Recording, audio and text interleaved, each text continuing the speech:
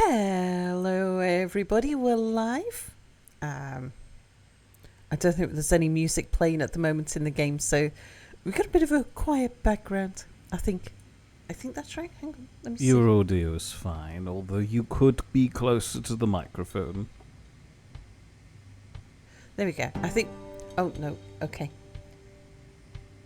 I didn't need that louder. Yeah. Thank you, Mia. Right.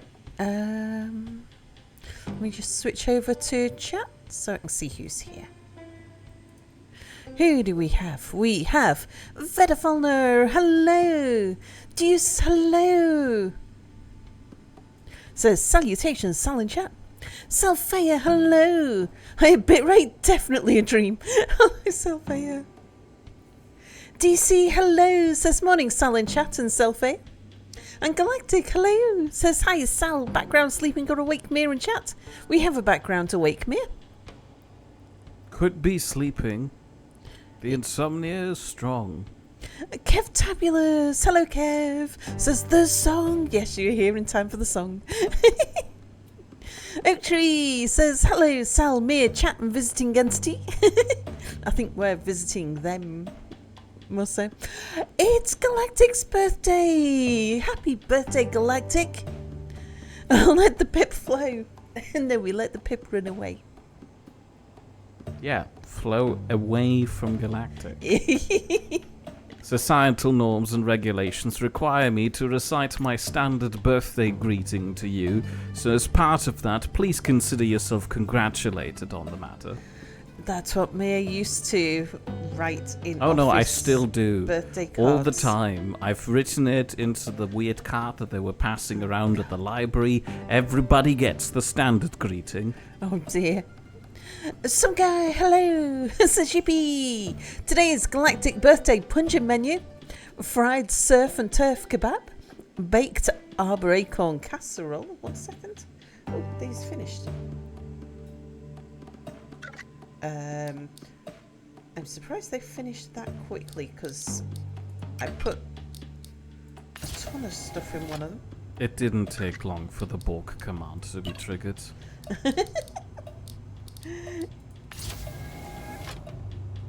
Hang on a second. I just need to go back. Oh, Mia, could you read the rest of Oak Tree's menu? Today's standard societal greetings bar. No, offering. the menu. I missed the something off the menu. Not the bar, the pungent menu. Did you read the baked arbor acorn casserole? That was where I was up to. Pickled meal soup. Hidden pip casserole. No hidden pips. I mean, the pips are hidden. The casserole is unaffiliated with the pip because it can't have a pip in it that's hidden. Today's standard societal greetings bar offerings: a finger millet beer, coconut milk, and the cocktails are radish wine and ginger beer with maraschino cherry, and carrot wine and lime juice with maraschino cherry. Ooh, we seem to be having a lot cherries. of berries. I do like cherries. Oh, I should have asked you to see if we could get frozen cherries. You are just ever so slightly too late. Yeah. If you'd asked me about, 30 minutes ago, would have still been possible. But no.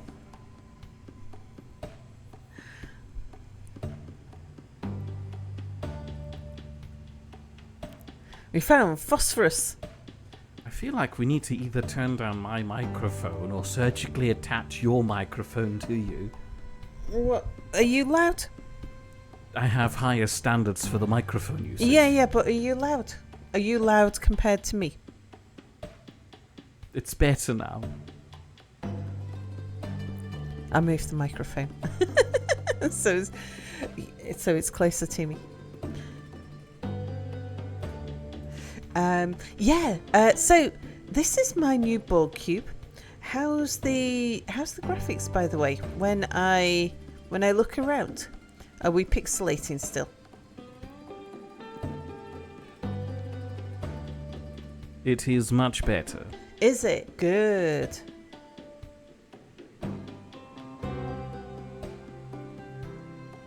In my defense, I didn't have a lot of faith in Sal's computer as a streaming and gaming computer at the same time, so I tried to set everything low.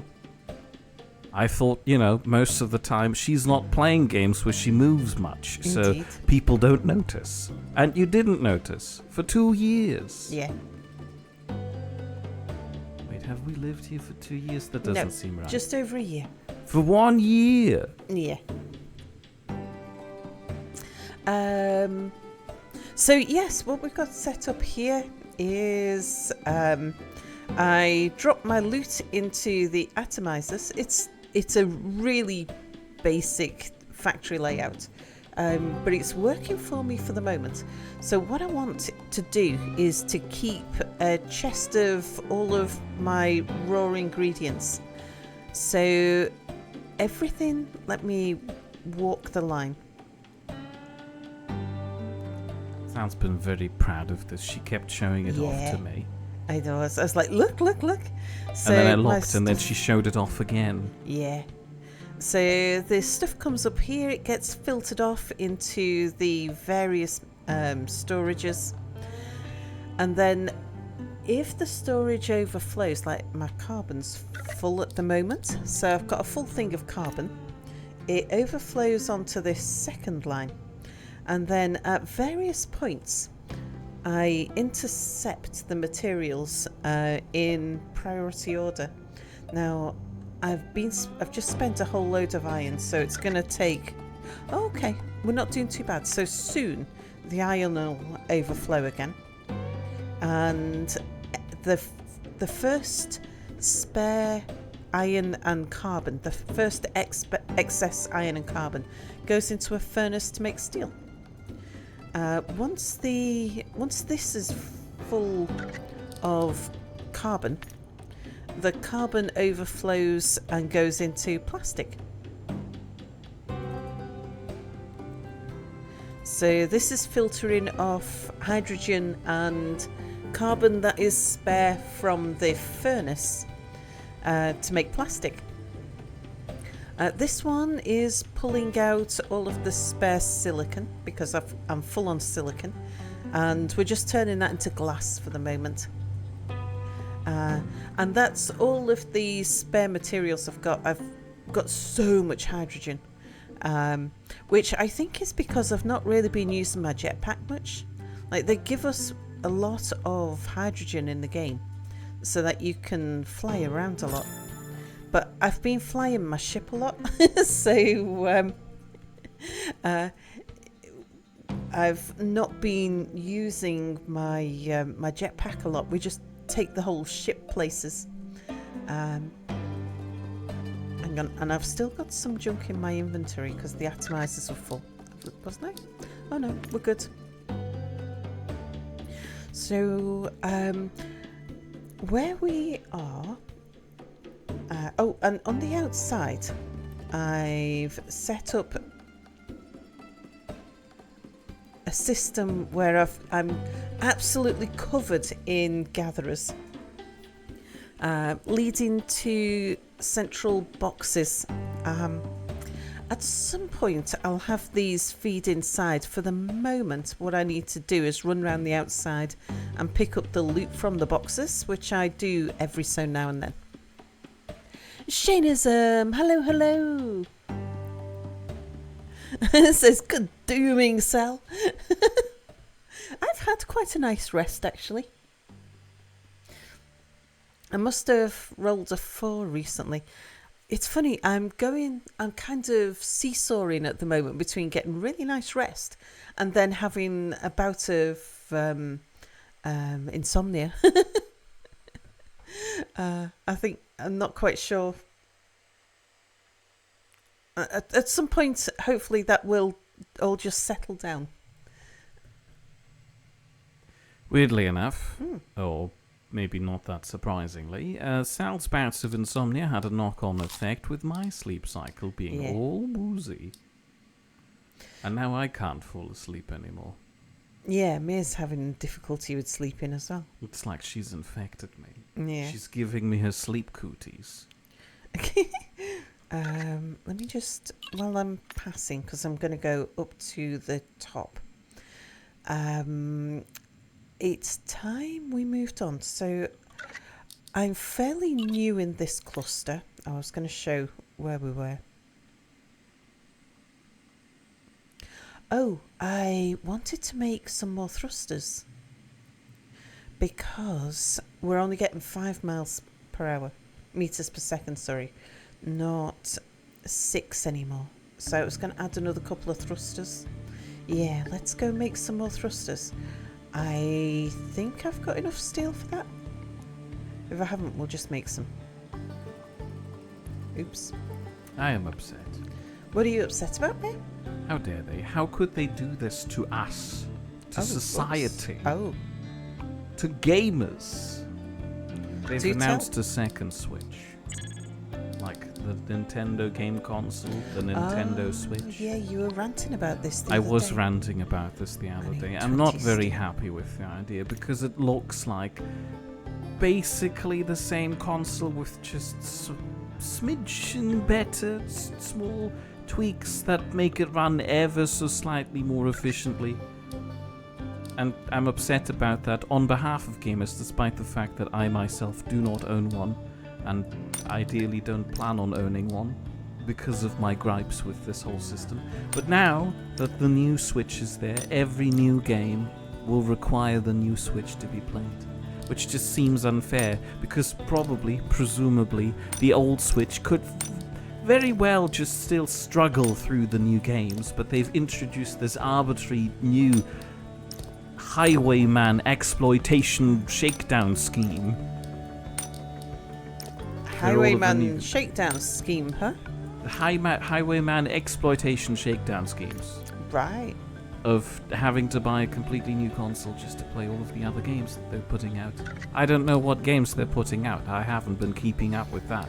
Unfortunately, the news of the second Switch have breached my circle of stones that I live under. Mm-hmm. But I don't get to know about anything else because, usually the stones are there. Yeah. It's just sometimes things are tall enough to wedge under the stone. Yeah. Metaphorically speaking. Metaphorically, of course. Literally, I'm living between stones in a kind of rectangular arrangement. Yeah, called a house. Oops, wrong key. Your attention, please. Vedafalner has returned after being here the entire time. Oh, welcome back, Vedafalner, from being here the entire time.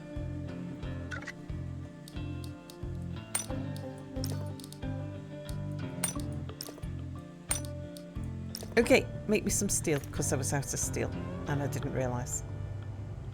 Yeah, I need to add some more thrusters.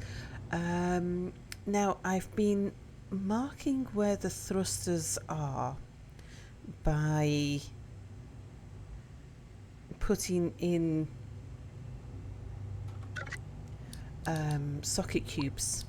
Not because they need socket cubes, but because that way I know not to remove the floor. You can see there's a thruster behind those two. There's a thruster behind those two and behind those two. And behind these two here. So I can go sort that out while I wait for stuff to make. Salfia saw the trailer for the new Switch console. It doesn't seem much different, apparently. However, the trailer did not mention any specifications on, components, performance, or the like. But, Salfia certainly won't be buying a new one anytime soon. Oh, we're being attacked. Never mind me, Salfia. We can't talk about this. Yeah, There's drones happening. It's fine. We'll be fine. Red alert. Sorry, we're watching Enterprise. We're Tactical going with alert. Before that, it was a read alert. It was. As in a Malcolm alert. Which Malcolm is alert, just... everybody. Malcolm alert. We're on high Malcolm. I liked it more when they were being tongue-in-cheek about read eventually leading to red alert. Malcolm Reed, the weapons guy on Enterprise, and for those of you who very justifiably haven't watched the show. Galactic points out that Vedafalner is here now. It's time to end the stream, Sal. No, that's not Vedafalner. Who is it? That's a squid entity. What are you doing floating around in space? Okay, as soon as the squid entity is here, we'll have to end the stream, Sal just said. Silent Assassin is here. Sound Assassin, hello, hello. Somebody's shooting somebody. Oak Tree is suggesting an entity bagel delivery. Yeah, indeed. I don't know what this means. I have been left behind when it comes to space trash scavenger, and I choose not to find out what's going on.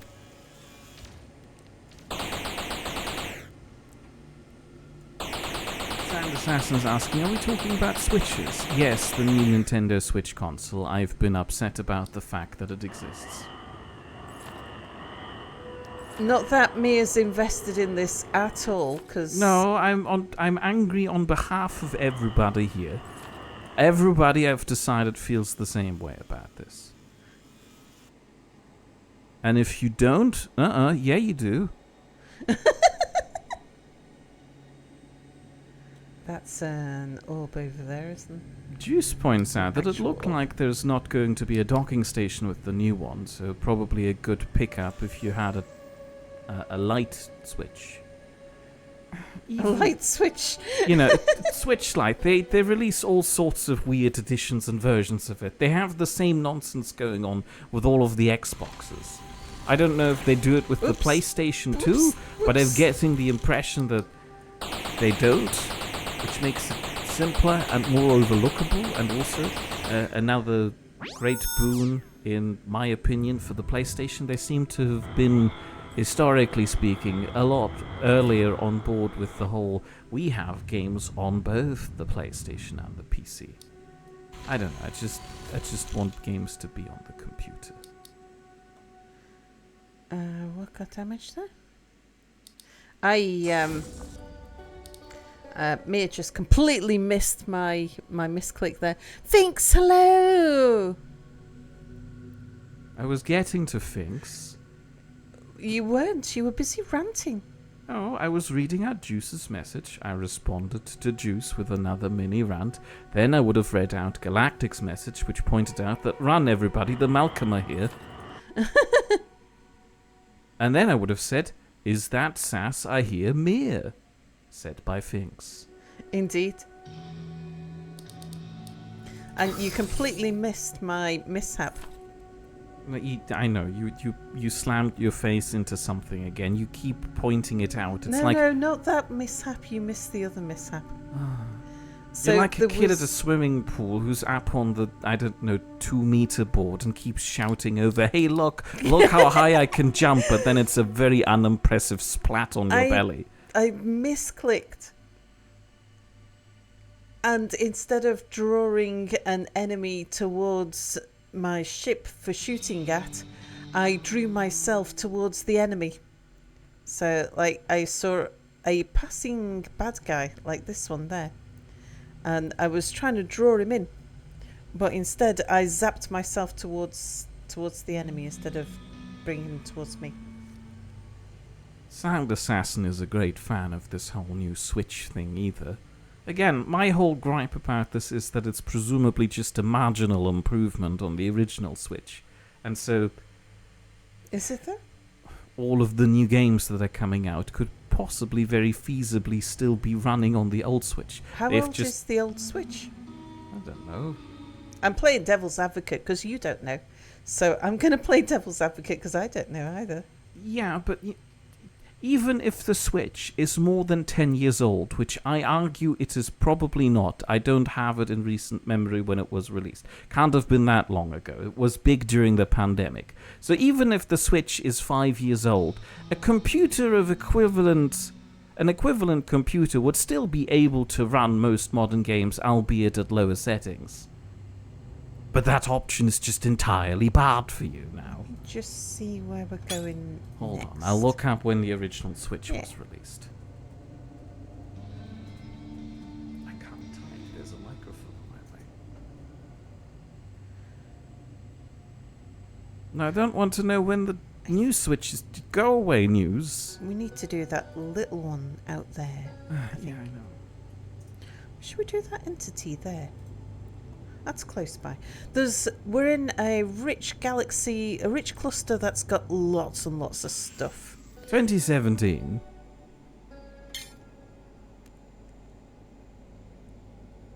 It's okay. It's been 8 years. Yeah. Still. Mia hates me, Sal. You know it. I know it.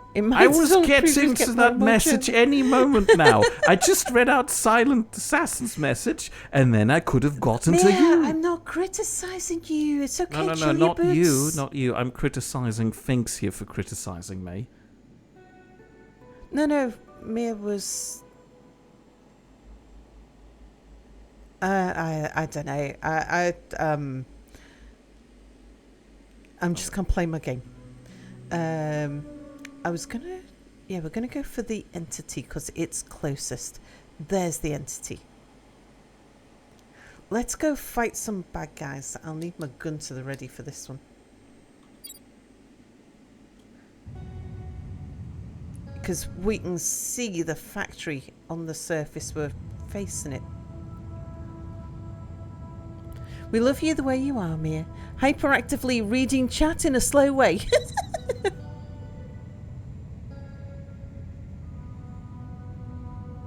The game is really fond of your cube. Does it usually move this? Oh, I was making thrusters so that we could move faster. I forgot. Fink says I'm good enough to make very awkward romantic overtures to the fellow intimates now. So yeah, Finks is in Germany. So Finks is in a German hospital, but Finks is fine, doing fine, and has had opportunity to practice German. Another dream and yet again no restart. Sally, you feeling all right? This is most unusual for me. Yeah, indeed. Have we all heard about the new space engineers too? We have. I don't want to think about that either. The problem with Space Engineers 2 is that, for some bizarre reason, the whole group has kind of been caught, the By original the group, we're talking Space about the NID. The whole gang that Sal and I are apparently affiliated with, but haven't hung around with, I don't know. No cheese for you, Bernie. Sorry, mate. Your rants are a bit lengthy. I need to chip in every so now and then. Keep going. Are you sure? Yeah. Finks wants to point out that the hospital isn't silent, which is just, I am so sorry, Finks. Out of all of the federal states of Germany you could have gone to hospital in, Saarland? Really? So I mean, it's nett hier, aber waren Sie schon mal in Baden-Württemberg? Now that, everybody, is a German insider joke. It's very funny. I want to get very close to this factory and shoot it before it spawns anything. Because it detects me much more clearly than it detects my ship. Okay, go. Space Engineers 2. We've kind of developed this weird sarcastic hype for it, where we are mostly just excited about the idea of bringing the band back together, and Space Engineers 2 seems to be a good excuse.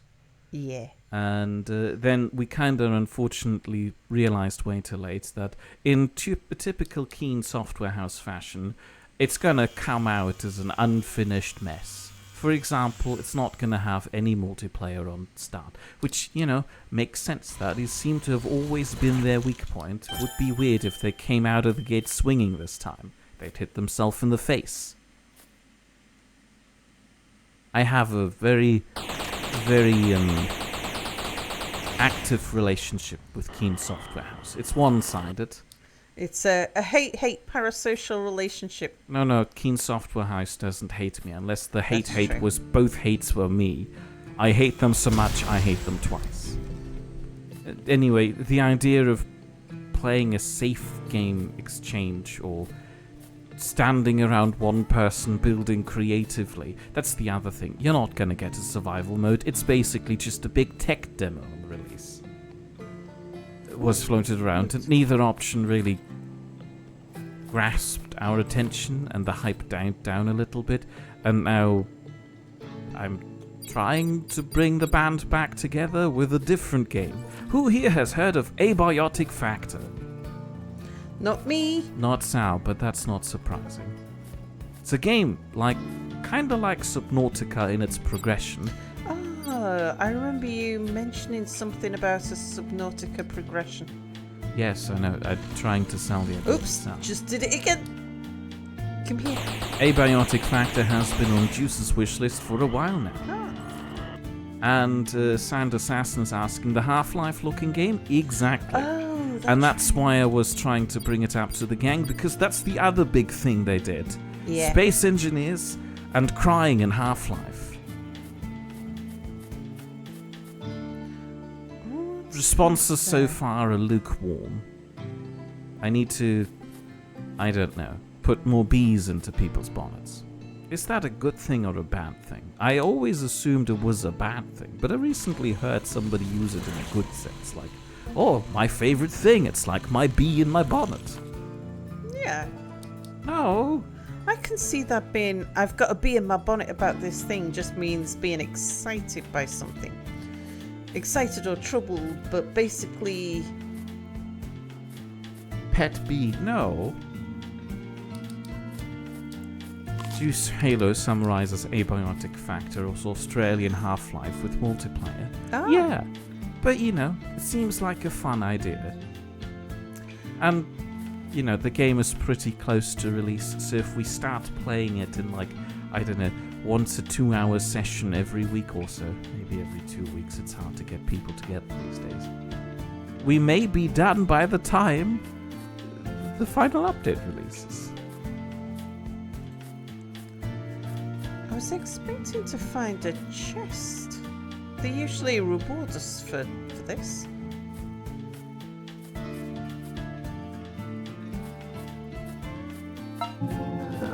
Yeah, I'll go to bed in a moment. So apparently, according to things about Saarländer, people who live in Saarland, English is useless. Some of them speak broken French, but no English. Germans are normally pretty good at it. But, Saarland.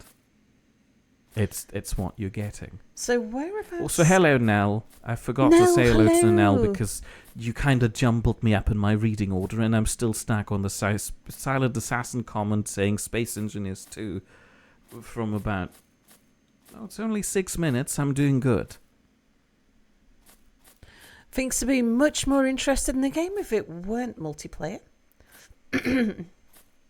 Nell says, as a Switch player, I still have years of games left to play, so I'm in no rush to get any new Nintendo releases. So Nell couldn't care less about the new Switch. That's good.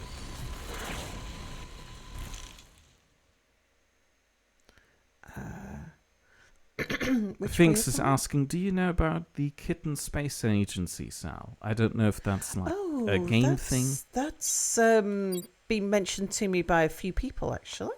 Ah. Is that a game? Did you add the thrusters?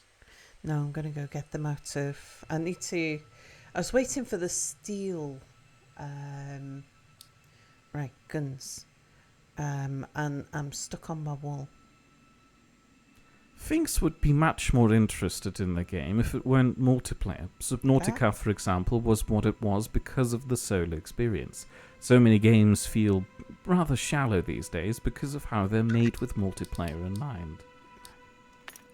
I agree. I agree on that front. I haven't tried Abiotic Factor myself, although I assumed that you should have the ability to complete it on your own, turning it from a fun little group thing into a more harrowing immersive sim, at least from the brief reviews and descriptions I've read so far. But I get what you mean with the whole tactile multiplayer thing being rather ruinous for a game. One of my prime examples for this is the nonsense that they've done to BioShock 2. So what's the Kerbal Space Program 2 without the sodomy? Something that's in very early development. Potential spiritual successor to Kerbal Space Agency. Which game are we talking about? Is that the kitten? The kitten space game.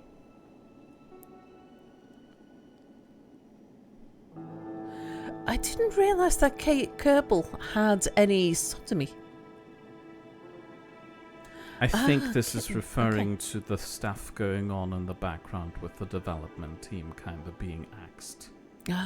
Kitten Space Program is the... You'd like to see Mia delve into, and then that's scrolled off chat. What's the... I'll get there. I'm currently reading out Angel Matt's message. Angel Matt, hello.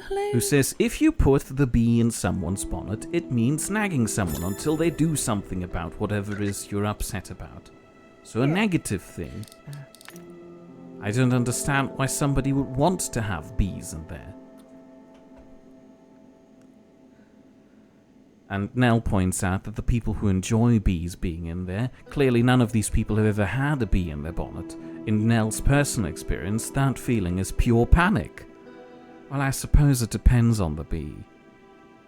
If it's a surprise bee, yes, panic. If it's your pet bee that for some bizarre reason you bring with you in your bonnet at all times, that's weird, although it's probably weirder that you're wearing a bonnet like everywhere you go these days. Wearing hats, unfortunately, rather frowned upon now. Bernie would like to see Mia delve into the life of a bohemian blacksmith's son turned bastard of the early 1400s on stream one day. No cheese for you, Bernie. Sorry, that's why we're not giving Bernie any cheese? Also, is this a game, or do you just genuinely want to see me travel back in time and live out this miserable experience for your enjoyment? Let's lower your quality of life about 100-fold while we're at it. Would you like to have some dysentery? That's all available here. 1400s.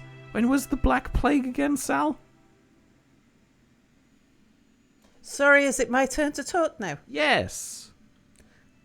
There's been several occasions. Nice. I have multiple chances to get that too.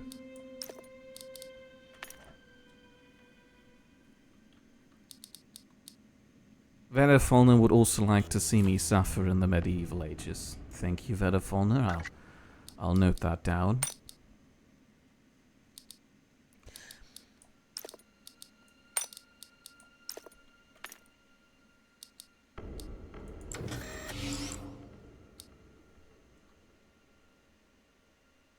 So, Kerbal Space Program 2 got released with no intention of getting finished. It was released at full price to cash in on the first game's reputation and was a disaster. Worse than the first in every way, the basic engine couldn't even manage the basics anymore. Not to mention that they haven't even implemented the new features like colonies, says Finks. Oh, apparently, according to Bernie, this concept will be 2 video games soon. My cup runneth over of suffering, I suppose. Please enlighten us. What's the name of the currently already existing game? Is it Kingdom Come Deliverance? It's Kingdom Come Deliverance. I should have seen that one coming. Oh, and there's a second Kingdom Come Deliverance. Why do you want me to look at Kingdom Come Deliverance?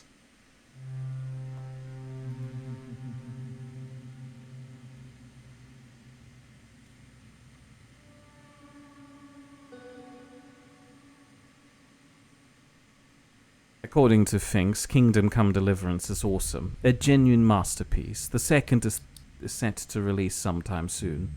And Bernie wants to see it because it's a good game. I mean, I suppose so, but you're here to watch Sal.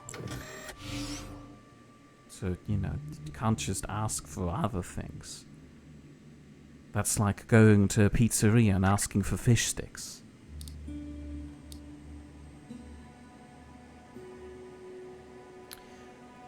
if I only got one of those in my inventory. Did I just put down...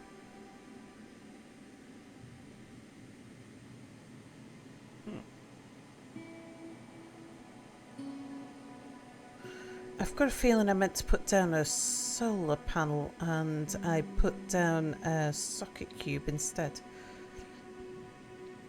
Finks and Bernie were under the misguided assumption that Mir liked good games.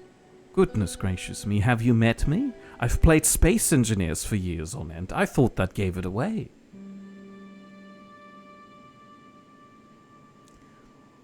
That one there, I think.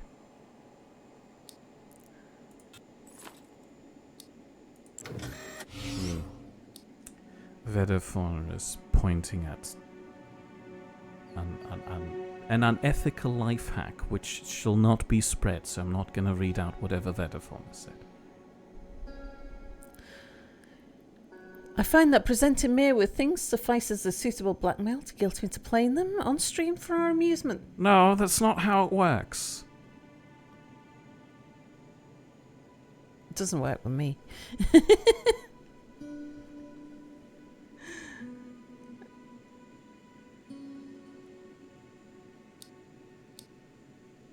Bernie points out that Kingdom Come Deliverance does have swords, so if it were Sal who was streaming it instead of me, there'd be a good chance for a repeat of the scared by drawing her own sword incident. Maybe. It depends on how much I was expecting it. You clicked the sword button and didn't expect the sword. And also how much I was on high alert at the time as well. Sorry, it's the Malcolm alert, everybody. Where did I put that extra thruster? Oh, I was going to put it here. Yeah.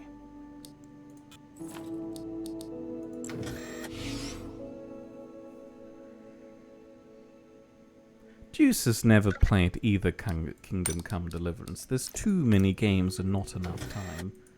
And Juice has already got a rather huge time investment with Stardeus and Cyberpunk. There is a new update coming out for Stardeus shortly. Oh. Under embargo until, I think it's January the 23rd. What's the date today? It is 20th of January. Yeah, so... I'm not allowed to know. A few days' time. Don't worry, I'm going to distract everybody by talking about Cyberpunk. Good friend of the show, Crazy Potato, made me play Cyberpunk. You may recall those brief adventures when it was also blackmailed into drawing these adventures and putting them into I Did a Thing. It was an okay experience. I feel a little bit weirded out by the fact that despite the fact that I wanted to completely align with the evil guys, I couldn't. It's like the game doesn't want me to be evil. What the heck, man? And then, the worst of all, the only good ending that the game is giving you, like genuinely, objectively good, is being ruined by the character, the main character, suddenly becoming a petulant child and being like, no, I don't want to have a good retirement with a nice cozy desk job in a place that actually has trees. I know I could, but now I don't wanna. And then Potato criticizes me for saying, no, that's the worst ending. How is it the worst ending? It's the worst ending because the main character is apparently an idiot. Everybody else, I'm telling you, they had it coming. Bernie says, if you want to play evil, play Star Wars Knights of the Old Republic. I have heard many good things about it. And it is on my cultural enrichment game list. Sorry, cultural enrichment list gamers edition. That sounds much worse, so I'll stick with that for a while now. But as Juice already said, too many games, too little time. And also, I've kind of been stuck on that stupid Ankofi tower, which I'm still gutted about. Luckily, most of you don't know about my failings on the Ankofi.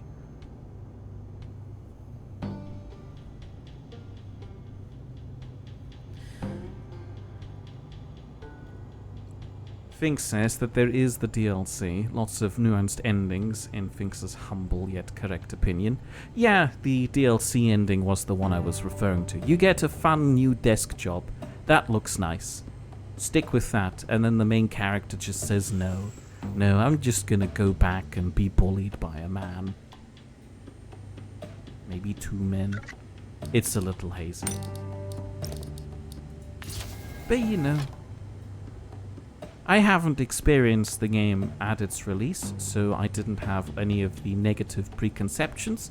All I can say is that the game in its current state is quite enjoyable, and I should probably refrain from talking further about it lest I deliver any spoilers to Juice.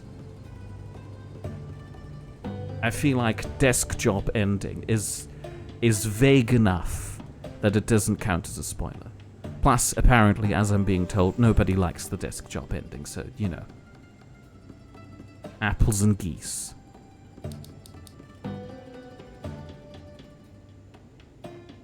That's a saying now.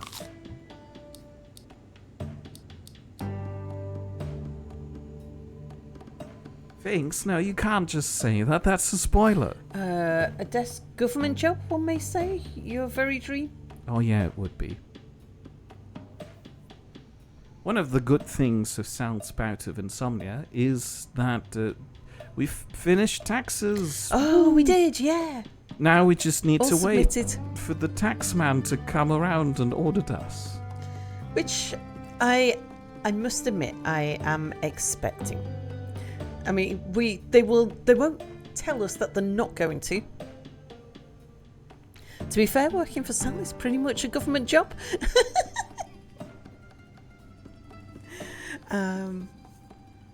Yeah, there is so many red flags on our tax this year that I fully expect. I've just noticed I've got And a tax tight. credit.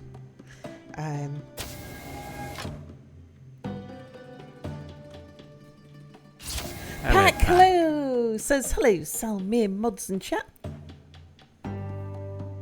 Yeah, Finks earlier on was asking if we have any Scottish developments coming up. I have been slowly working on the back door.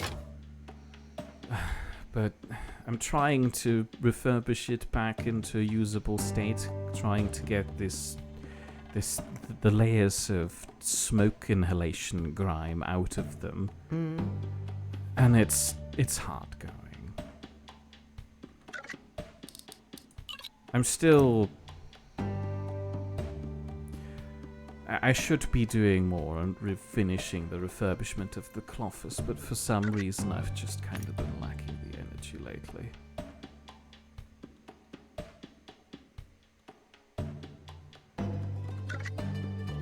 Less the energy, more the mental fortitude. Hello, Valik, by the way. Valik, hello! Says, hi, hello, my brain is wild right now, unmedicated life, baby! It's a trip and a half, let me tell you. Oh dear. Are you okay though, Valik? Even though your brain's feeling spicy? I have it on it relatively good authority that Valik will be better, hopefully by Tuesday. Good.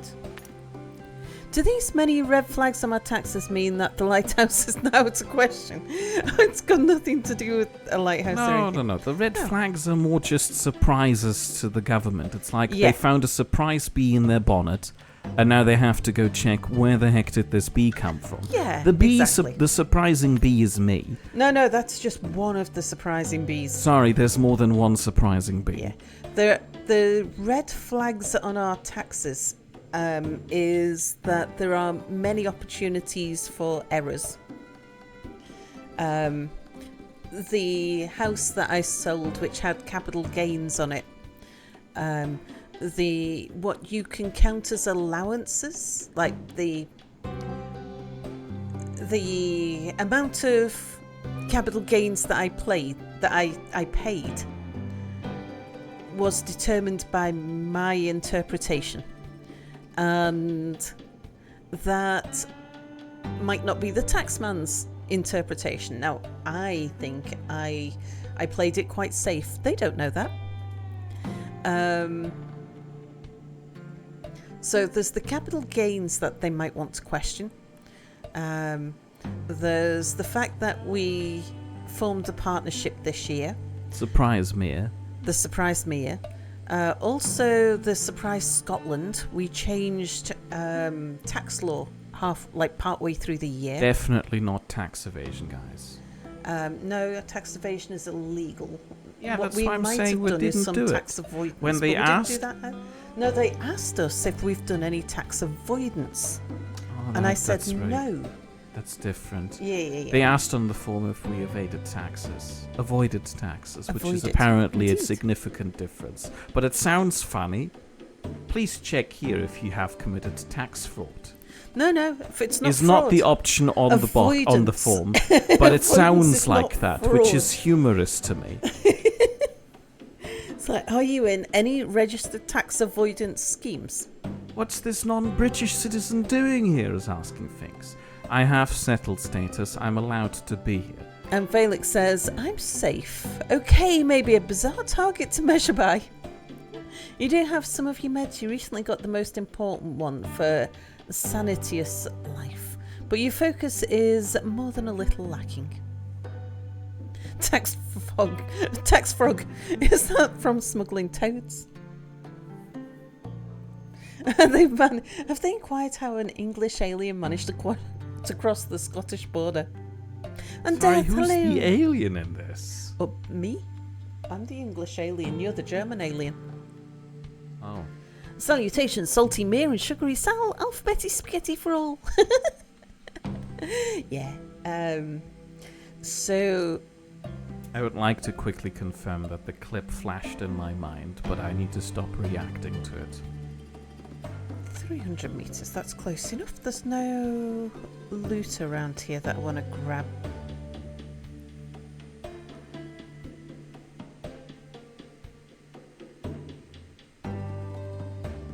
Did I explore that shiny thing? Well, it's still there, so presumably yeah. not. No, I did. That's just some decorative thing. What's that? Oh, I bet I can get you. Hey, you. Oh, just moved out of reach. Alceris is here, who says, "Greetings, bitrate dreaming mortals." Oh yeah, that reminds me. Bernie was asking earlier on about a dream and still the same ship. The dream was just in relation to an OBS setting, so we restarted that one. The ship, the Borg cube, is fine. Alceris would certainly hope that your dreams have a higher bitrate than a Twitch stream. Yes. So hopefully the graphics are better now. I think I had a pseudo-lucid dream recently. And I feel cheated by it because... Well, I'm going to bore everybody now by talking about my dreams. People love that one when this is happening to them. So I was at my old human scarecrow job, doing my rounds, checking all of the things, pretending to be a person. And then suddenly I realized, hold on a second. I don't live in England anymore. What am I doing here? This must be a dream. So, fascinating. I know. So I think I may have fooled myself into thinking this was a conscious decision. But in my dream, I then decided, okay, I'm just going to go and leave. I don't have to work this job all night. So I went outside and I thought, well, where to go now? I don't know. I like trains. Let's go drive around on a train. And then for some bizarre reason, I feel like I must have lost control at this stage of the dream, definitely. Because I turned around, I saw the train station. It was one of those elevated ones. Instead of just like walking onto the train station and going up to the platform like a normal person, I've decided I don't have time for this, and I tried to start scaling the elevated train station tracks. You know, they have these aqueduct-like train lines everywhere in the UK. Yeah. And the train station was on top of one of those. So I tried to climb up one of those aqueduct thingies, and then I kept on slipping as I was trying to get to the top, and all of the passengers who were waiting there just stood there staring at me as I kept on falling down. This was a terrible lucid dream. I don't even know if it was one. The only real conscious decision that I think I did was deciding, you know what, I'm gonna call this workday in short. A workday. I didn't even have to work because it wasn't a dream. Why are these the heights of my ambition?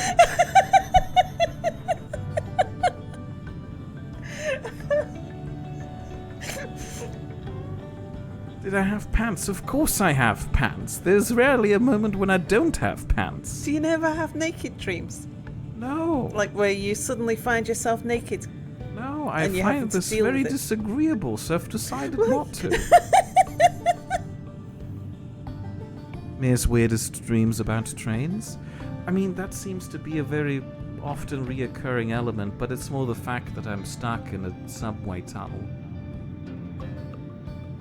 Or a sewer. I think I have a thing about not liking to be underground, so my mind keeps putting myself in there. Especially escalators over open pits. Ooh. Escalators over open pits. Oh dear. You say that as if that's such an uncommon thing. Have you ever been to a shopping centre with more than 2 floors? Oh, I see what you mean about open pits and escalators. You have an open right. courtyard and then you have a set of... Ozone, hello. Oh, hello, Sorry, Ozone. Ozone's here. Ozone doesn't usually get to stay for long this time of night, so I wanted to jump in. It's Amir. Hey, Amir. Hello, Ozone. We're currently talking about my horror nightmares and my one lucid dream, which was very disappointing.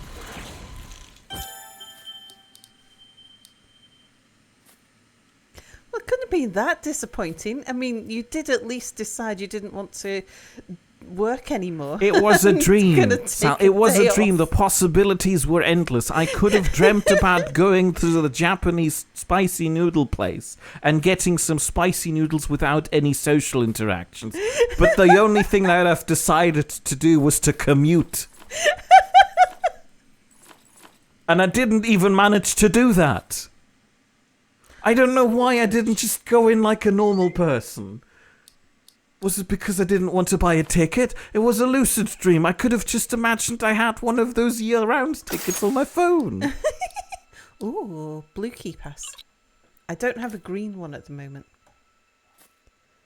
Bernie says, anyway, a German dreaming of skipping work? For shame.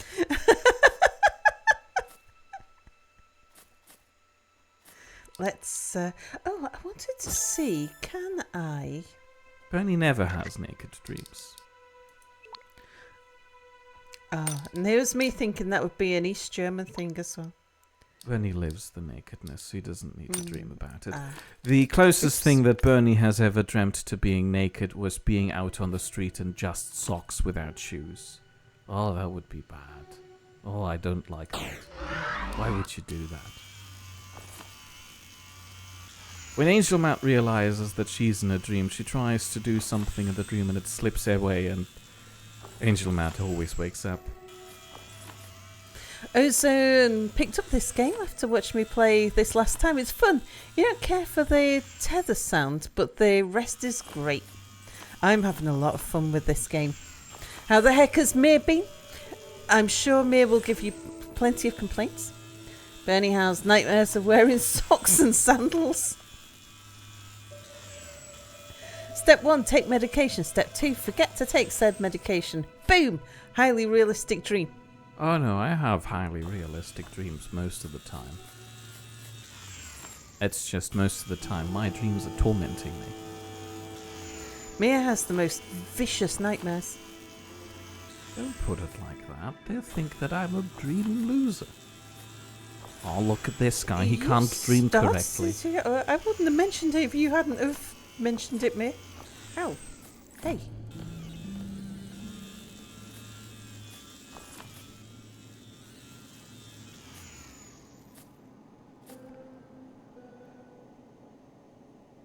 How far away are you? Circling back, Bernie's asking, can we expect the knit tubers to do another Space Engineers co-op run in about 7 or 8 months whenever Space Engineers 2 gets updated with multiplayer? It seems that this is a very strong possibility, yes. Almost an inevitability. Well, pending availability. One day it will happen. We just don't know how soon. Death says, Sal, stop using neuralizers on me. He's starting to be immune to it and remembers stuff. I remember my dreams almost every time. This isn't uncommon for me. It's just most of the time my dreams are not particularly interesting. It's just, ooh, let's subconsciously torment me. Here is Sal inviting one of my high school bullies to a dinner party. And then I have to come up with something to cook. And then I have decided that the obvious choice here is to make pierogies with pizza slices. And then I embarrassed myself with the dinner choice. And then worse stuff happens. I'm not going to go into detail about those. I forgot to blow up the container. Who's playing the game? It's me! It's Sal. She does that most of the time. Yeah. She's the gamer.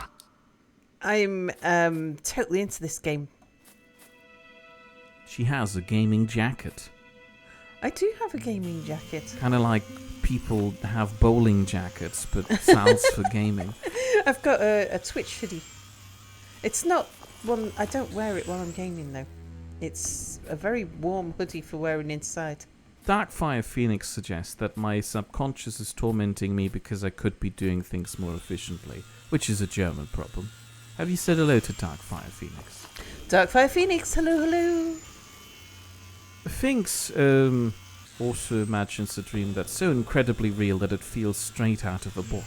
Finks has written down what happened in some of them in case that Finks ever wants to write a proper book out of them. Yeah, I have. Occasionally I have dreams that are almost like a scripted movie. Thank you, Finks. You know my method of reading chat. I will get to Ozone any minute now. Any 10 minutes from now or so. Yeah, but Ozone doesn't get to be here for very long. Okay, fine. I will give in. Does Mir have nightmares that he is told he doesn't know German well enough to be a licensed German instructor? No, that one hasn't happened yet. Although, now that you've said it, it's a very distinct possibility that it could happen any second now. Would be nice if I was asleep now. Stuck on a rock.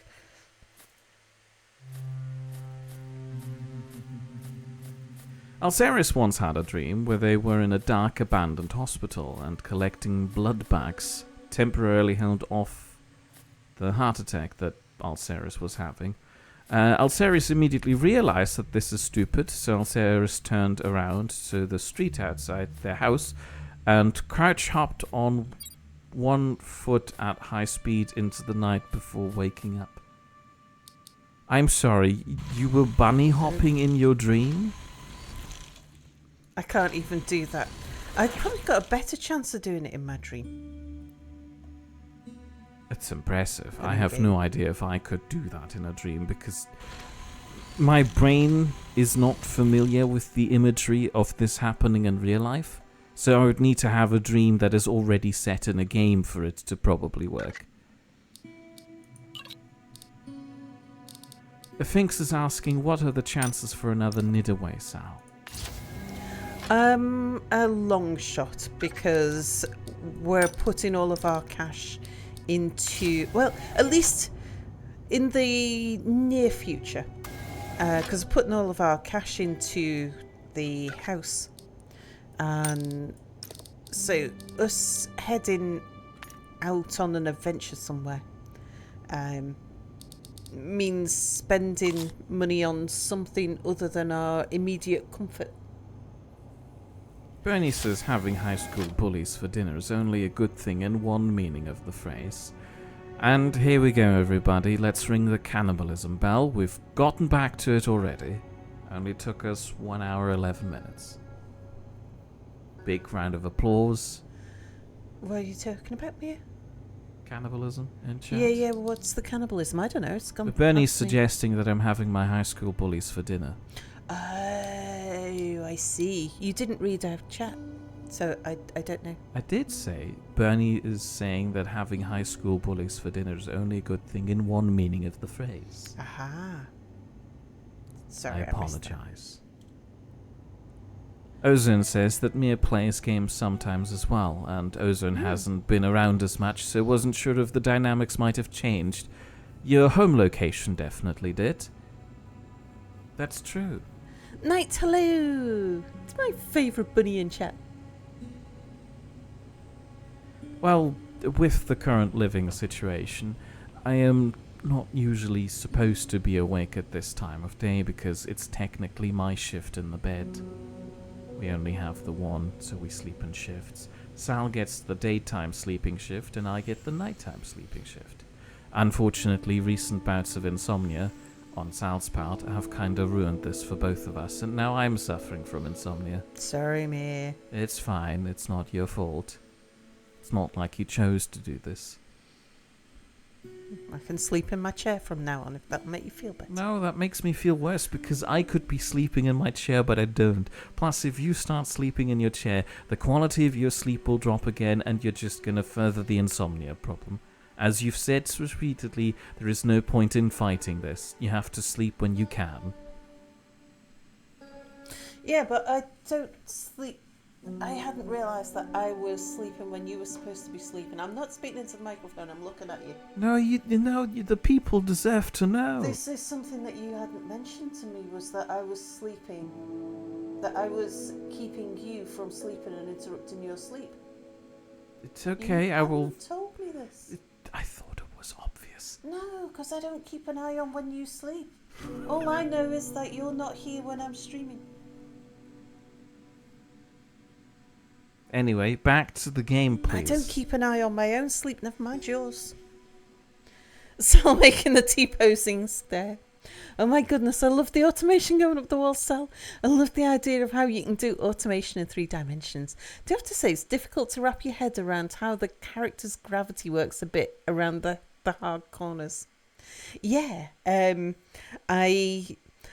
found that at first. Hold the presses, Silent Assassin's going to bed.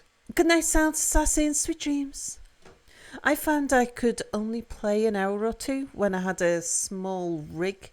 I was getting like motion sickness. But then as my ship got bigger and I was turning less corners, I was being squeezed between gravity blocks less. So my character was behaving in an expected way. I found I could play more and more and more. Night CEO is here, by the way. Yeah, I know. I said hello tonight. And is getting ready for the cannibalism. Also, Knight is asking, so no one is watching the afternoon? The afternoon is when we watch Star Trek Enterprise. Yeah. It seems to be the overlapping period that we have established most consistently, so that's usually when dinner happens. Yeah.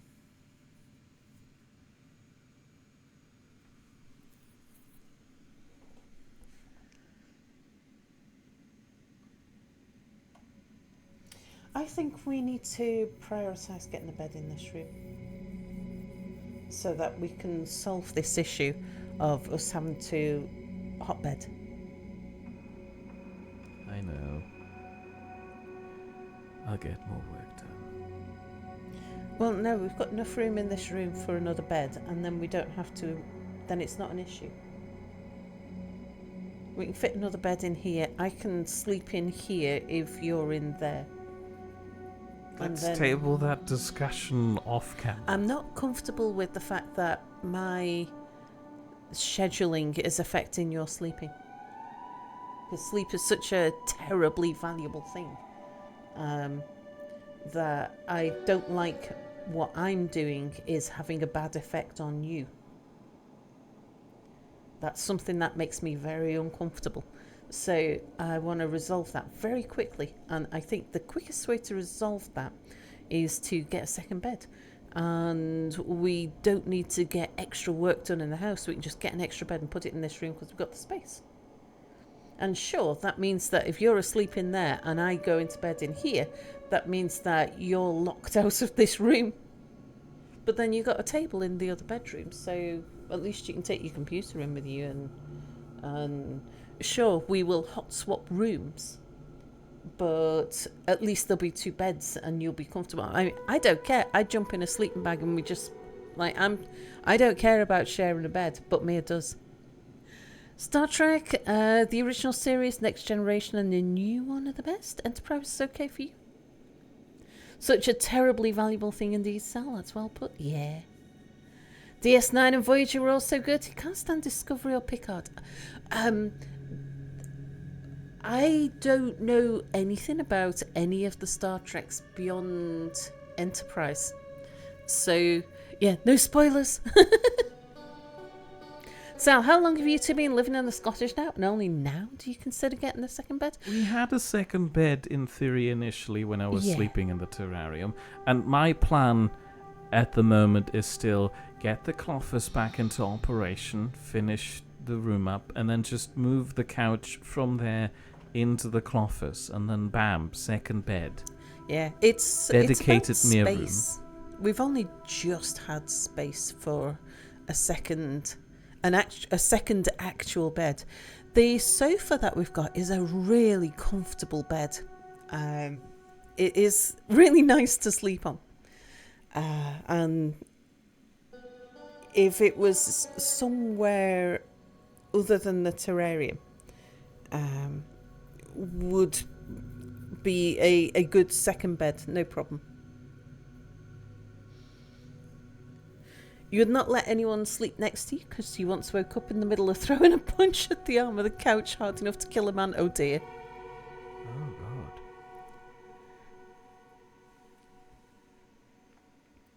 God.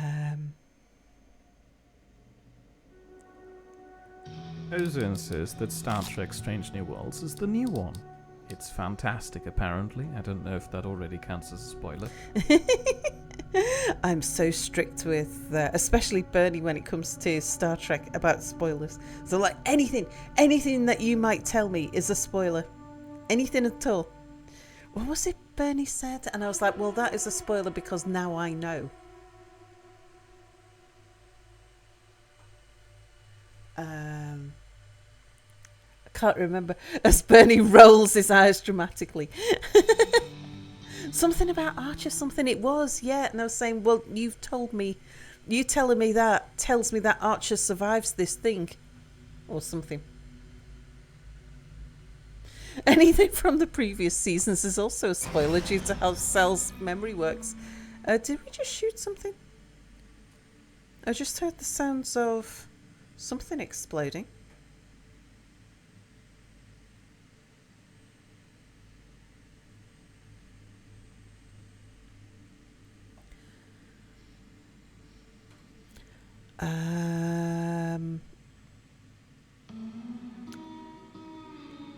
I'm on the bottom of my ship at the moment. Where am I?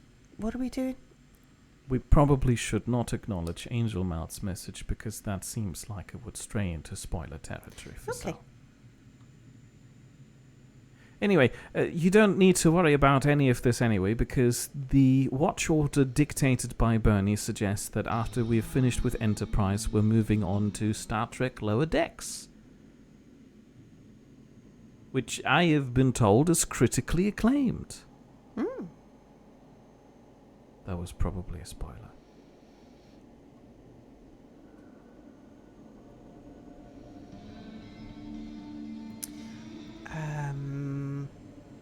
I spotted some rubble.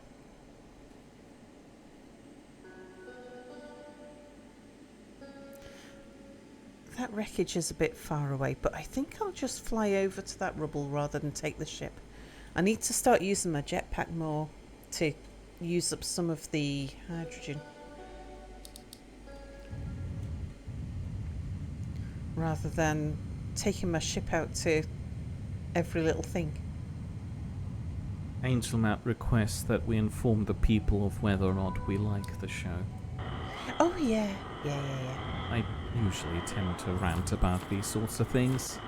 Which doesn't mean that Mia doesn't like it just because he's ranting. Oh no, I actually quite enjoy A when rant. a Star Trek is kinda a little bit bad, so that I have something to rant about. Yeah. I keep saying it, Kirk and Janeway are so fun to talk about, despite the fact that I find both utterly incompetent.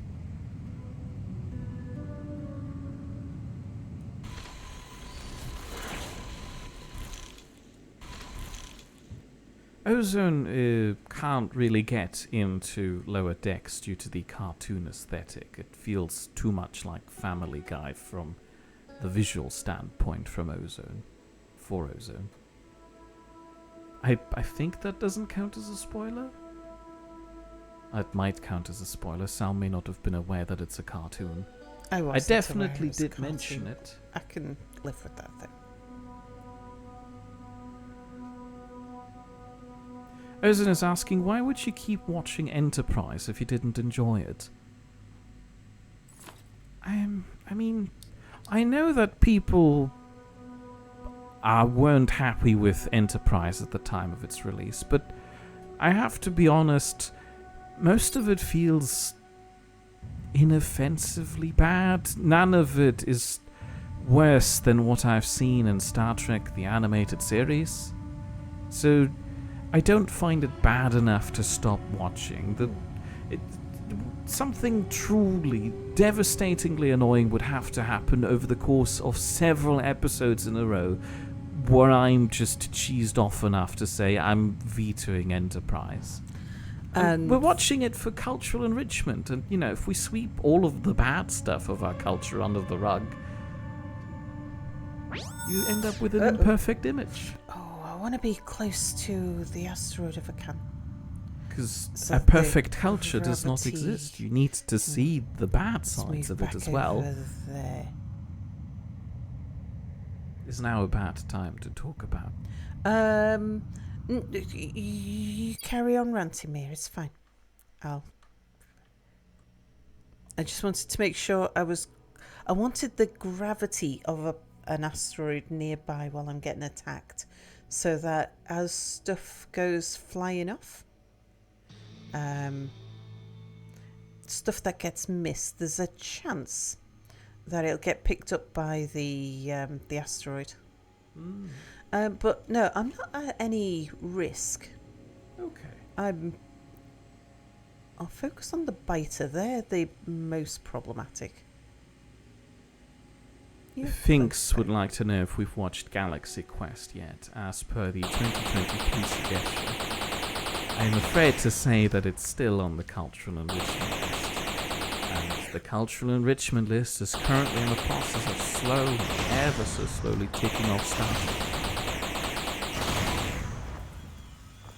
It's kinda my fault, really. We shouldn't have just generically put down Star Trek, because that encompassed too much. So I'm afraid the answer is no. But, you know, we're keeping it in mind, and maybe in, 60 years, when they stop making a new Star Trek that I can't keep up with, we'll get around to it. Here's a spoiler from Galactic, I'm afraid.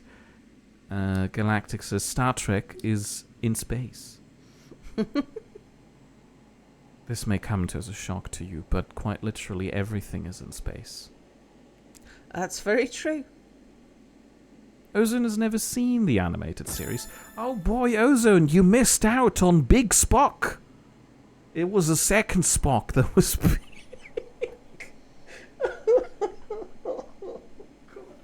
And also, my absolute favourite character, Lieutenant Moress, I think that was her name. She looked into two directions most of the time she was on screen. Absolutely endearing.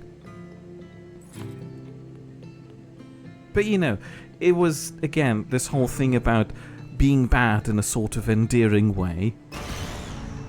Oh. Where I can joke about it. See, case in point, Big Spock, Lieutenant Moress, that sort of thing. Again, I did struggle a lot with the art style specifically because it was genuinely one of those really early cartoons where you just get a slideshow of really static images with very unbelievable movements sometimes spliced in.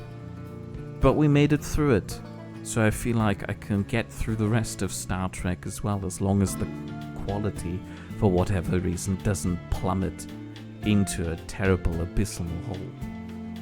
I don't know, they for some bizarre reason decide to introduce the noise of a jackhammer in the background of the footage at all time.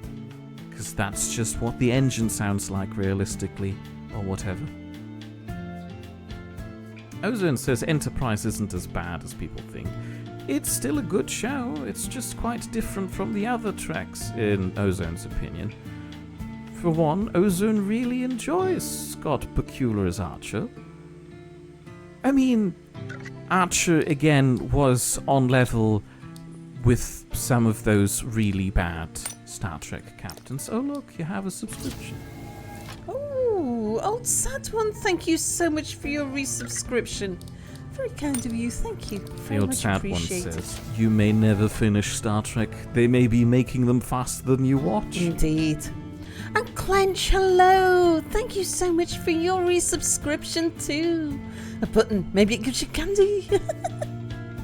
No. A hype train. And Terrible Knight ones. says, I tried to find out about the gestation period for pachyderms. Nobody wanted to talk about the elephant in the womb. Oh dear. Yeah, again, Archer is bad in that sort of endearing, terrible, funny way.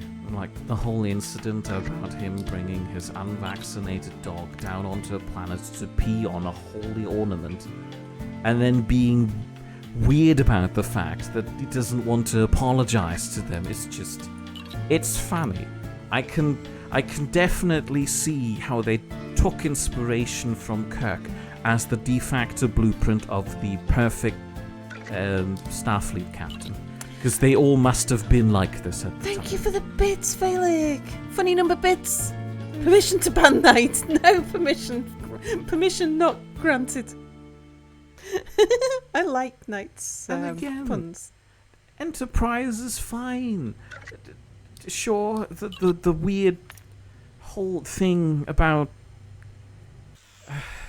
introducing excuses for people to get undressed on screen aren't something I gel with very well. But they had the same nonsense in the original series. They just dressed it up differently. The people were just naturally only walking around in their underwear. Oh god, the one episode of the original series where they did it too. That weird utopia planet where Wesley, for some bizarre reason, is left unattended and is just crashing into the forbidden flower, but everybody walks around in diapers or something. So, you get them in all of them. And, in the grand scheme of things, I'm getting more enjoyment out of Star Trek Enterprise than I have problems with. So I carry on watching it, and I hope that the same goes for Sal, and she doesn't just feel obligated to watch it because I'm there. Oh no, she does feel obligated, doesn't she? Sorry, is it my turn to talk? Yes. Right, okay. We need to sign for this so that I know now's my time to try and get a word in edgeways.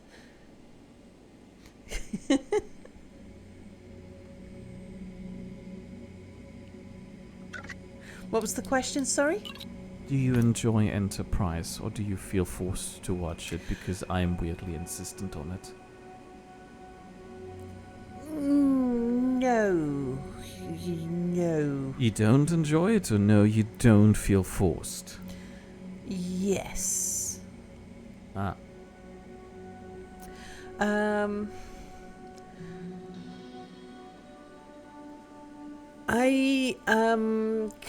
Ozone's got to head out.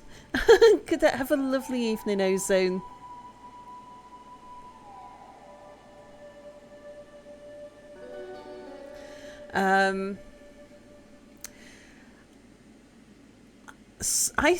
My view of the Star Treks I've seen so far I find Voyager to be the worst of them.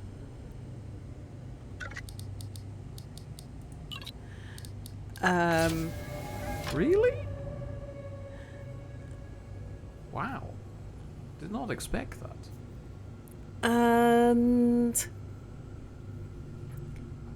But it hasn't crossed the boundary yet, because I do have a certain desire to watch as much of it as I'm comfortable tolerating.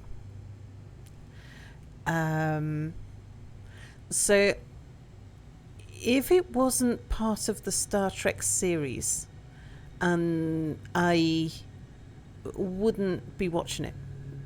It definitely isn't worth it as a standalone thing. But because we're working our way through something, Star Trek Stockholm Syndrome, it's so far it's not been bad enough, but it's been close. It's been close in Voyager? Yeah, no, in Enterprise. Oh. Sorry, did I say Voyager? You said that, yeah, Voyager. Oh, sorry, I meant... I was surprised because I thought Voyager was a step above Enterprise, truth be told. Yeah, Enterprise is the one where I've been close to not wanting to watch anymore.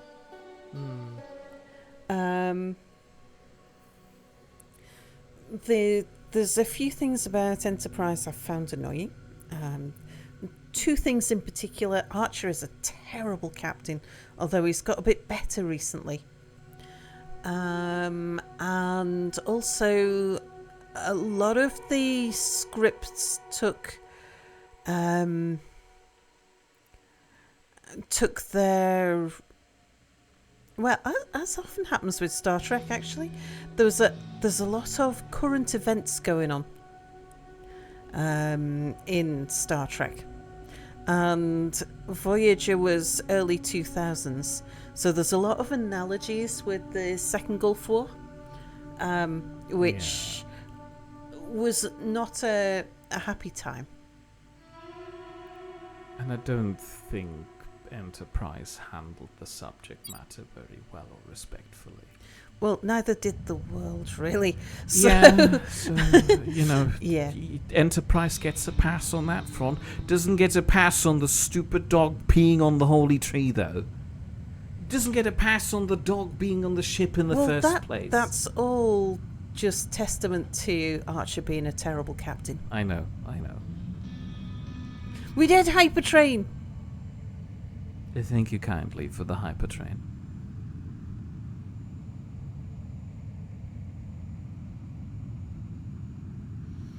There's a little ice one we're going for just over there. The other thing that bothers me a little bit is how overly emotional T'Pol is. Porthos is the best character on Enterprise. I should brook no argument on this. I will argue with you on that. There shouldn't be a Porthos on that ship. Porthos can be the best character, but make it the Admiral's dog stationed on Earth. Yeah, indeed. For a ship that is that small, I think it is it's irresponsible to have... If you're going to take a dog on board, then take a dog that doesn't need a whole bunch of exercise, because beagles are hound dogs. They need to run a lot. Bernie packing up right now. Or, bring a cat into space. Cats, fine. The original series had it correct. Spot is the best character. There's... out of the two. There are dogs that just don't need that amount of exercise compared to a beagle. Bernie's actually upset now.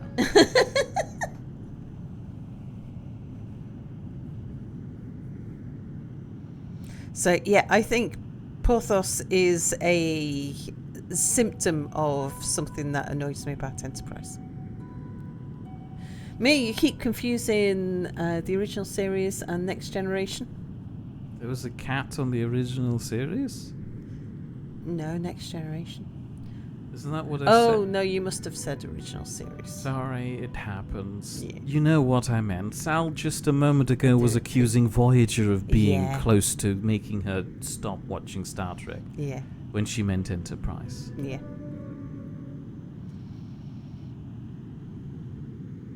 One element of Enterprise that I find myself genuinely enjoying is Dr. Phlox. Yeah, Dr. Phlox He's a is great character. Good character. And a very interesting alien perspective we haven't had much. Yeah. Like, you can genuinely Well tell that there is something distinctly different about them. Oh, good night, Clench. Sweet dreams. And thank you again so much for your resubscription. Clench has to shovel. Oh, dear.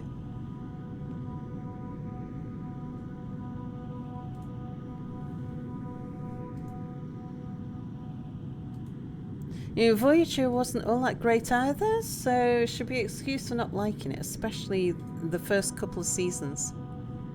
Yeah, I felt like it was a bad setup for Janeway.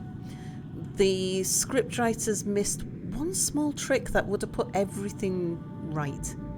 If she'd have been first officer, yeah, first would mate have of been a ship. perfect show. Yeah, then everything would have been fine, but to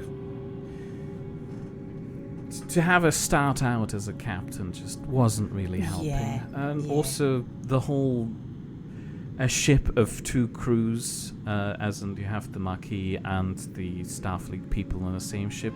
I feel like that plot point was dropped way too quickly, and they only brought it up when it was convenient. The teething issues seem to have gone overnight, but I suppose they had to get rid of that for better storytelling later down the line. But, you know, all of the series definitely had teething problems at the start. I mean, just look at how weird and stilted everybody was in the first season of the original the first season of The Next Generation. Yeah. You had the same thing going on with Voyager. You had the same thing going on with Enterprise. They all grow into this over time. At least that seems to have been the pattern so far. The only people who I think have been consistently good with their chemistry was just the original series. But I may just be misremembering. That's been years ago now. Anybody feel free to correct me. Did Scotty and Bones really not get along well with one another?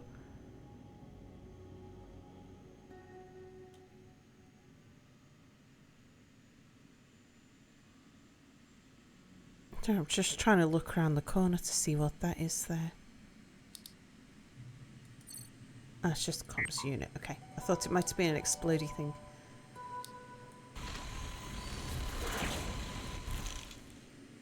It's okay. I'll take. Oops. I'll take that. Well, we just had a very interesting plot twist in Enterprise. Turns out the Vulcans were in part controlled by Romulan operatives. Woo!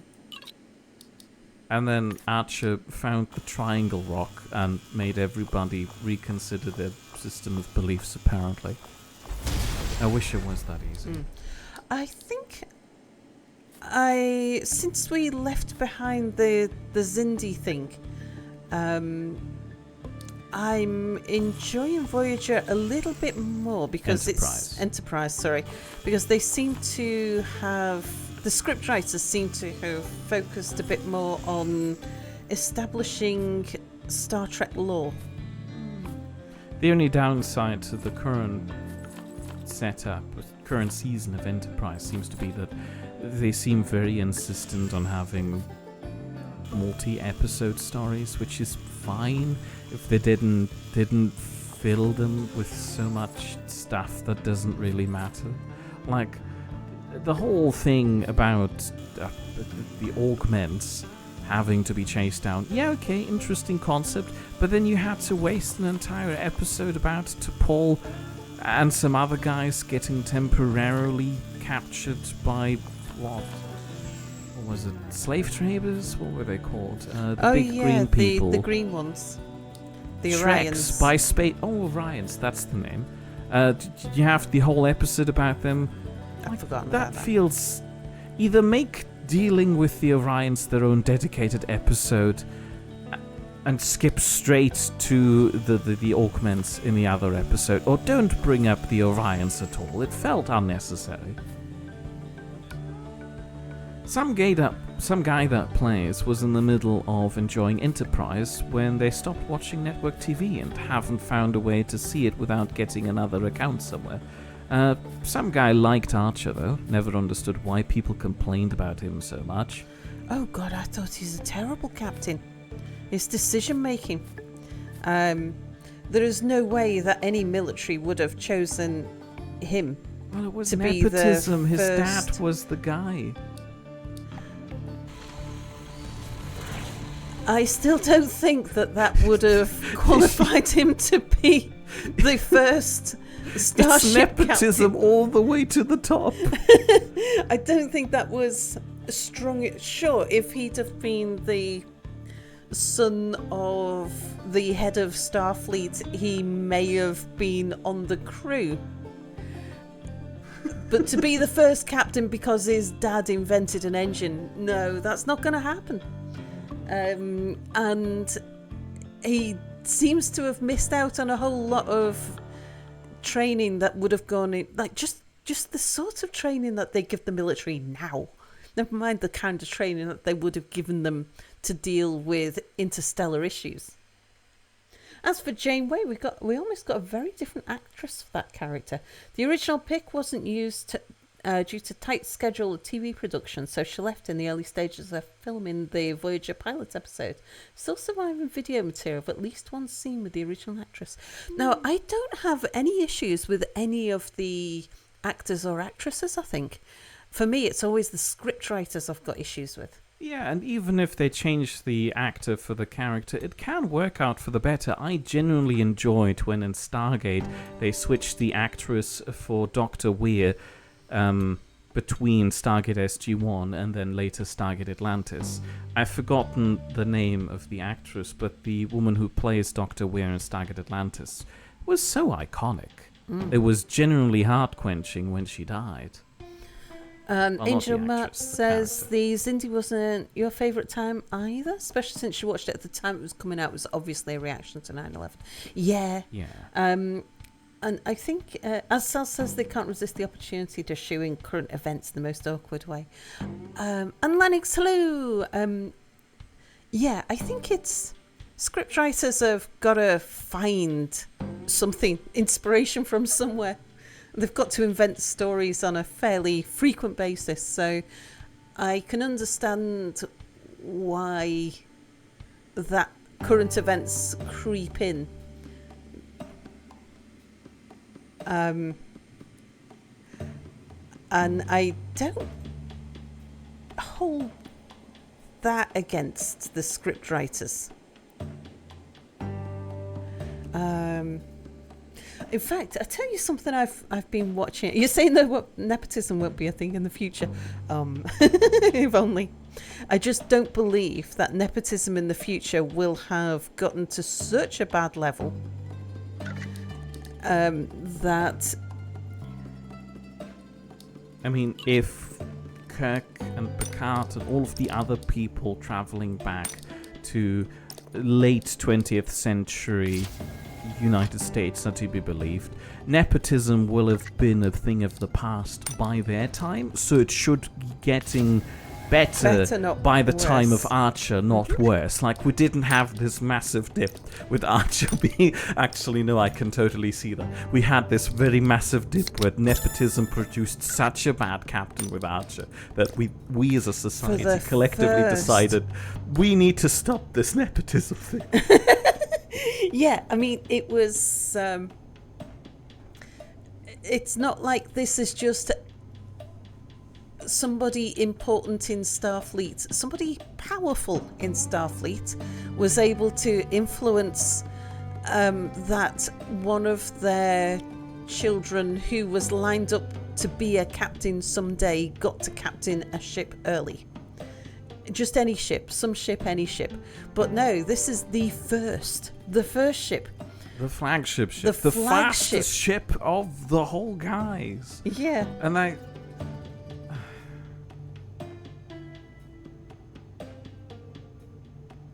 So, yeah, I don't think that the fact that his dad was the inventor of an engine is enough reason for why Starfleet would have given them the captaincy. And if it's not badged that way from what I remember, it's explained that was his motivation, not Starfleet's motivation.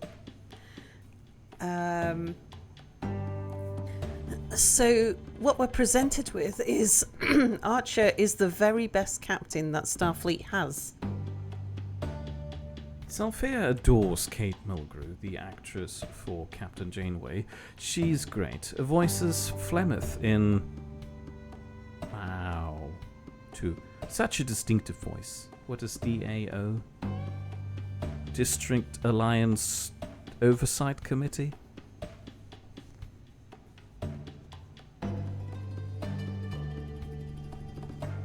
No, it's definitely not short for Salfea things. It doesn't even have the same letters in it. Dragon Age Origins. That's not narrowing it down for me, to be honest.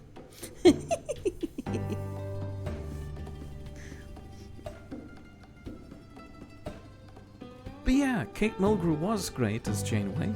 Adored her. Ooh. She was terrible as a captain, but again, very fun to talk about. Oops. It's okay, I'll take those. Some guy that plays was a little bit weirded out by Kate Mulgrew being completely new to sci-fi. It made her mildly awkward in the role. Voyager was some guy's favorite series, though. They think it's mostly because the premise gave so many excuses for extreme situations. I'm not sure if I would call Voyager my favorite series, but then again, I don't know which one would be. I know, sacrilegious to say of me, because, obviously, how could it not be one of the others then? Because, according to the majority of opinion, the Next Generation is that great and you can't go amiss with the original series. But, well, I think for one of them to be my favorite, I'd have to have the characters live rent-free in my head outside of watching the show and outside of talking about it with other people. Like, I'd have to come back and think about, the emergency medical hologram is pretty neat. And the emergency medical hologram is pretty neat. It makes me wish I was a hologram myself. But then again, I had the same feelings when I was looking at Arnold Rimmer. Bernie's actual lead. Not just me, but me as well. Slight misconception. Enterprise NX-01 is not the first Starfleet ship ever. It's the first ship of the newest generation of Starfleet ships. There are older Starfleet ships that should have appeared in the show like now, like the Intrepid, the half-saucer design. I think it did appear in the background, and I was definitely aware that there is presumably Warp 4 ships out there. But this is the new super ship. I get where Sal is coming from. This is the next generation of ships, and then Archer's given the first one. Yeah.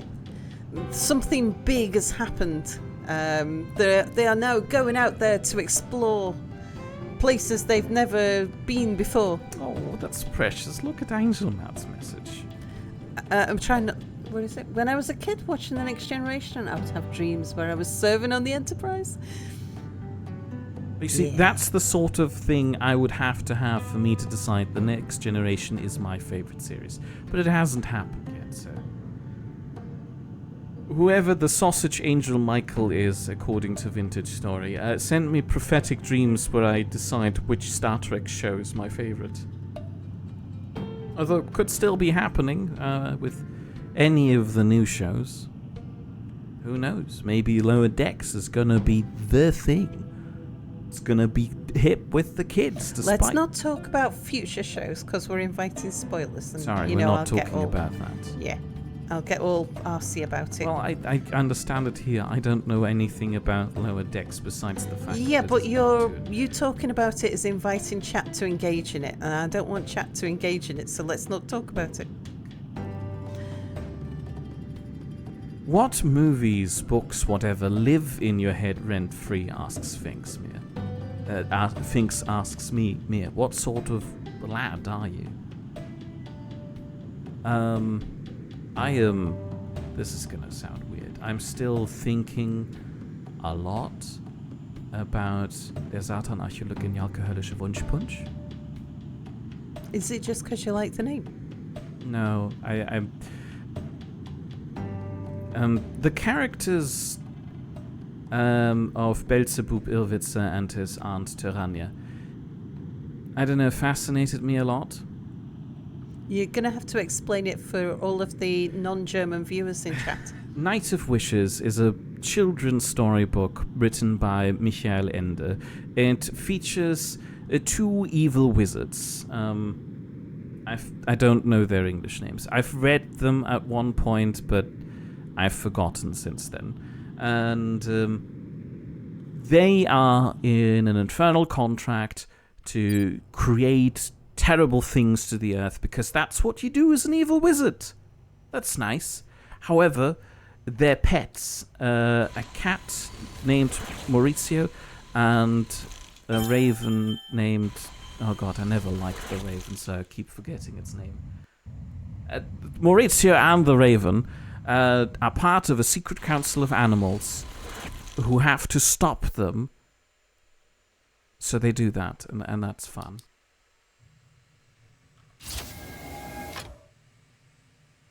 I feel weird about this now. I should stop talking about my childhood interests. I want you to tell us more about this. No, I'm not. Because you've just told us that this is something that lives in your head, and I'm interested in it. Don't know about anyone else, but I'm curious about a thing which is good enough to get in your head.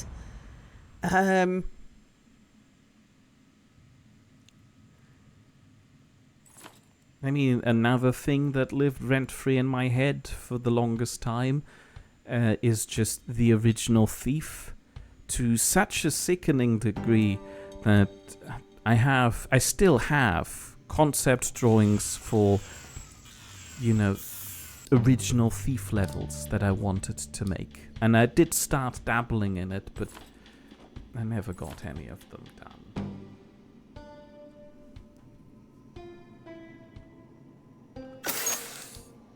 I feel like that counts, probably. Sophia has only watched Voyager and Deep Space Nine in their entireties. Oh yeah, I keep forgetting Deep Space Nine. Deep Space Nine was nice too. Yeah, I thought Deep Space Nine was good. But Voyager was an excellent premise for exploring comparative morality.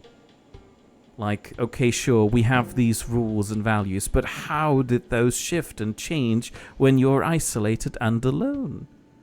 That's true. It's just such a shame that the woman in charge of deciding how to work that morality was Captain Catherine Janeway. Which, again, isn't about the actress. Not the actress. About the script writing. It's just Janeway being absolutely off the wall.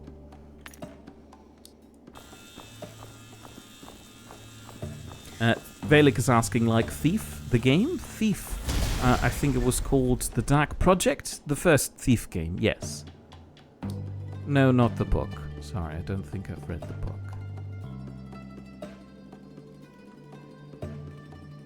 I made myself a little Hammerite costume with a custom-built hammer. I dressed up as one of the Hammerites because I was so obsessed with it. I think what the kids are calling it these days is cosplay. I cosplayed as a Hammerite. Again, it's been bad. I used to be beautiful. I would just bark off my standard enemy quips of the Hammerites. Just walking around. I've forgotten all of them now. Justifiably so, because it would be weird if I'm still holding on to random chatter lines from a 30-year-old game now.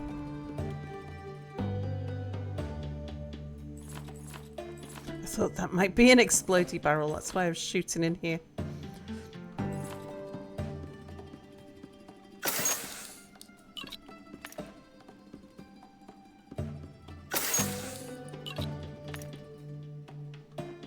This is a big ship to explore with lots and lots of loot.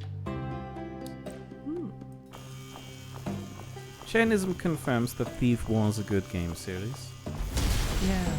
I did try to play it on stream at one point, but the streamability sensor kind of cut the whole thing short in the middle of it. And that's also been living rent-free in my head ever since. What, that I cut it short?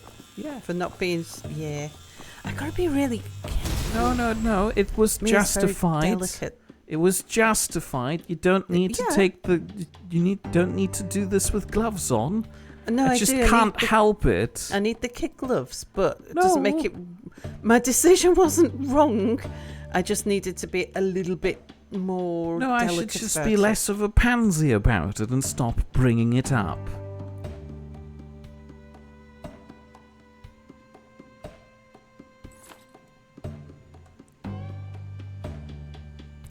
Where's the... it's that side. Okay. Oh, here's another thing. Actually more recent that's been living in my head for a while. In Stars and Time. Oh, what's that?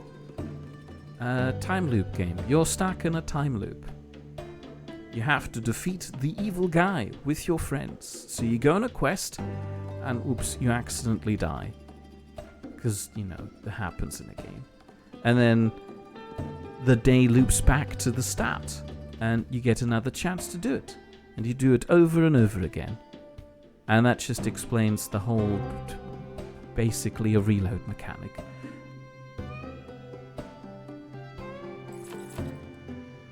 I'd like to talk more about it, but I'd really like to avoid spoilers. The fact that I mentioned it's a time loop game is kind of already giving a lot away. Well, no, not nearly as much as saying the same thing for the Outer Wilds. At the very least, in Stars and Time sets off with the premise in the Steam description that, yep, you're gonna go through a time loop. I generally seem to like time loop games. What was the other one? Deathloop? No, Deathloop was the arcane game. Loop Hero, that's the other one I meant. Both were nice. But yeah, in Stars and Time, and its characters, and the story, lived in my head since I played it. Do you think the fact that it's games rather than movies that live in your head might explain why your dreams tend to be quite violent? Stars and Time is not at all violent. Yeah, but a lot of the things... The majority of games that I'm playing are, for the most part, not really violent.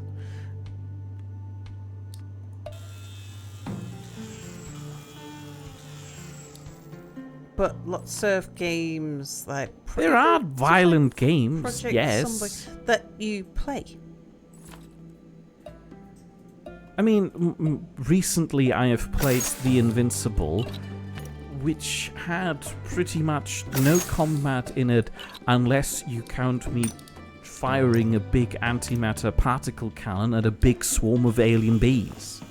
For the rest of the game was just me wandering through a desolate desert planet trying to figure out how the heck did I land here? Where's my memory gone?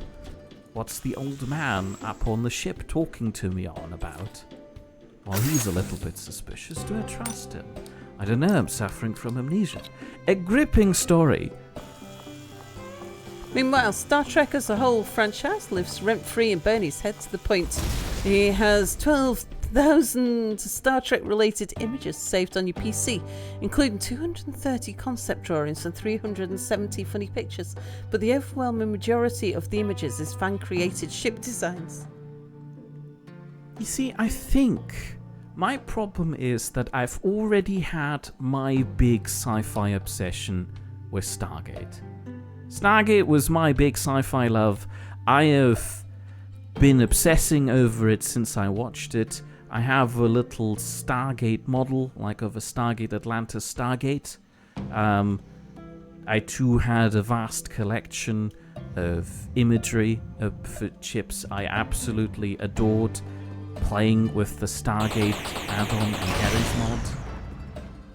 That sort of thing. And that's been living rent-free in my head for the longest time, and now there just isn't any room for a new favorite sci-fi thing, at least if it can't pass the hallmark that was set by Stargate. Finks is calling Bernie a nerd, lovingly.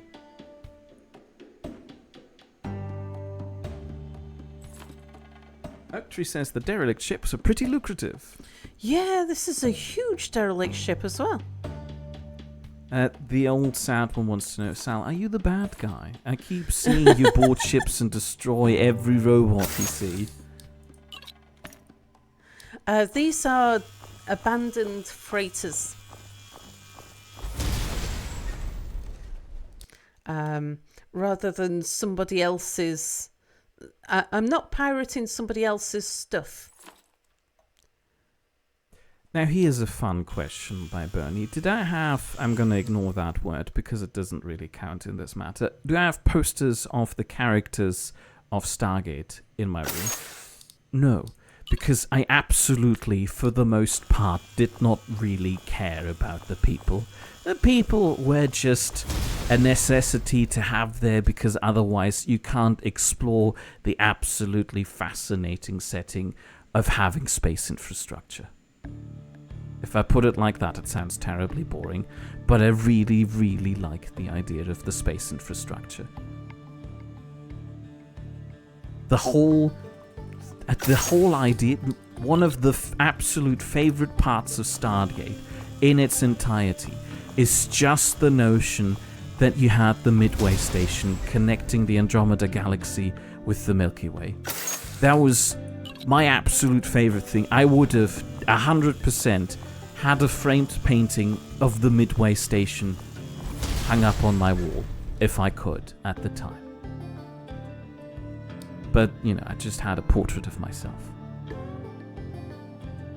And, you know, once you have one painting, you can't overload the room with more. We've done that. Right, I think we've done this place now. So no, I did not have a poster of Samantha Carter or any of the other people hung up in my room. One, I don't like the idea of posters. At the very least, it has to be a framed thing because I have standards. And secondly, I don't need to salivate over somebody hanging up on my wall. I don't really feel anything about that. It would just seem distracting and distasteful.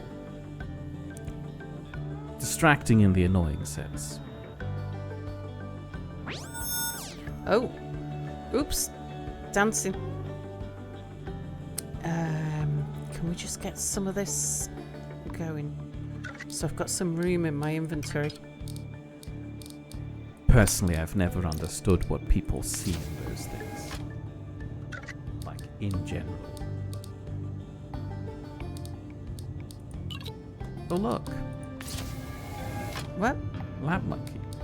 Lab Monkey, hello, hello. Just subscribed.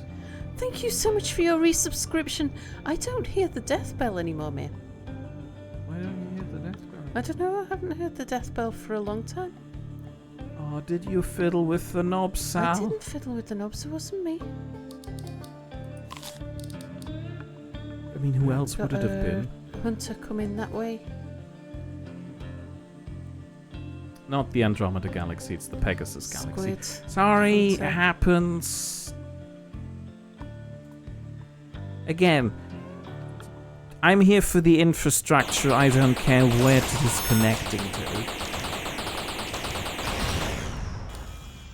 This is also, in part, the reason why my favorite series almost was Stargate Universe. Because the concept of the space infrastructure took on this very interesting new dimension. Sure, it got less efficient, but you had to do more commuting because the gates only had a certain range. And they sounded so much better, and the whole thing spins. That makes it 2 times better. Oh.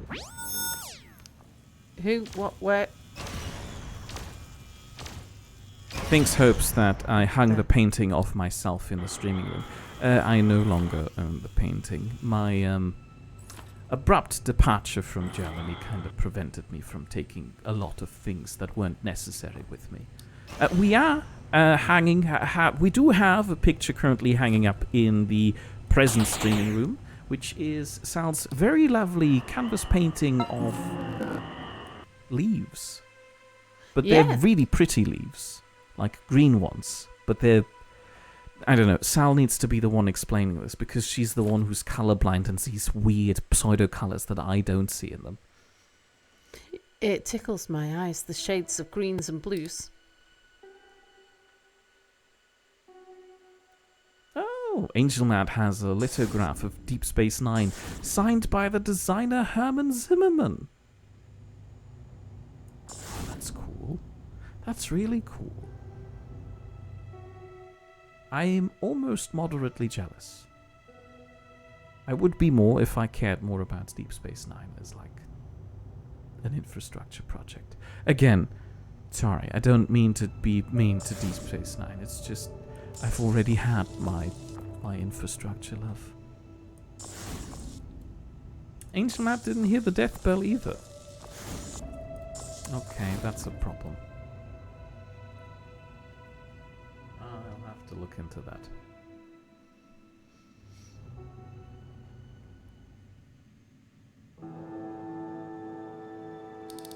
Oh, the notifications for... The on-screen notifications apparently also haven't been working consistently. Well, that's concerning. Is Stream Elements currently dying? Oh, it's been like that for a long time. It's not recent that... oh, there's an unknown. Bernie points out that the most integral part of the Stargate franchise is the eponymous Stargates, of course, so it makes sense to own a model of one of those. But Bernie is a ship guy and would have wanted to have a model of at least the Prometheus, probably also the Daedalus. Instead, Bernie owns 2 versions of the Enterprise D and 3 versions of the Enterprise E as light and sound physical models. Again, no shame in that. I can absolutely get behind you on that front. It's just a difference of, I suppose, what we've been exposed to first. I'm imagining a big part of why Star Trek played such a big fascination for you was because you saw that before Stargate, whereas for me it was the other way around.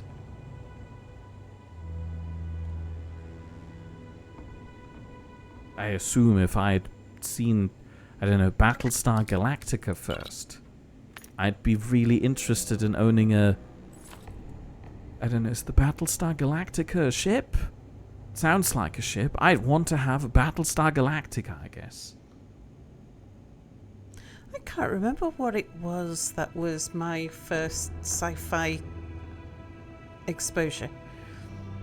Oh yeah, for some people it would be Doctor Who, which is just completely out there.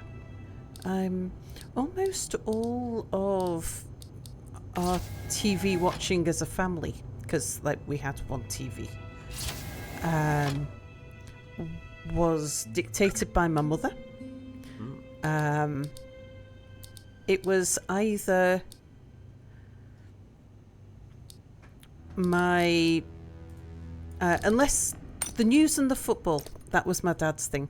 So news and sport, or whatever my mother wanted to watch. And my mum loved sci-fi, so I don't know. I can't remember what was the first thing I was exposed to, because we were always watching sci-fi, old sci-fi, new sci-fi. It doesn't. I should probably rephrase that. It doesn't necessarily mean the first thing you're exposed to. It could just be the first thing that you got invested in yourself. But Danger it doesn't. Mouse. Danger Mouse. I had a thing for Danger Mouse. Still He was very do. sexy. She still has a Danger Mouse too, by the way. You know, and it doesn't. This My doesn't first have crush, to be Danger Mouse. considered a strict rule that the first thing you got fascinated with is the thing that just sticks with you for the rest of your life. It's just that's how it worked out for me so far, and I'm not mad about that. And I seem to be having a better track record with. We're making steel. We're also making steel. That means that the iron chest is full. And we've also got iron stuck on the conveyor there. Oh, that's nice. Hang on. I can probably solve that. I was thinking about this.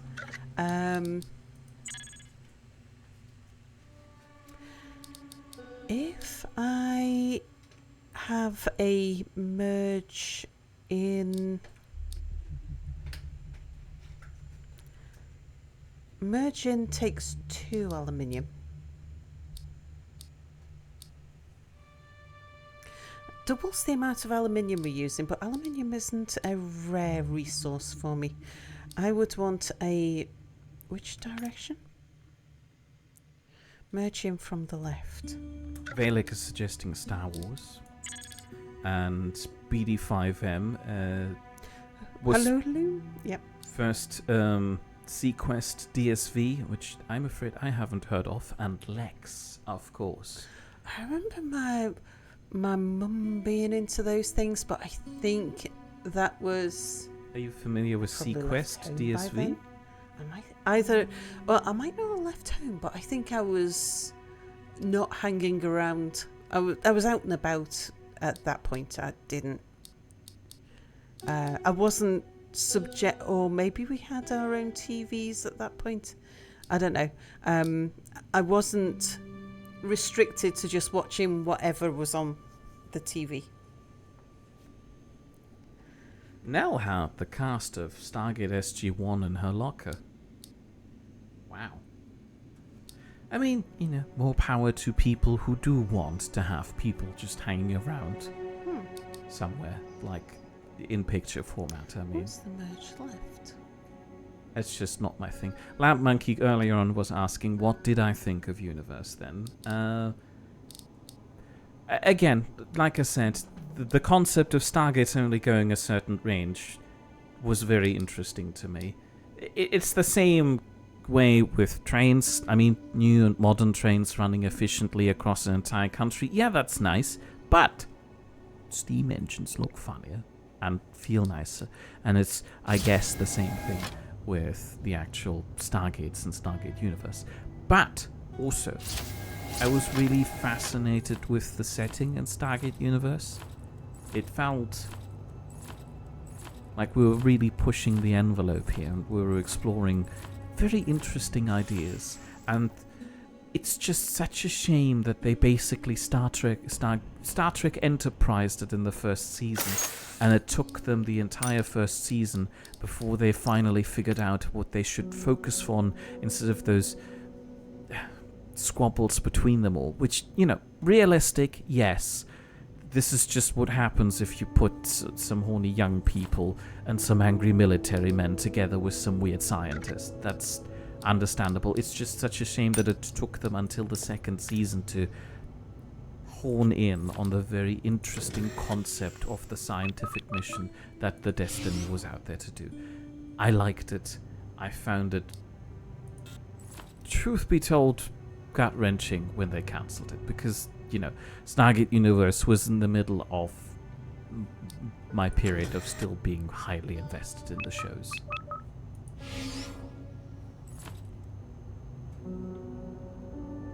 Quick Sal lore from Finks. Sal has an eye condition that gives her better night vision at the cost of losing the ability to discern between similar colors. It's true. Bernie really dislikes the design of Deep Space Nine.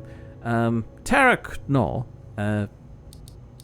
Cardassian station. That explains why it looks so weird, I've decided. The pylons curving inwards just never made any sense to Bernie.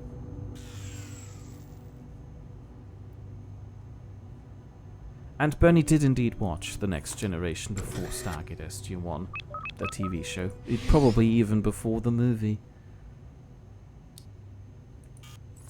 Lab Monkey once angrily labeled an ex-girlfriend a TARDIS. Do we want to know why?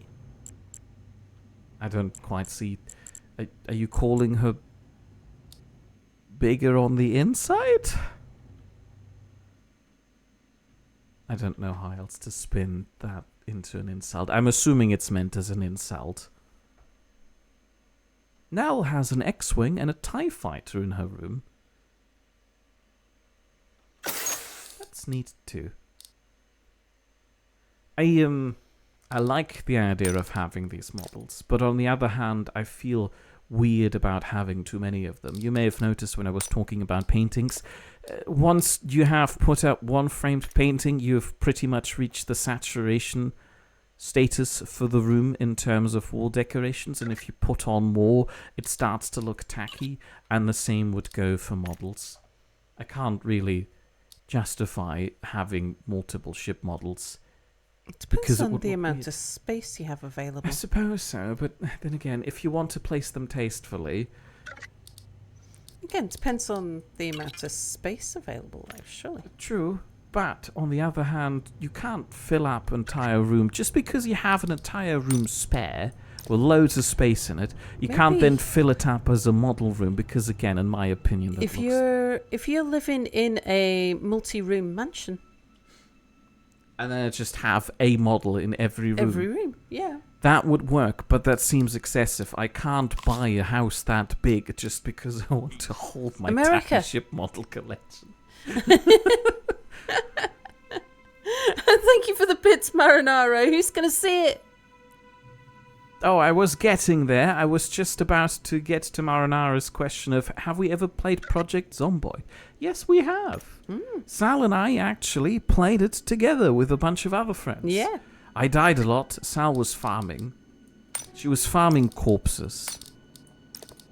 It was nice. We had a shed load of corpses. We did have a shed load of corpses which she farmed. Couldn't do that anymore these days. That was before they overhauled the character graphics, so it's been a hot second.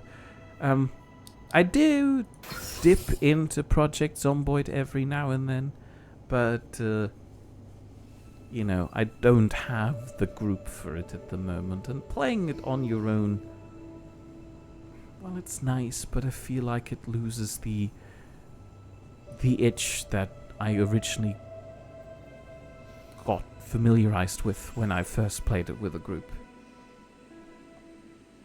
Apparently, Sequest DSW was about a futuristic submarine, as Bernie points out, and was set in the late 2010s.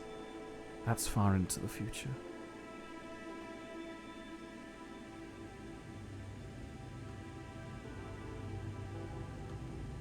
And when was it? When did it come out? Don't know actually.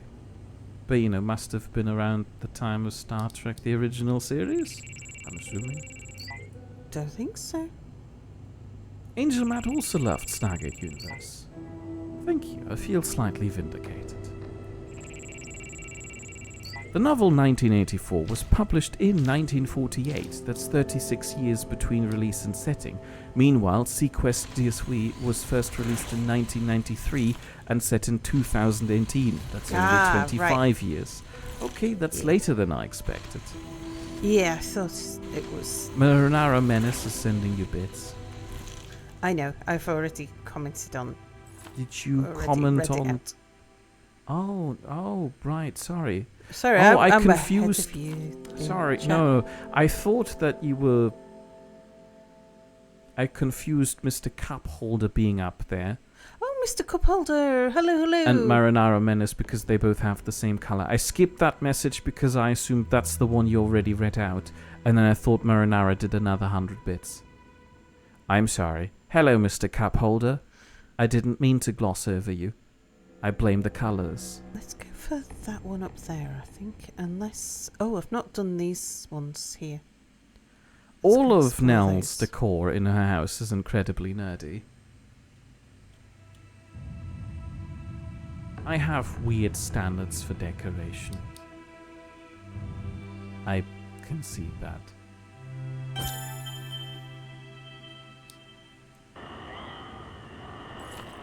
Marinara points out that my phrasing there wasn't very helpful. Can't be that weird, because I'm okay with them. You're okay with the colours? With your weird standards for decoration. It can't be that weird, because weird implies some sort of strange uniqueness. But if I'm finding it, if I'm happy with it, then it's not that strange or unique because two of us like the same thing. Maybe we're weird together then. I don't know. I don't think it's that weird though.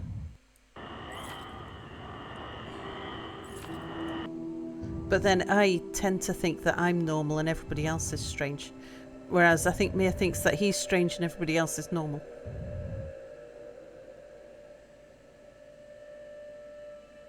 Oak Tree has cat artwork in one room, and it's mainly fish artwork in another.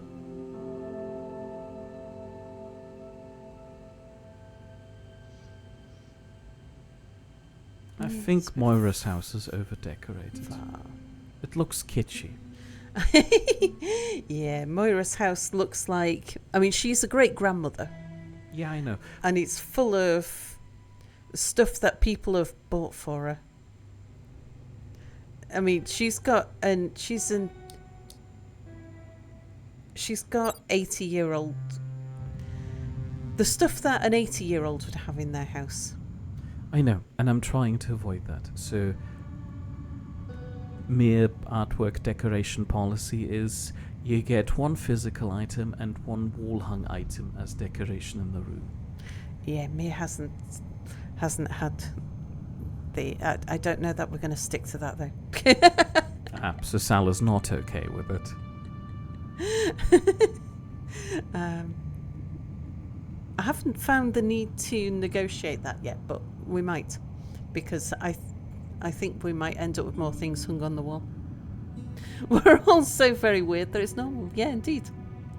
Well, I know the answer to that, Sal. Mia, you're both half right. Everybody's weird. Is this Moira a great adjective mother, or does her children's children have children? They do have children. Yeah, she's 80 years old, and she is a great-grandmother. She's also lost several of her family at sea. Yeah, she has lost several of her family to the sea. If she's so bad at keeping them all together, she should probably stop taking them out to sea. She's had lots of fishermen in her family, as have many people in the village, and so she's lost quite a few of them at sea. That's not terribly unusual in our village. Bernie's little brother inherited a cat, as well as a small painted portrait of the same cat, done in the style of some pre-1900s military officer. Now that's nice. Is the portrait cat-sized?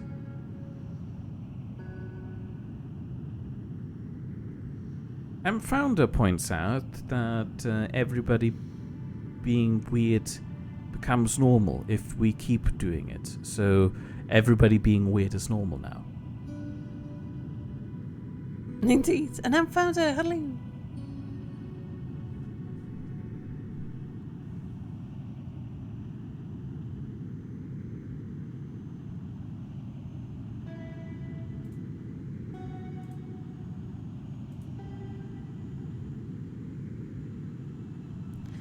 So for as long as Mia's been living with house sharing with me, all of my stuff has been in boxes or And packed most of away my or stuff didn't make it to stored. Britain. Yeah. So I've been living pretty sparsely. As we should. All my stuff now is in boxes here, and one day will get unpacked. I've got stuff from all around the world. And a gun. Which is one day going to end up all around the house.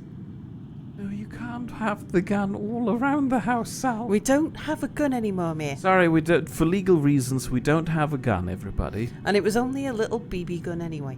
Of course. Wink, wink, nudge, nudge.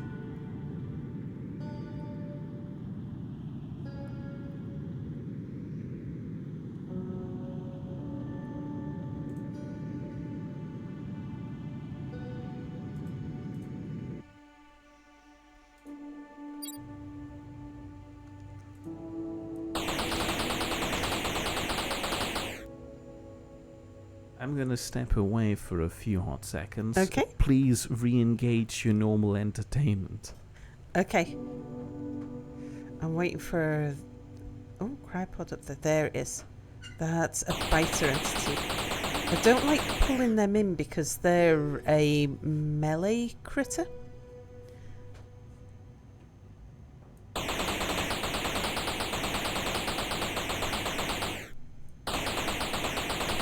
Come on, spot me. There we go.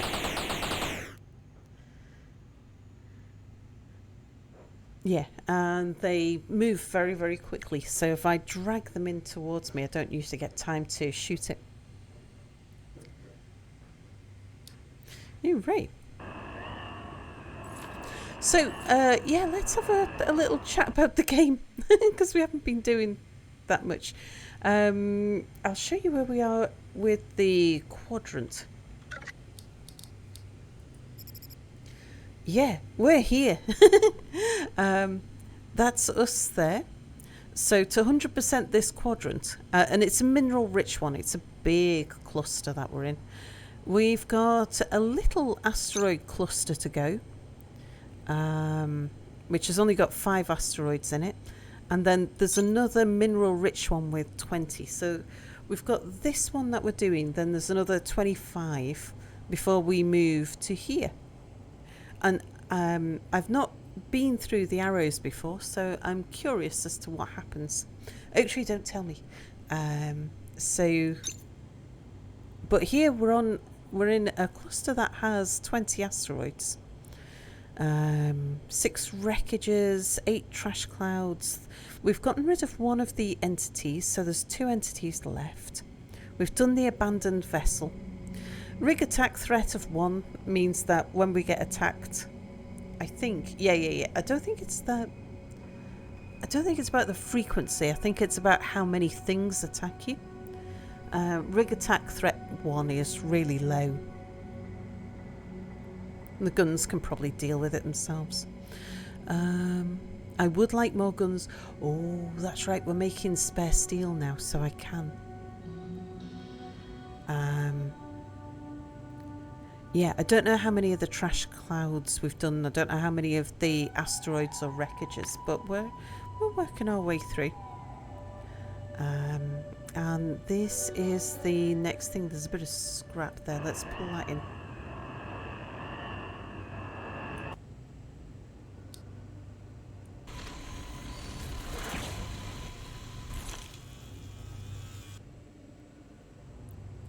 Right, let's go have a look at this one. So my goal is to cover all the corners with guns.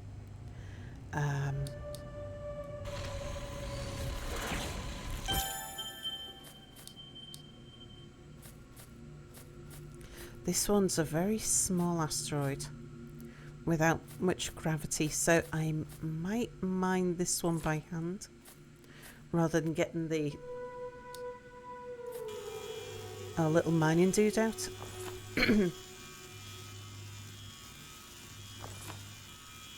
He'd probably end up sending a lot of this stuff into space.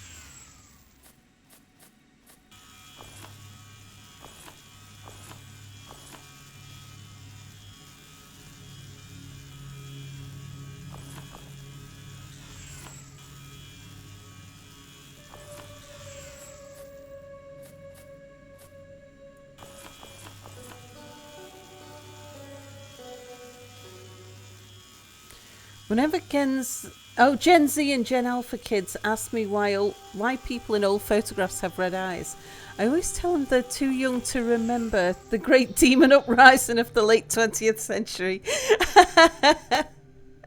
Very good. Yeah, you don't see photographs of people with red eyes anymore. It's true.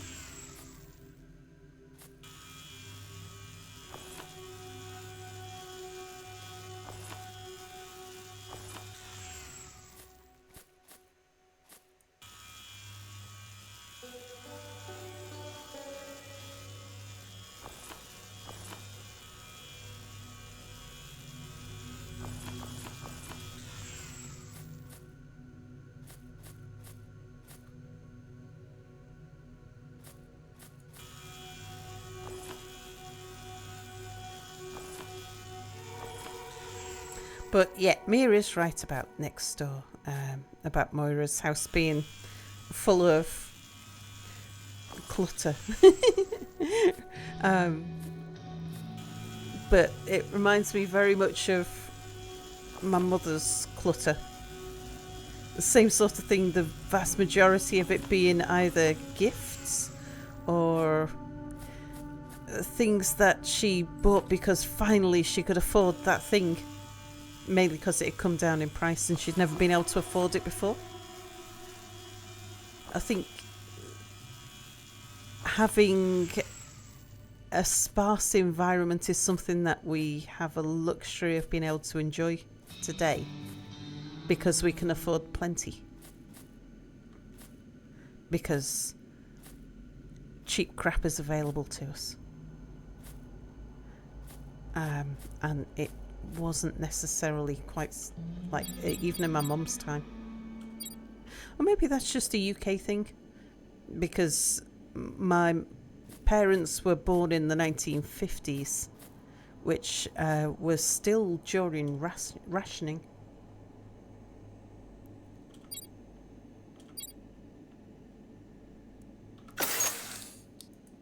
Ooh, yellow keycard, nice.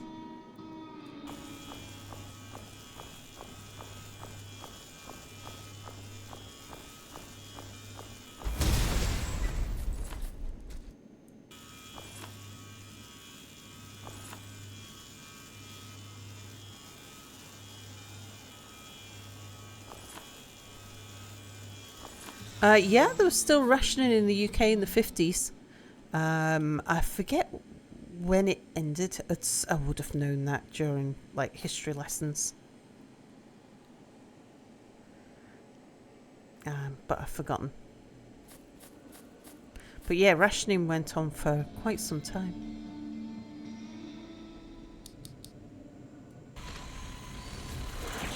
Oh, I should have got out my mirror ball just to check that I definitely mind everything. I'll put some stuff into to go. We'll take half of you and put you in the other one.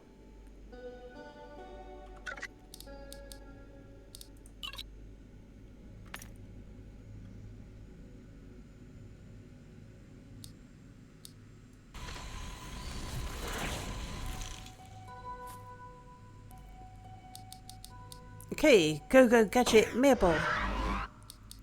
Is there anything I've missed? Oh, I think there might be.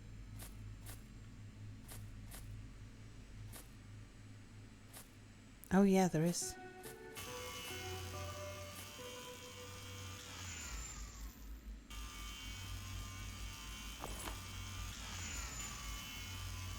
Yeah, someone Google, when did the UK come out of rationing?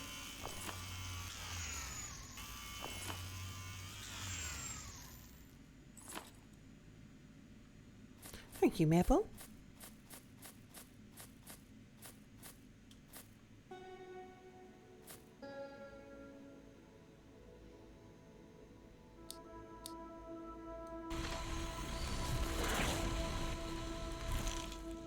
Perfect landing. We've got a fair amount in there. 1954. Thank you, Galactic.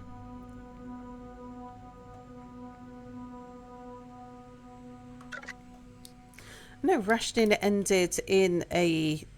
There was a series of stages. Like, not everything was rationed until then, and something.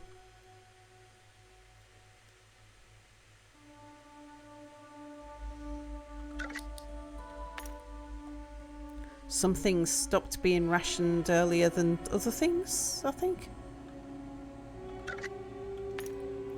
Okay, I think we've got most of the stuff out of the boxes. I'm on the top of the ship.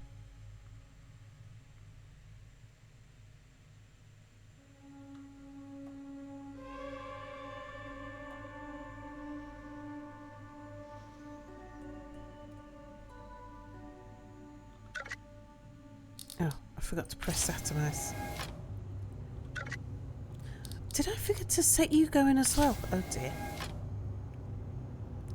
And I wanted to know how much steel we've got in stock. Do we have enough steel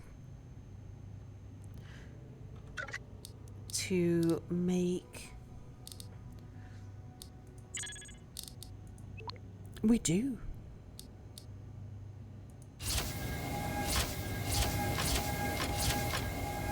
Yeah, let's have a bunch more turrets. Rationing formally ended in 1954. Cheese production was effective for decades afterwards. During rationing, most milk in Britain was used to make one kind of cheese, nicknamed government cheddar. Oh, I didn't know that. Rationing might have ended, but pads and tampons were still being taxed as luxury items in Australia, at least until the GST came. Hang on.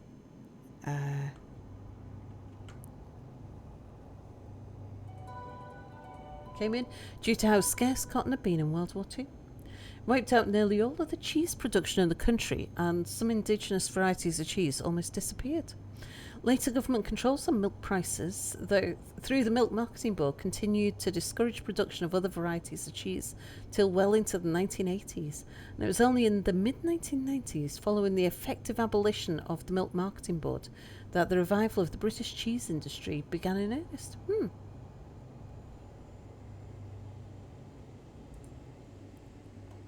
I didn't know that.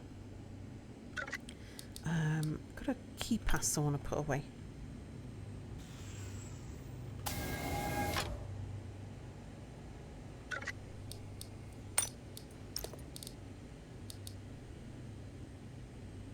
Right, I've got at least one of each key at the moment, and I've got spares of many.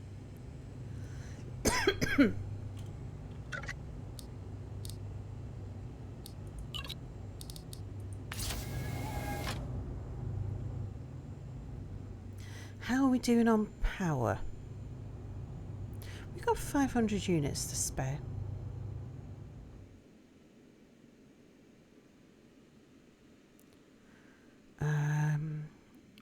Let's see which corner I need these on most. So I've got 2 on both of those corners.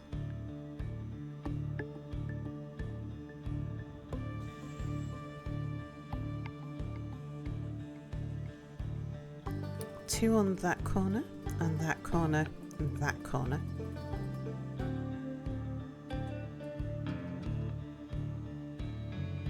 Only 1 on this corner.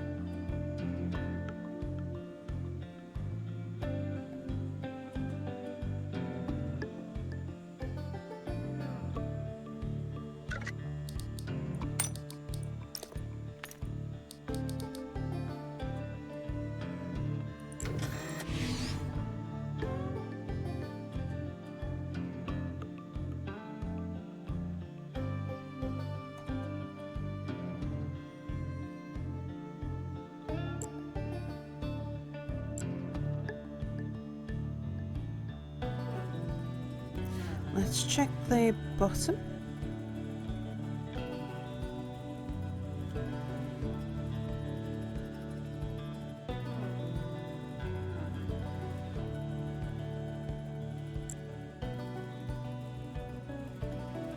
Right, yeah, there's only 1 on this corner as well. think now I've got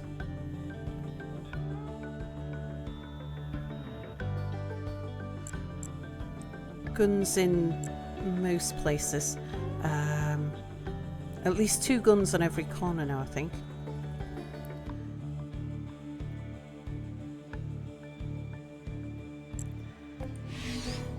I'm going to put these 2 up here.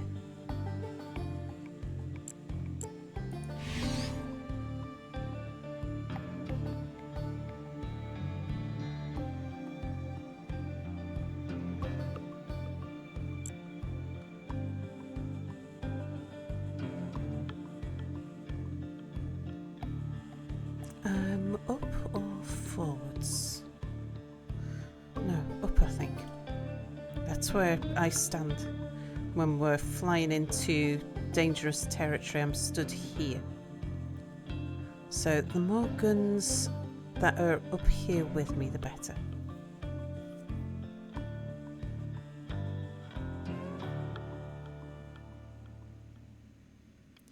I've got the 4 on the top. And all the top corners are done.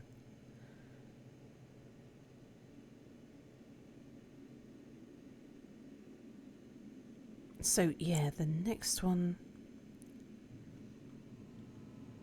to complete is the one on the front round here. There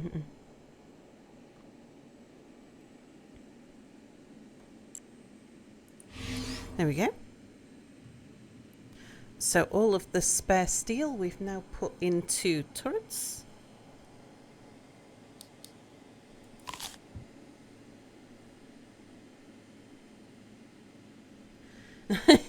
Mira's currently stepped away for a long while, so as you can see, is deep in thought designing things. Errol, hello!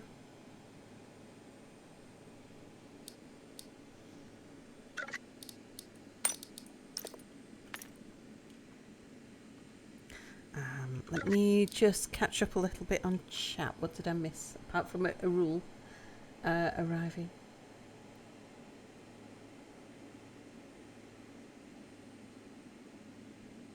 How goes the collecting? Oh, goods and services tax. Promised to replace income tax QI roll. Oh, it's like VAT. Ah, okay.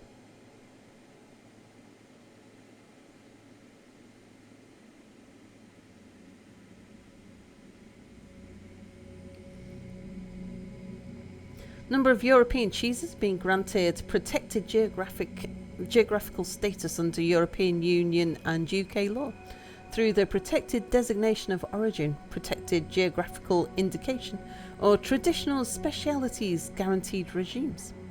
Legislation designed to protect regional foods and came into force in 1992. Applies in the EU and in Northern Ireland. The EU designations are open for EU and non-EU products.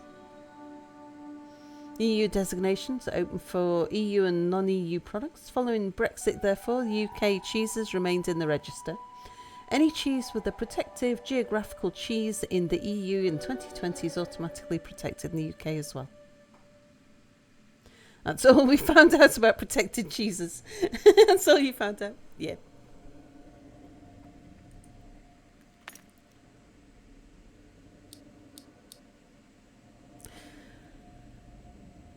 It's so that if you buy a Gloucester cheese, it's been made in Gloucester.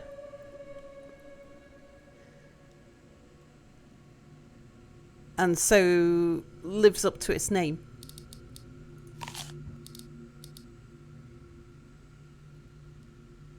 It really goes, oh, we've got cheese coming with the grocery delivery tomorrow.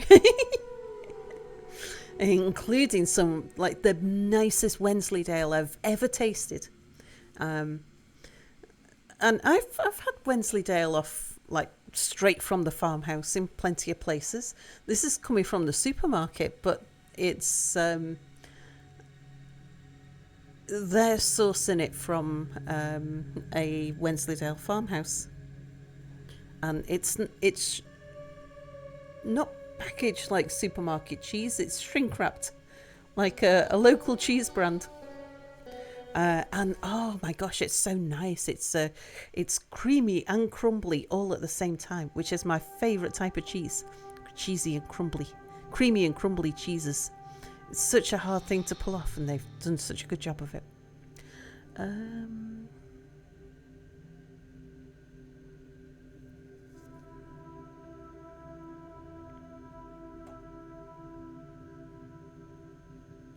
We've finished the ice asteroid.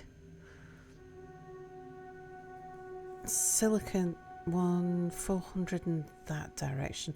I want to make sure I don't miss any of these clouds of stuffs though. I think if there's an opportunity to head in the direction of a cloud of stuff, we should do that. Because they're hard to find afterwards. Easy to miss.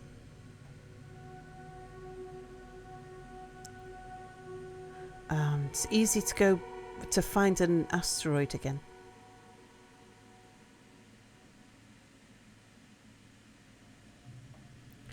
So if we head for...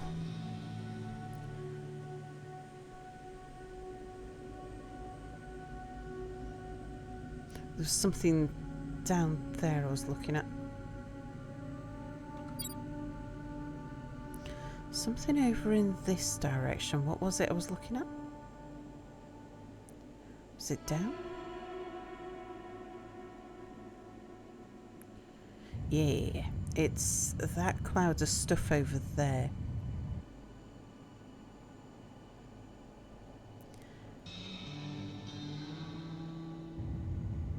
That wreckage is 600 meters away.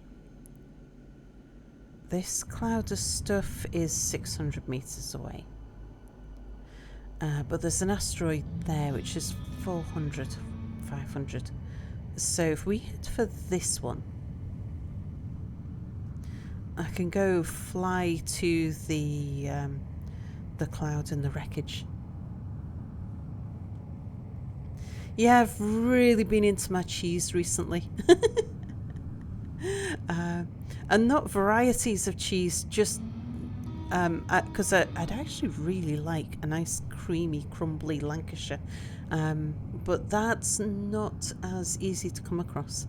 And it's very similar to Wensleydale. Wensleydale, Lancashire and Cheshire, all very similar. And I like all three. And yeah, that creamy Wensleydale is just amazing. And so I've got that coming. And it was on a, I think it was buy two, get one free deal with the supermarket, 3 for the price of 2. And because there was no other cheeses that took my fancy in the sale range, Mia just ordered me 3 of the same type. Cheeses. So it's going to be cheese feast day tomorrow.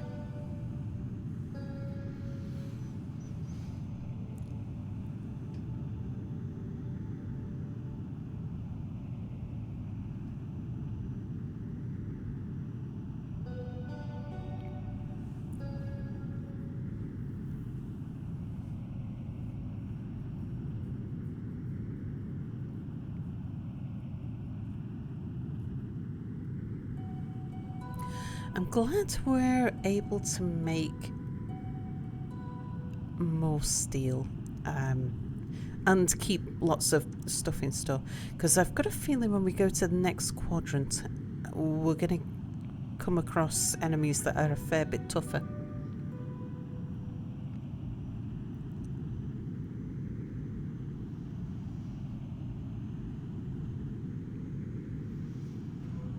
Or more numerous. Or both.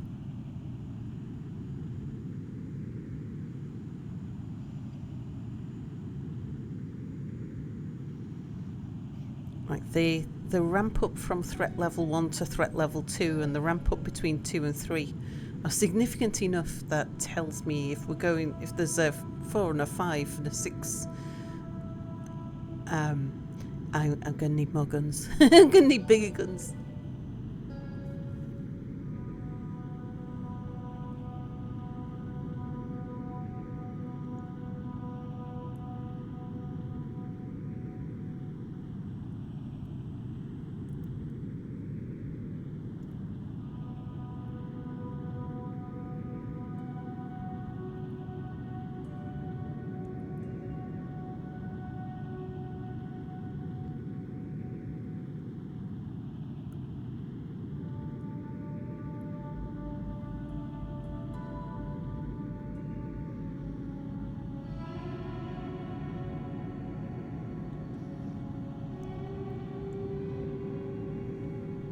Now we've got steel and silicon and plastic all coming off the spares. I should have a look and see if there's something different I want to be making to consolidate my materials.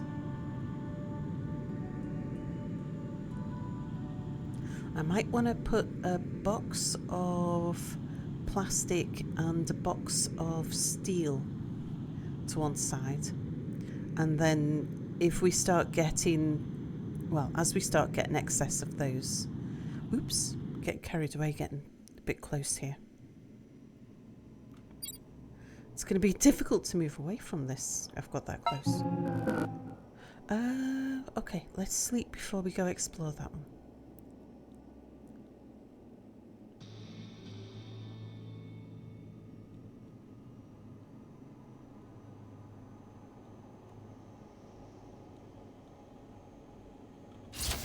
But yeah, I think it might be time to have a little, put a little addition onto the production line.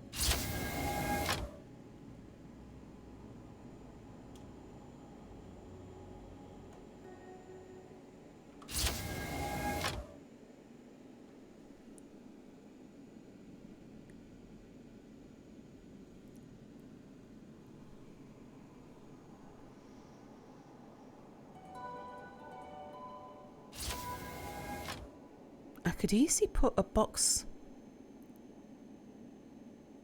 I don't think I need to store a box of glass.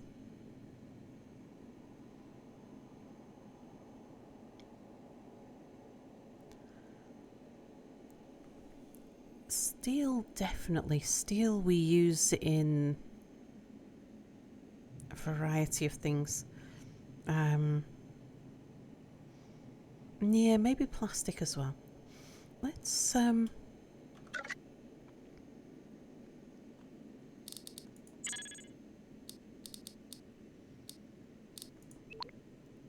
make 2 boxes, and I'm going to need some extra conveyors. I might need to go around some more corners.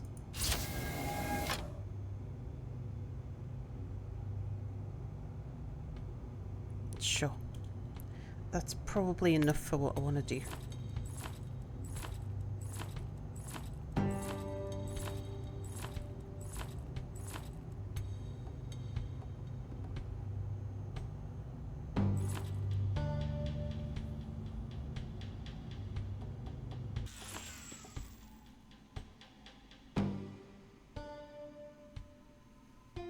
You want to go catch some sleep? I hope Mia's done the same by now. No, his computer's still open here. See you all tomorrow. Good night, Bernie. Sweet dreams. Oh, what am I stuck on?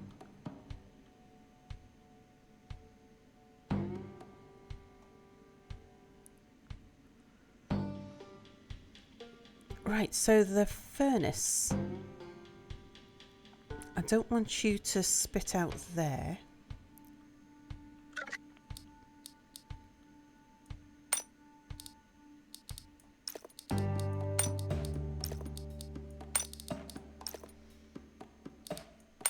Oh, I need my packing tool.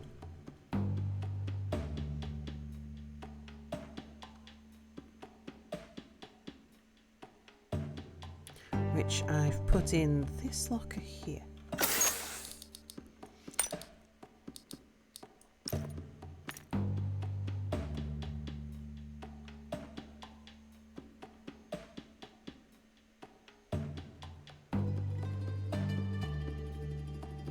Right. So if I pick you up, I'll need to take those out of there.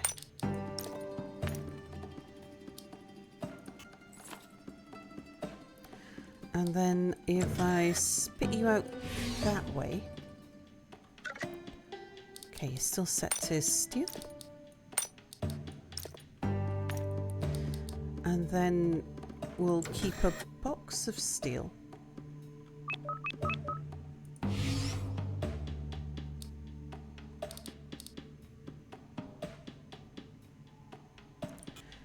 pick that up and put that over there instead.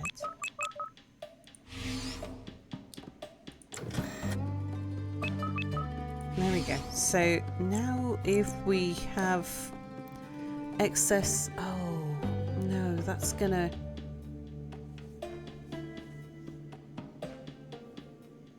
That's gonna store carbon. I only want it to store steel.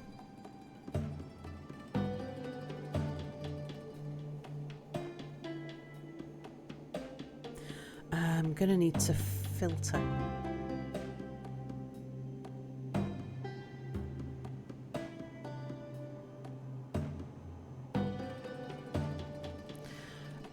Let's go get a filter and I'll work out where I'm gonna put that.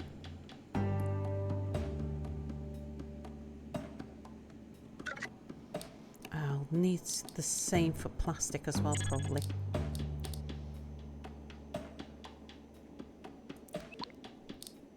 I don't know whether I'm going to do it to the right or the left.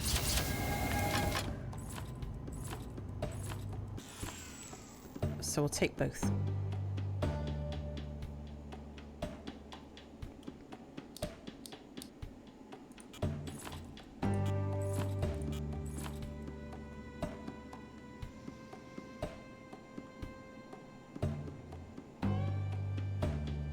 Now I don't want it interfering with my walkway. It's bad enough having to use the ramps without tripping over conveyors as well.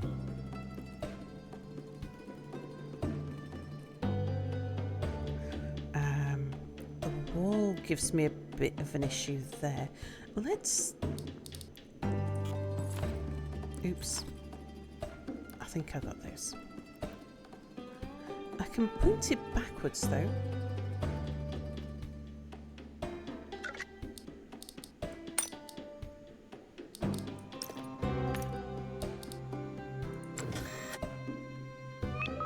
Okay, that gives us plenty of room to play with then.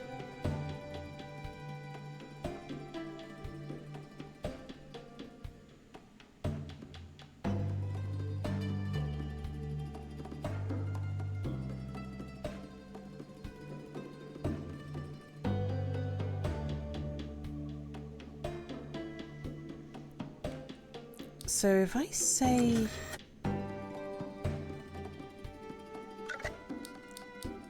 other side,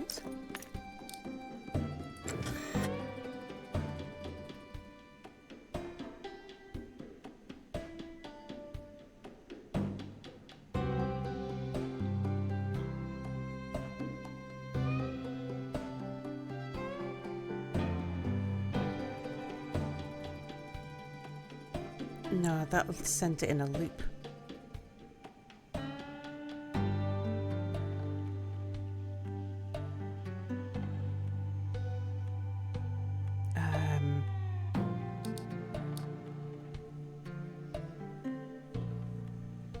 What does it mean to have cheese protected? Doesn't it mean that only the region is allowed to manufacture it? It's a bit more than that. Not only is only the certain region allowed to manufacture it, but it also has to use milk from cows that have been grazed in that area.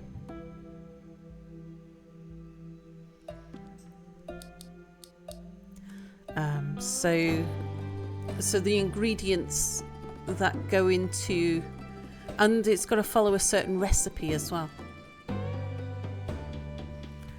So if Camembert, for example, has a particular yeast, does it use yeast? I can't remember. Or a traditional mould that it uses.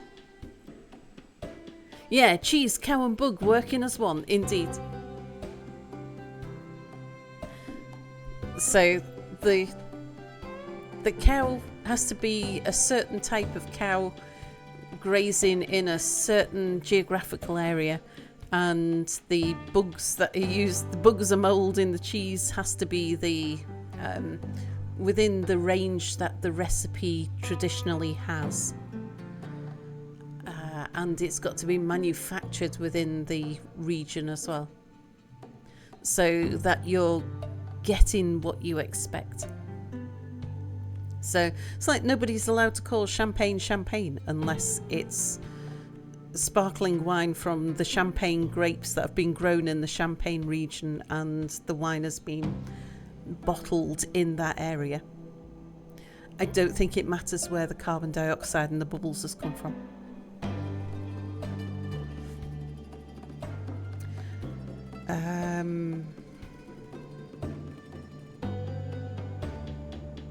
So what I'm trying to do here, trying to get the furnace to spit out, it'll spit out 2 products. One of those products we want to divert into a chest, the others we want to stick back on the line.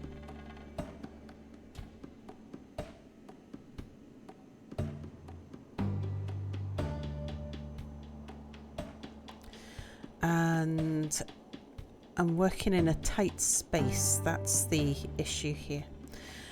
Maybe it'd work if I put the chest on the wall. I'm going to start encroaching in the plastic space though. Might just have to bite. Well, I could move the ramp over.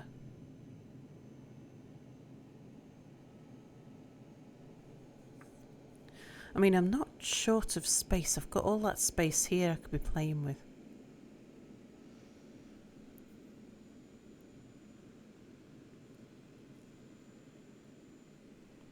I could easily move things up a bit.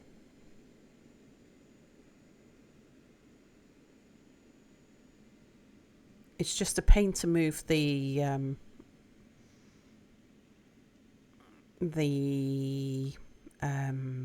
sockets because I don't know what's on the other side.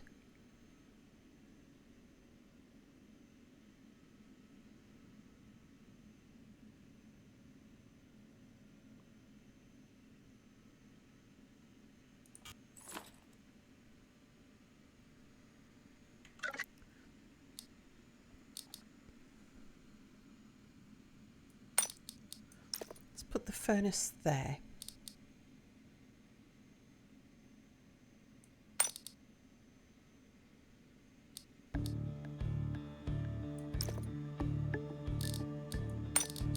Just get everything to hand.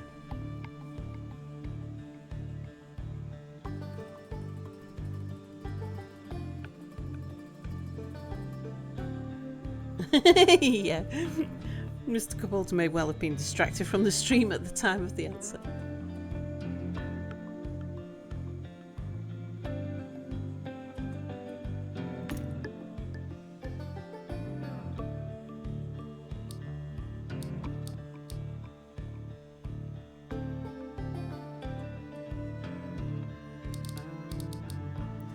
Okay, so furnace spits out that way.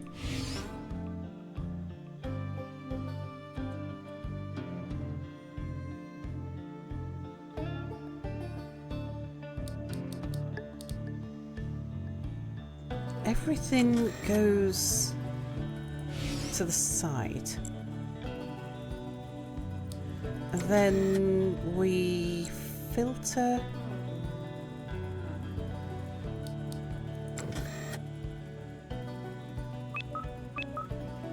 Filter the steel.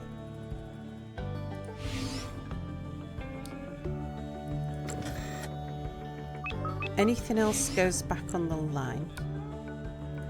Steel goes into a box. Any excess steel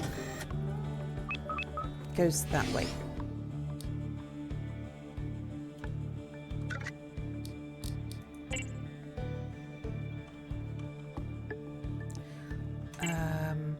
Let's see if that works.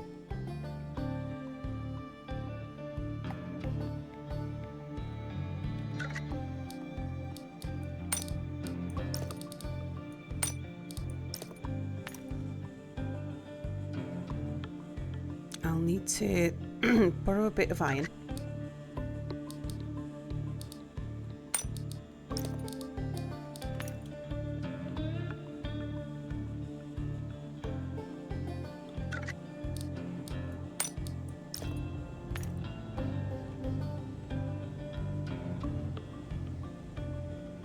If the steel ends up in the box, I think we'll be doing okay.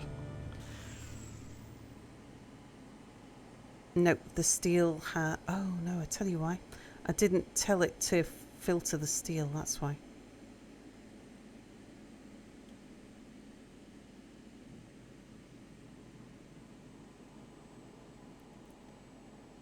Steel's making its way down here.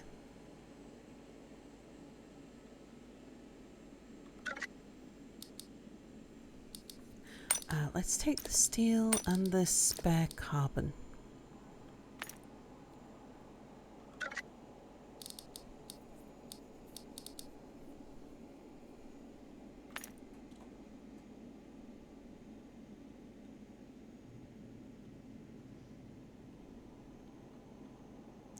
Okay, so this splitter here, I want you to filter steel.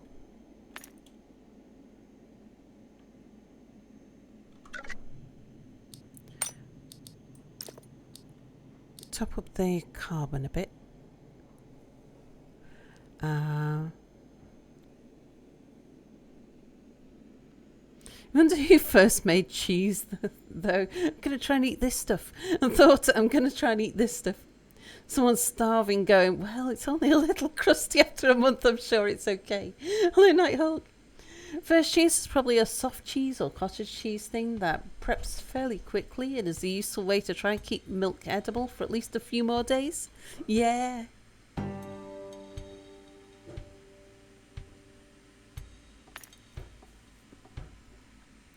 Can I drop the steel here? Let's just try and throw it on the conveyor. No, it didn't get picked up.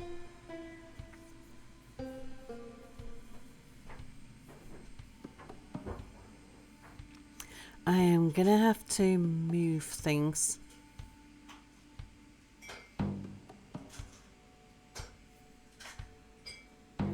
Yeah, how hungry do you have to be to discover something like that, indeed.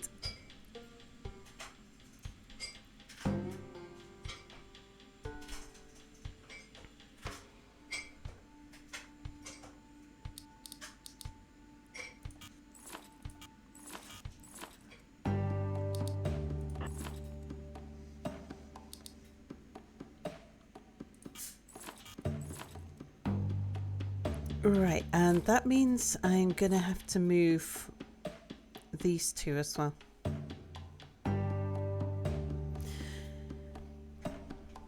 Maybe I do the processing on the ceiling,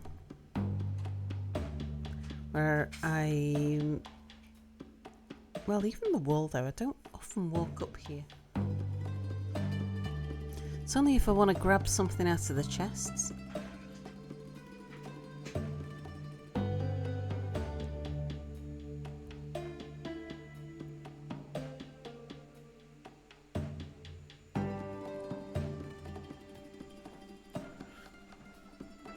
Also, who the F decided that stomach juices rennet from animals was just the right thing to put in milk? Indeed.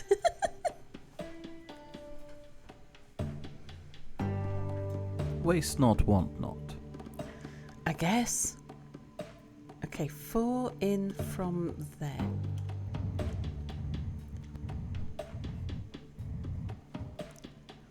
That's this one here. Okay. You're safe to remove.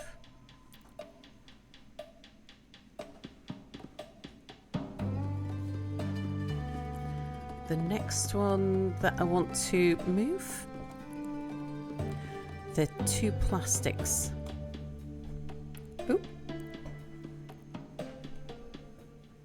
Hi. The 2 plastics are fine.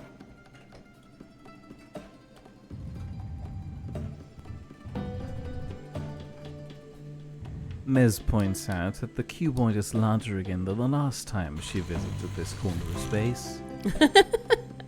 Mez, hello!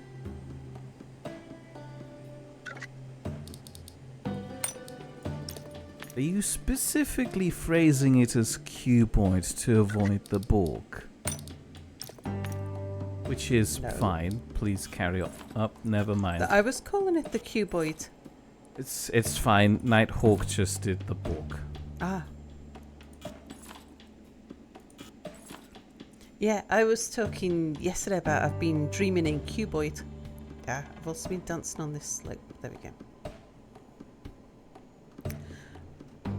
Sometimes I have no trouble walking up and down the slopes. Other times I dance on them. Something to do with how I'm holding my cursor.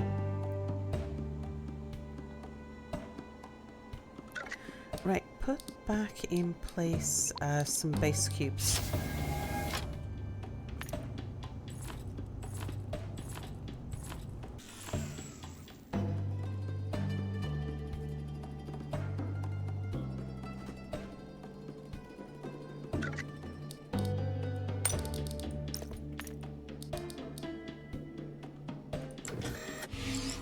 I'll need to pick up the filters in a minute as well.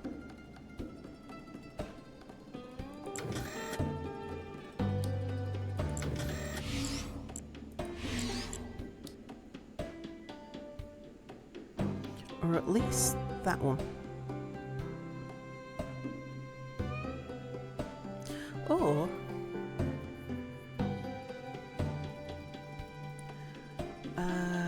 I could filter out the silicon. No, I'll just leave that one. It's too close to the wall to be able to do anything clever with.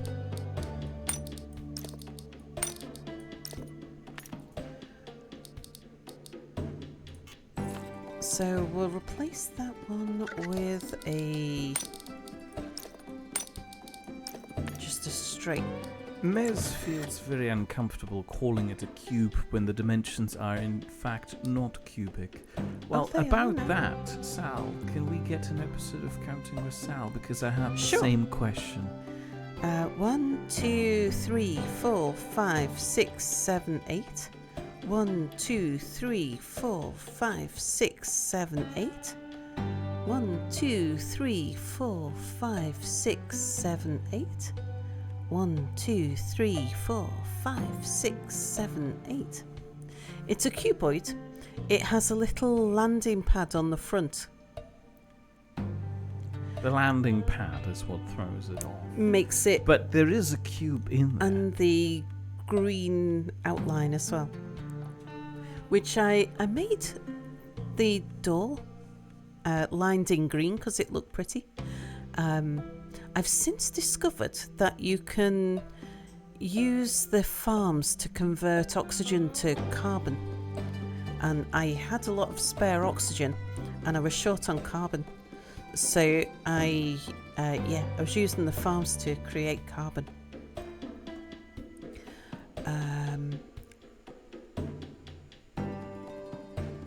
I want another merge as well. Nighthawk said earlier that Sal will make it conform later once she's ready to go after the Federation. The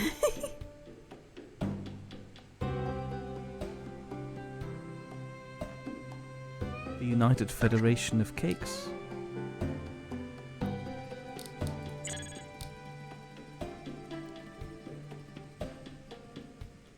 Damon Works says, I had a lot of spare oxygen, our famous last words.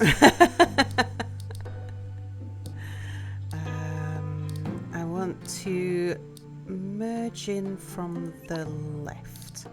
I have bad news. Apparently you've talked about cheese and such for so long that Lab Monkey got hungry and had to get up to make an egg sandwich. And then Lab Monkey made 2 of them. Sal made me buy cheese. I did. Like a lot of cheese. I didn't make you buy a lot of cheese. It's it's just that, you know, if there's a buy 3 get 2, hold on, buy 2 get 3, you have to get the 3. It's a free cheese. Free cheese. Free cheese, best cheese. Okay, so Well, not necessarily, actually. Cheese is one of those things where best cheese is actually tastiest cheese, depending on one's own individual ideas of cheese tastiness. Right, got room to play here. Shug, hello! Yes, free cheese. No cheesecake, though. Right, so we're going to filter out here. Now, I was filtering out here before, so I should be okay to put the thingy back in there. Been lurking, but you mentioned cheese. Some things are just worth coming out of lurk for. Was it oxygen to carbon conversion where you use 10C and 10O to grow 20 plus corn, then convert that to 20 plus carbon? Yeah. Plus the free seeds. You figure you work like fries, chips, the best ones, or somebody else's? Oh no, there's definitely with cheese. Like, there are times where somebody else has cheese which I really don't like the look of, the sound of, the smell of. The I think which cheese is right for anybody, a person, is very much up to that individual's taste.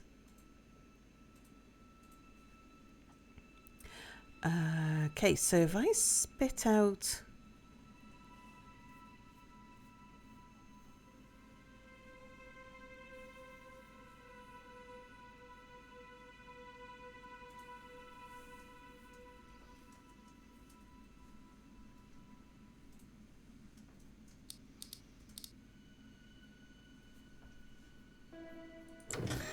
I want to filter out carbon and iron.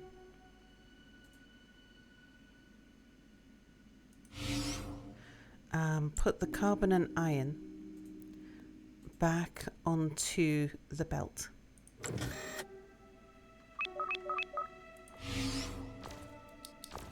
Oh. Okay, apparently there was something getting a bit close there. If you have blue cheese, you may keep that all to yourself. Havarti, on the other hand. Hey, it's Nerdier Together coming in with the raid. Can I have a shout out for Nerdier Together, please? If someone else has a cheese you like, nicking a bit makes it better. Yeah, I agree with that. Wanderer, hello.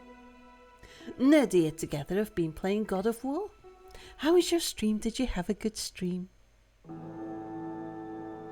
Nothing makes blue cheese edible. I don't like cheese with mould. I don't like blue cheese, and I don't like white cheese. Like white mouldy cheese either. Cheese with fur. And I don't know whether it's genuinely a texture thing, or whether it's just, yeah, I've been trained to, from an early age, to treat stuff that's gone mouldy with disgust. Theo's working his way through God of War so he can get to God of War Ragnarok. Oh, very nice.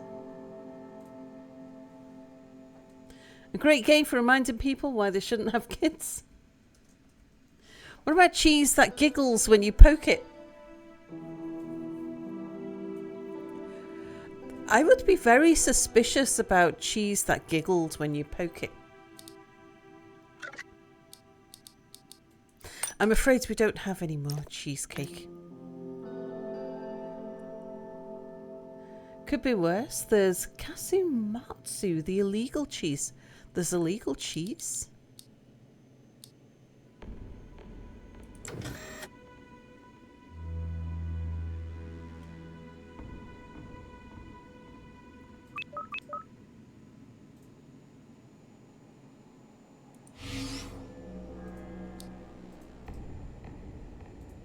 Oh, we're live into the maggot cheese.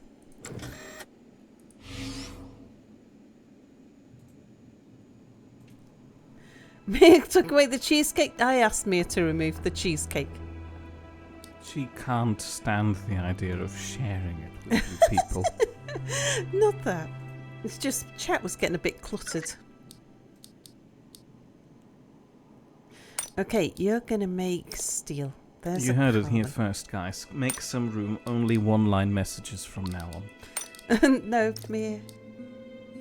I'm trying to be funny. I know. Are you worried that they're gonna take it seriously? Yes. No, the only thing they'd be doing is take the joke too far. Yeah. It's chat. You know they will. Okay, carbon and iron goes there. Into the furnace. Then I want any carbon or iron. We don't have any. I've got to go get some. Hang on. Wanderer would like to know, when has chat ever taken anything seriously? And Nighthawk had to look that up. Ew.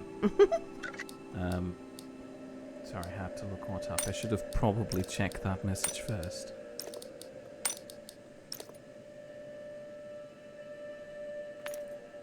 I have no idea how to get to the original message.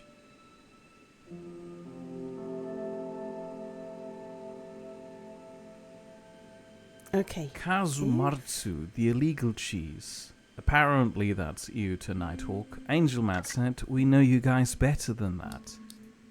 A distinctly one-line answer. Thank you. You can stop now. Talk normally, please. Well, as normally as you guys can muster. Okay, any spare carbon and iron goes that way and back onto the line again. Steel gets fed into that box. Any spare steel goes back onto the line again. Okay, that works.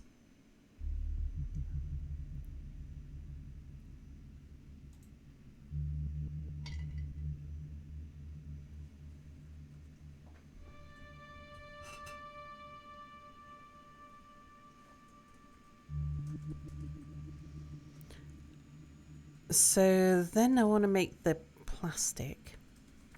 Actually, I could keep the silicon there. It's just that I imagine silicon to glass is less likely to remain. So yeah, we'll change that one up for plastic.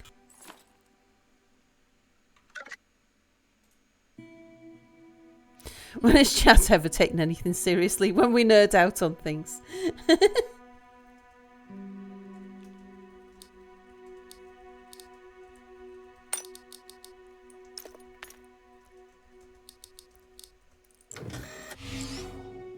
Okay, so you're staying as a filter there. But that splitter is not splitting out silicon anymore. It's going to be splitting out carbon and hydrogen.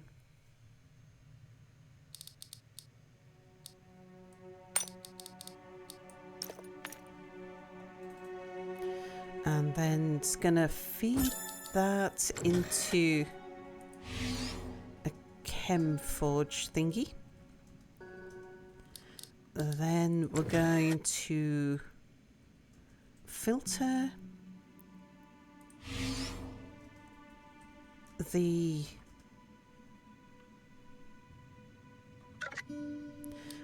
out any carbon or hydrogen that's left over.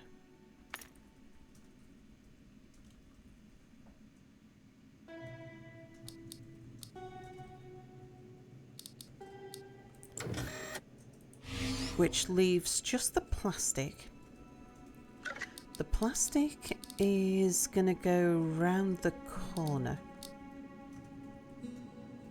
I thought I should, oh there it is. And it's going to go into a chest there. Once that chest is full of plastic,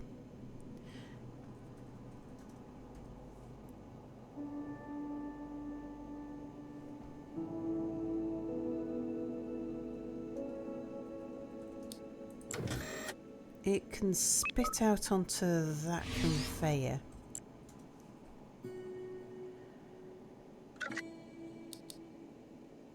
Oh, there's the straight ones. There. And you are all going back onto that line. Okay.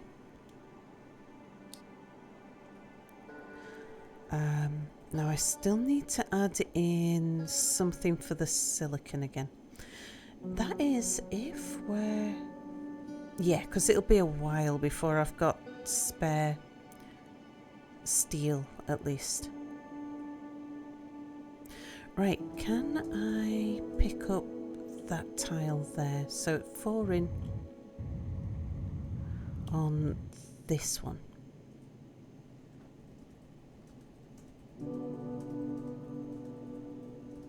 Yeah, because it's in line with here.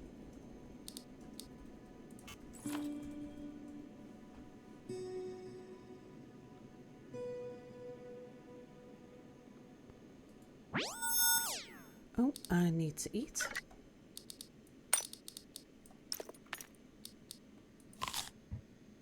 Sal is totally not making a conveyor maze.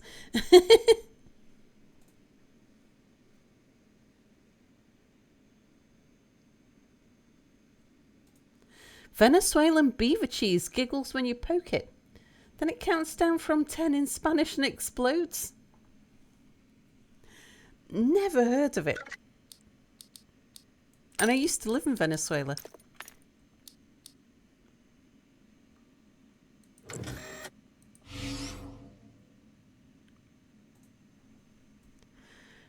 Right, need to swap that one there for a splitter.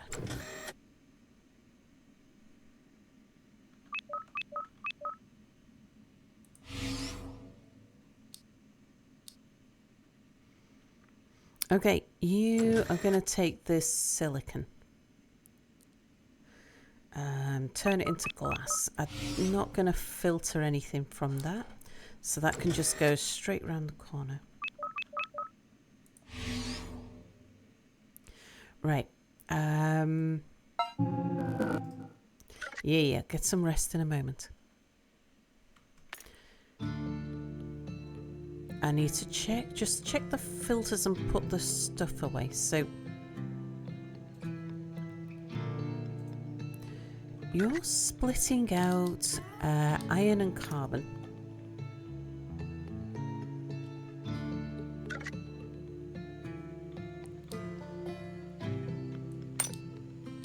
I'll put all the carbon in there. I'm going to keep that iron for a moment. And then you're splitting out iron and carbon. Steel goes this way.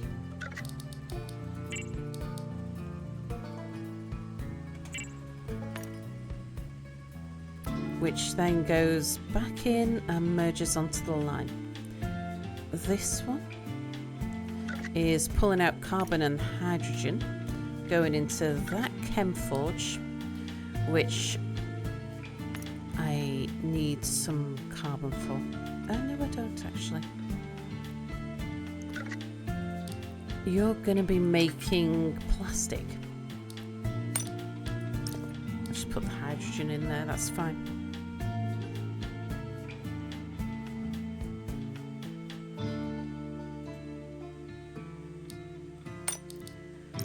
Just keep a couple for the filters. So you're going to be making plastic. Any carbon or hydrogen that's spare gets filtered out and sent back on the line. Then any leftover, the plastic goes into here. Any leftover plastic goes back onto the line. And then you are filtering out the silicon. This chem forge is going to turn any silicon into glass and then just chuck it on the line for store. Okay, I think we're sorted. Now I just need to see if this works okay. So if I put this iron in here, these. It should make steel, and the steel should end up in the box.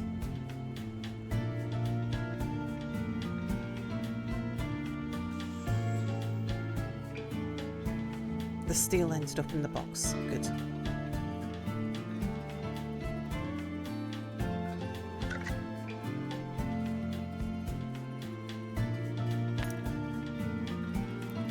I'll take the steel I've got and put it in the box as well. So what crap have I got left in my inventory that needs to go away?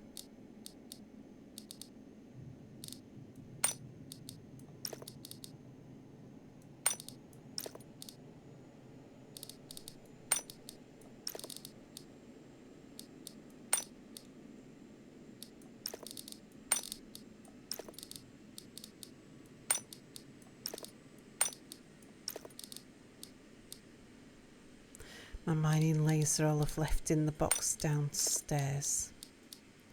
Okay, so I've got some hydrogen and some silicon to put away. Still good on ammo.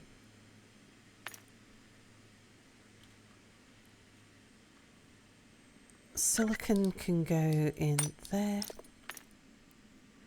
Hydrogen can go in there. I would like... Someone's shooting something. I'd like to take all of the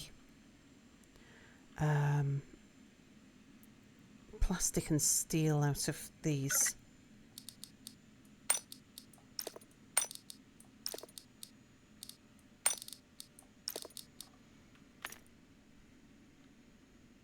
Shouldn't be much in the way of steel, if any, because I've got a little bit. Yeah, I spent a lot of steel on turrets. Oh, how did you get on there?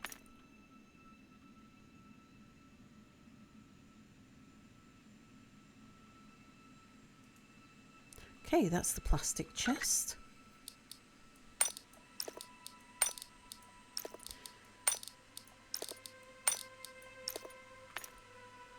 And that's the steel chest. Right, now to recycle everything here. I'm going to move that slope though, because it's going to... I'm going to trip over the conveyor too much.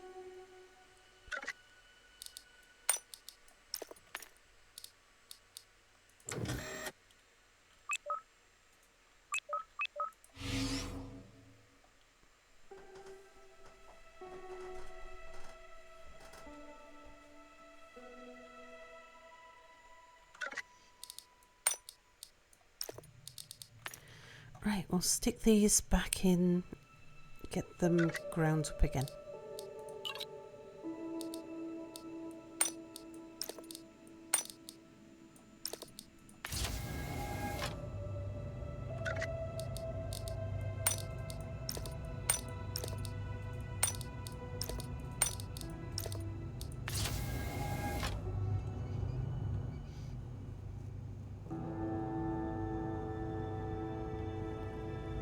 We should see possibly some carbon and some...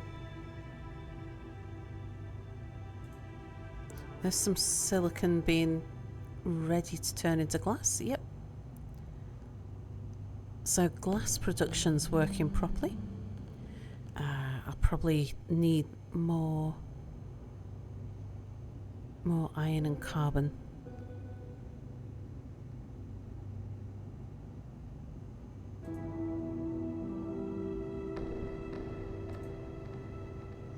Before we've got certainly the iron.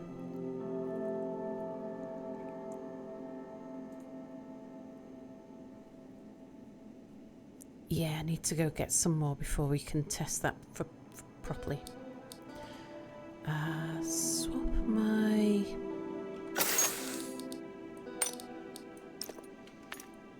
stuff over. Right, let's get some sleep. Go kill some stuff and then smelt stuff down. Oh, I think I've got a cloud I need to collect. It appears the bristling cube has grown. Hello, Michael. Oh, actually, that'll do just fine. I'm getting the distinct impression Michael didn't hear my secret hello, Michael. No, did you do a secret hello, Michael? Hello, Michael. I didn't hear it either. I know, that's why it was secret. Oh. However, I know how to use a microphone. Ah. I thought. Maybe Michael doesn't know how to listen. Angel Matt heard it. Hello, Fari. Okay, there's a biter there. That's the most problematic one.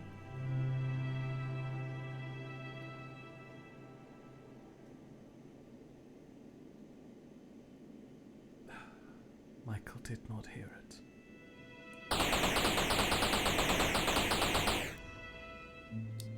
I've recently cooked microwave spaghetti.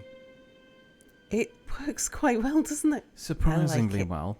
And unfortunately, I have made the grave mistake of using one of our Tupperwares to dish up the spaghettis.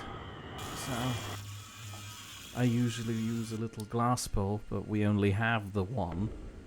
So, you know, I thought I'd use one of the Tupperwares for her portion. And, well, that's forever stained now. Yeah. Is Mia doing ASMR now? No, I was just saying hello. Goodness me, Michael. Fine, I won't. Wow. Sophia says mutter into the microphone, Mia.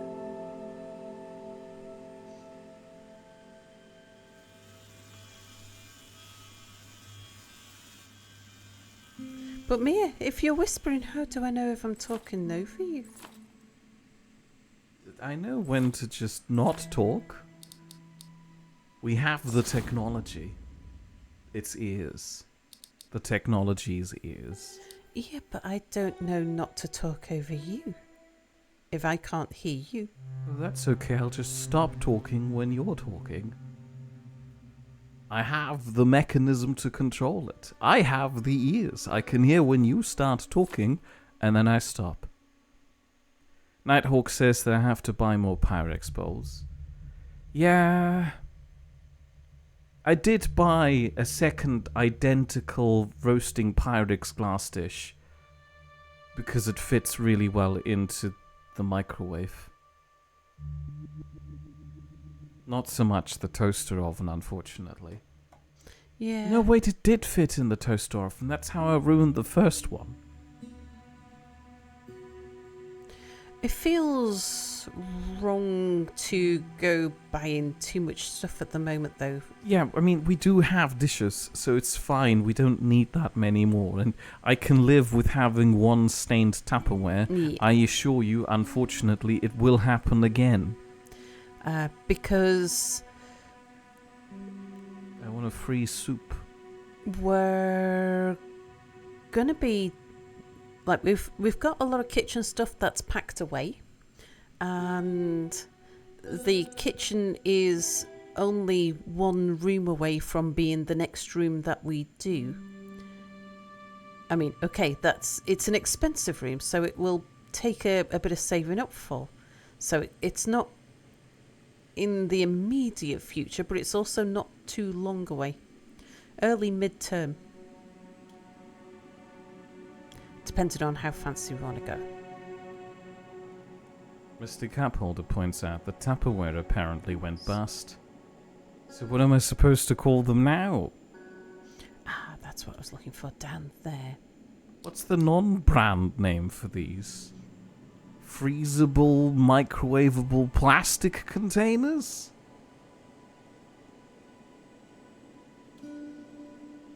Nell says if your Tupperware isn't stained, you're probably a bad cook. Or you've bought new Tupperware recently.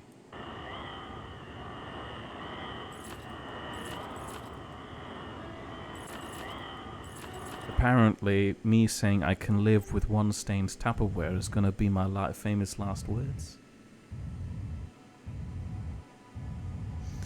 Did I ever tell you, and this is a question for Mia and Chat for that matter, my mother once was a Tupperware lady. You did Like, you know, mention she that stopped- to me. Yeah, And I do recall you talking about that during a Skyrim stream. right. However, I don't know if you've talked Yeah. about this story since then. Yeah, she started doing Tupperware parties to earn a bit of extra cash. Turns out my mother was an extremely good saleswoman, and she did really well at it. And they told her that if she only had a driving license, they'd give her a company car. So she took driving lessons, or my dad gave her driving lessons, and she passed her driving test. And the first time that we had a car as a family was a Tupperware company car. The Tappermobile. The Tuppermobile. Please tell me that's what your family called it at the time. I don't know what it was called. Surely, it's a common practice amongst families to name your car. I mean, for crying out loud, in lieu of a car, our household has apparently decided to name our robot vacuum cleaner Maxine. Sorry, in lieu of a car. Look, in lieu, like in the Yeah, toilet. yeah. I hate it so much. Mia hates that pronunciation.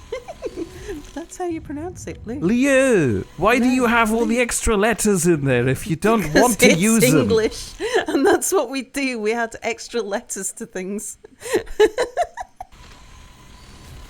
So we've got an extra letters lying around doing nothing. You've got to store them somewhere.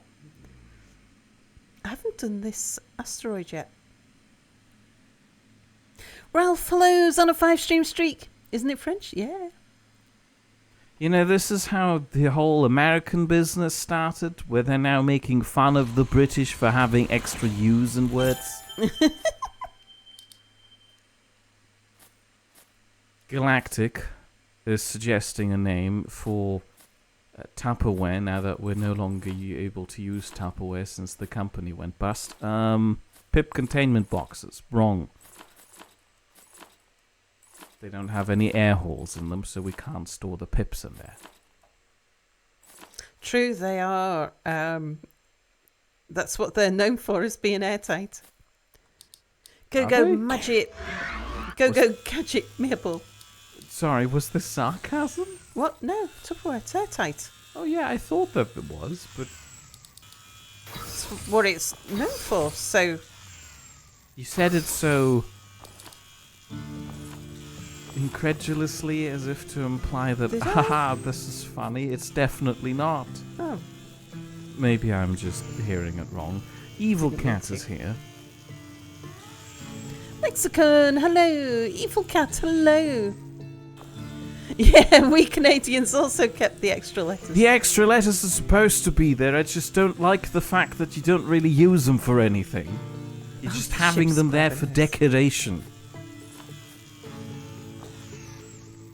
Where's my Mabel's working on a different one? The ship keeps on grabbing the rocks. That's good. It is. I was wondering where the rocks had gone. That's why I was flying around looking at space. It's like a rock flew off somewhere around You're here. being Is the out- ship grabbing them? You're being outbalked by your ship.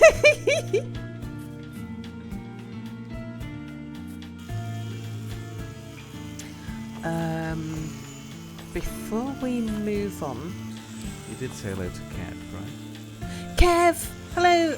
I don't know if I said hello to Kev today.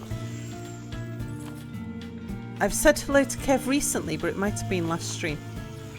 Mabel, come back here. I just want to check out this thing. Aha. Galactic wants to know, who said that the pips need air? We both know that you enjoy your food fresh. I disagree with the sentiment of eating pips. However, I do know for a fact that you have food standards.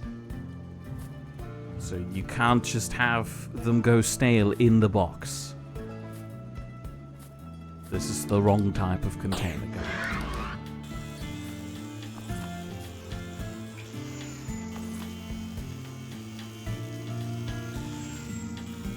apparently, the Americans lost the extra letters because one guy just flipped out and made his own dictionary and handed it out to everyone, so his name works. But then, everybody decided they liked that idea.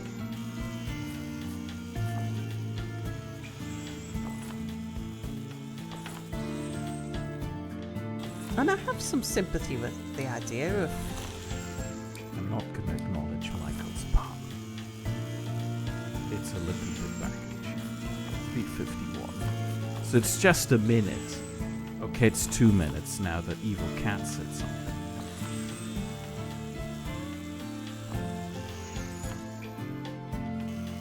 This little dude looks incredibly hard to maneuver. It's not too bad, actually. If I'm coping with it, anyone can cope with it. Kev has been lurking the whole time. Ah. Just wanted to see if there's anything stuck in there.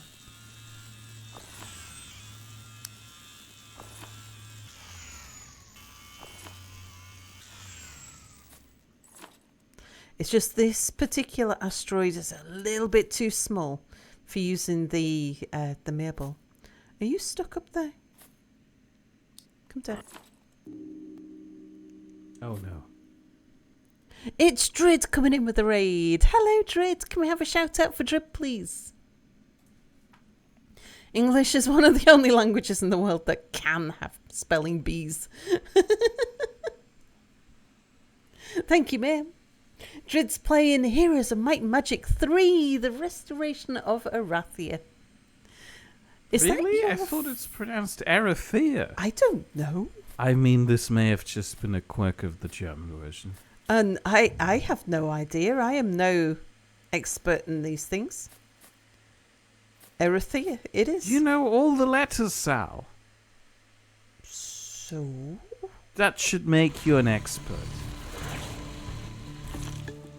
But we're just discussing how in English there can be lots of extra letters. Just because something's spelt a certain way doesn't tell you how it's pronounced. You know that. You're German. Salazar. Hello. So, Drit, how was your stream? How was Heroes of Might and Magic 3? And Mia, isn't that one of your favourites? I wasn't that fond of 3, despite everybody else saying that's the game.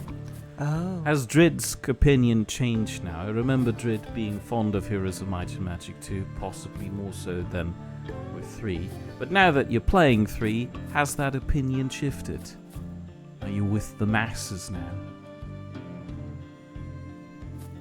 Have you forsaken your brethren in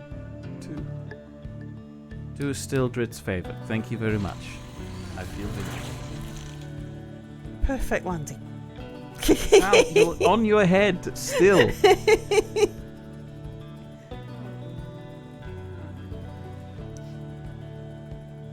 Damon Works still loves that you can phonetically write fish as, well, fish in English by way of multiple technicalities.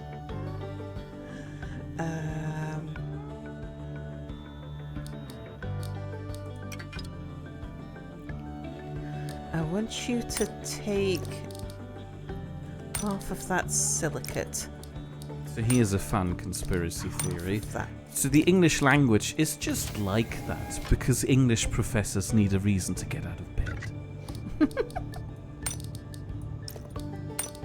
Wanderer says, as long as Sal lands on her head, she doesn't have to worry about getting a serious injury. I feel like that was not a compliment. Right, now I can find out. I can check and see if my filtration system's working properly. So there goes the auto glass. So we know that's working properly. And there's no silicon being sucked into the other 2 lines. Okay, we've got some other stuff coming off now. There's some, I think that was just oxygen being picked up. Right, here's some carbon. Carbon is going into the furnace. Hydrogen's going into plastic. So they're being filtered off correctly.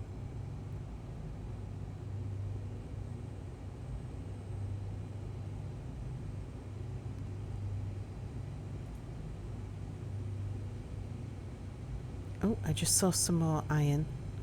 I need to fill the box with iron. Carbon's going off to the furnace again.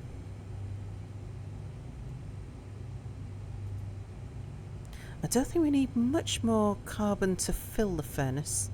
Yep, here we go. So now it's being diverted from the furnace. Should go into plastic. We should see plastic. There we go. Plastic production.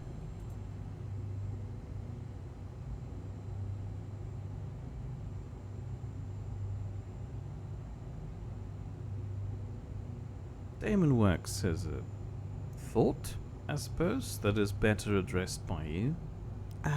Let's see.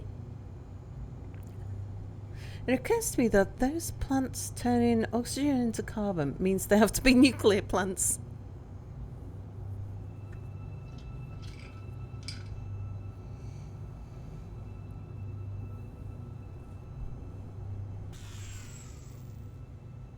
Oh, we've got steel as well. Excellent. Okay. As long as plastic ends up in the box and steel ends up in the box, everything's working right. Sorry, mate, you were saying? I need a drink. Ever since you people introduced me to this whole put the thing in the basket line, I can't stop thinking about that when somebody says put something in something now, but I have to pronounce it in this weird way. I don't know what you're talking about. I don't know, it was some sort of horror movie about a man, I think, eating people. And he wants to have somebody put hand cream in a basket. Oh, Silence of the Lambs. That one, whatever. So you now have to, in my mind... It puts it in the basket. Yeah, say that you put the steel in the box, but in the same weird way. I shouldn't be exposed to you all. You're doing this to my mind, and it's terrible. Wasp, hello? Or is it Wallsp? Silence of the Lambs is a gem. Yeah, he didn't eat them, indeed. I prefer Walpsp. Kind of sounds like you're about to start luring in a cat. Walpsp. Sorry, I shouldn't be. It's Wallsp. Wallsp. No, I'm not sure. Is it Wallsp or Wallsp? But it's lots of S's. Has Mia watched it now? Asks Selphia. Selphia, you were here earlier when we were talking about the fact that I still haven't watched Galaxy Quest, which was added to the cultural enrichment list in 2023. No, I haven't watched it. I have seen the clip that you people have given me. Right, which place next? That's a long ways away. That's... Oh, I haven't scanned that yet. Nighthawk says, Heartspace Shipbreaker, put the intact ship components in the proper basket. I enjoyed Heartspace Shipbreaker.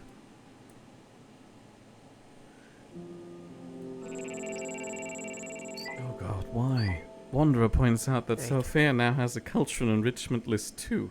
Who bullied you into this? I can't get out of this because Sal is ominously looming at the horizon for me. I'm encouraging everybody to have a cultural enrichment list. You are? Oh, yeah. You can't be on the horizon for everybody at the same time. Watch me. I think we must be out in a far corner. Everything seems to be a long ways away. All right, let's have a look at the map.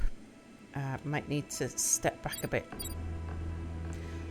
So we are... Okay, I've stepped out too far.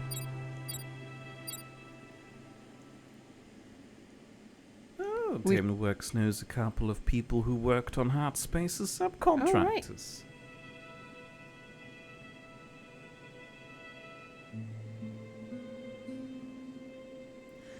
Nighthawk points out that the cultural enrichment list sounds like something that GLaDOS would manage. That one and that one. The cultural enrichment list has started out probably not by that title. It was just Sal realizing that I'm unfamiliar with culturally relevant pieces of media, like, for example, the Quatermass movies. Yeah. And so I have been tasked with watching them. However, since I don't know quite a lot of things, we started putting them on a list. And then chat started adding to that list. And the things on there are for my cultural enrichment, ergo cultural enrichment list. And I do see how this could be something GLaDOS would say. Not just me, but me too. Like, there's plenty of things that I was missing. Yeah, but Stargate. The way you consume media mean that it doesn't matter. That's true. We did try to make you watch Shrek. I did watch Shrek. That's the one down there. So that one is... It's just that, unfortunately, we have reached the point on the cultural enrichment list where it just says Star Trek, which is, yeah, fair enough, culturally relevant. Lots of people talk about it. Look at Bernie. He has, like, at least 2 Star Treks out there, just sitting in the room, cluttering it up, feeling a little weird about it. I'm feeling weird about it, not Bernie. Bernie's probably feeling very good about them. But unfortunately, with this ambiguity, we've now determined that that means all of Star Trek. So, we have watched nothing else besides Star Trek for the last, 2 years now? Yeah. 2.5 years? What did I think about Shrek? What did Sal think about Shrek? I don't know. You would have forgotten by now. It's a skill of Sal's? Yeah. Shouldn't you be steering the ship? You look very close to the that. Oh god! Oh no! Okay, it's just my camera that's clipping, not the ship. You're telling me I'm doing this sort of thing very close. Can you see where my little dude is on top of the ship? My camera is really far away from the ship. Okay, yeah, that's 9:18. Okay, so is this one first? Right, well, it'll take a little while getting there.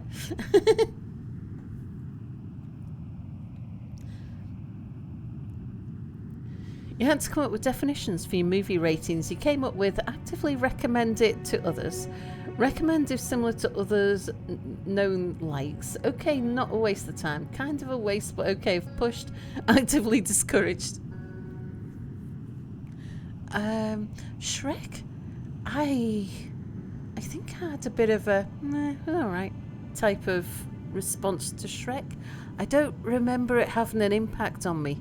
It's not one that I filed away in my brain and said that was culturally relevant. I think it was more of a I think the problem with Shrek is that its cultural value has been artificially inflated with what the internet did with it. Turning Shrek into an icon of comedy vastly overstates his importance to society compared to what you've in the end seen in just the first movie. Mind you, we have only watched the first movie because it didn't grip Sal, so she didn't want to see the other ones. And I've never had Shrek as an internet phenomena either. Cultural reference of all Star Trek is questionable.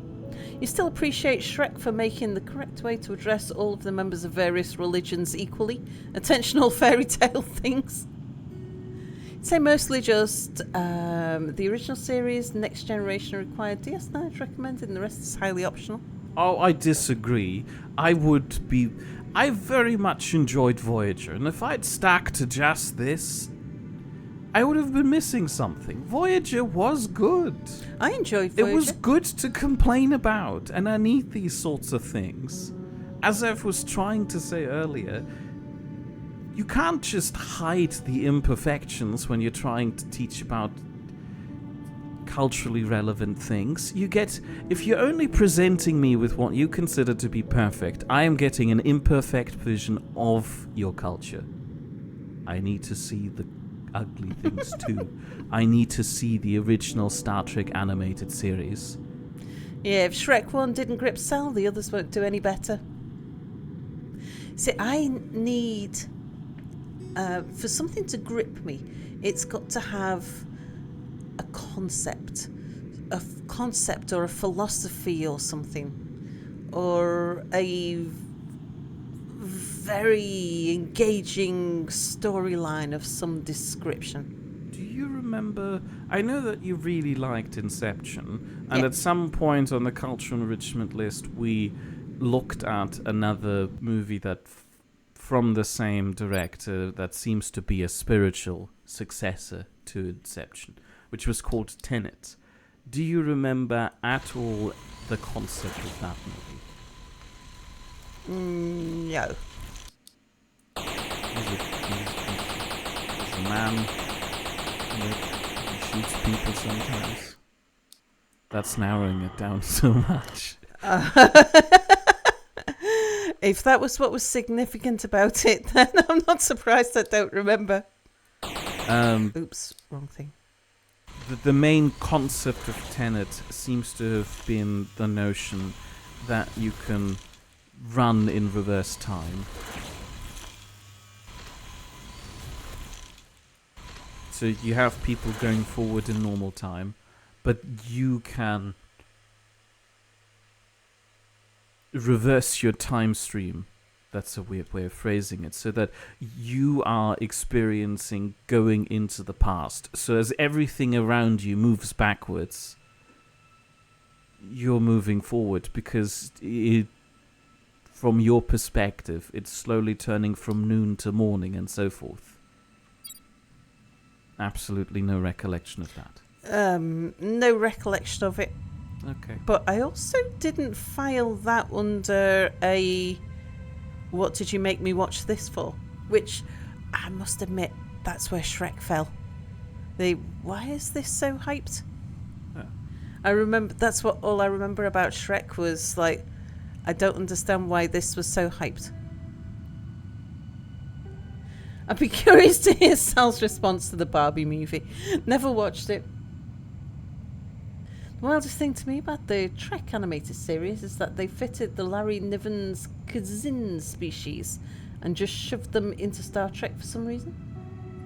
The same way, but on the other hand, you like watching things that you don't have to think about, that you can just laugh. Oh yeah. What the heck is the Larry Niven's Kazin species? To be fair, I watched Inception as well. I don't remember it very well either. Part of the reason you like the TV show ridiculousness? Tenet's one of those things that sounds dumb. Then you watch it, and yes, it's still dumb. Some neat effects in that movie, though. Are those the weird lion people? The Kazin are the weird lion people from the animated series. Ah. Shrek was a product of its time. Watching it now for the first time must be surreal. Siriko, hello. Well, at the very least, Sal remembers the concept behind Inception. Yeah. Dreams within dreams within dreams. And having a thing to let you know whether you're in reality or not. I had no idea that's how you boil down the plot of Inception. I feel like How I've do you boil explained down Tenet wrong. How do you boil down the plot of Inception?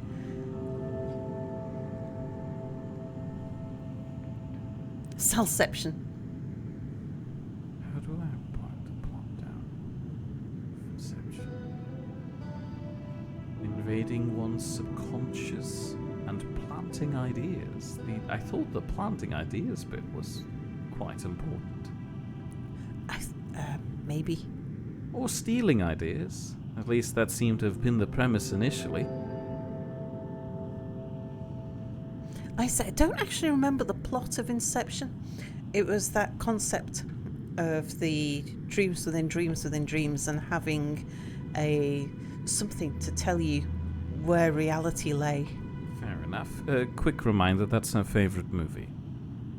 That's my favourite movie. And that's all she remembers of it. That's what I remember of it. Very impressive. I wish I had the ability to just forget media like this. Yeah. It takes some practice. There are quite a few things I'd like to re-experience for the first time. Outer Wilds. Larry Niven is one of the big names in science fiction writing, famously known as the creator of the ring world concept. Never heard of him? Don't know the ring world concept. Inception memory heist, where you pit people's minds against someone else's subconscious while someone else's subconscious is trying to actively sabotage everything. Okay, that's making it too complicated for Sal to remember. Yeah, I've trained my memory. I didn't do it on purpose. I don't know how I started, but I've certainly encouraged it ever since. I trained my memory to forget unimportant things and only remember important things, or or at least what I feel is important and unimportant. But books, movies, most media, it goes in one ear and out the other. What I decide is important, or what my brain decides to retain, is a bit bizarre. Hey, Sal, when's my birthday? That's unimportant. Yeah, I don't know. I forget dates. Oh no, well, I tend to remember the dates. I just don't know when the dates are because I don't know what today is. Nordic brings up a valid point. Yeah. Sal, a ring world. They are in Stellaris. Yeah. It's like a world that looks like a ring, and Uh-huh. people live on the inside of it, so you do know ring worlds. How old is Larry Niven then? Because that concept has been around for a while. I mean, he apparently made weird lion aliens that showed up in Right, Star since the Trek, the 60s. animated series, so must have been a hot second.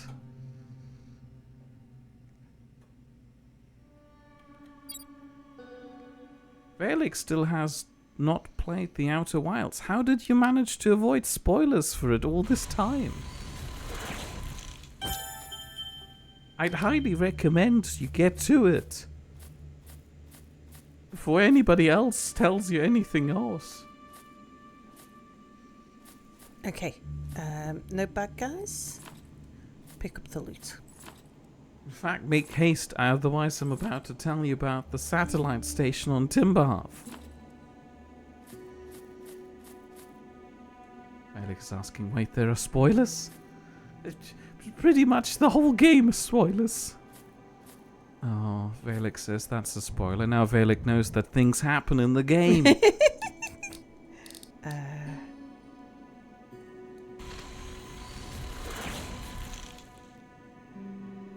Nighthawk has an easy time dealing with spoilers. They just forget them all anyway.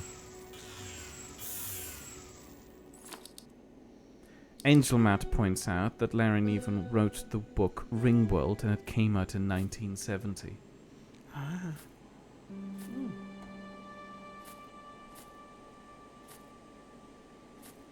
I think I'm gonna do the mining on this planet with it being small and low gravity.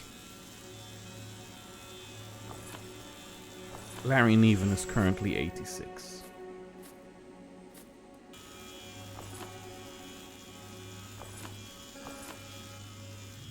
Any Laura could go to the same retirement home. Any relation to what's the name of the actor? David Niven?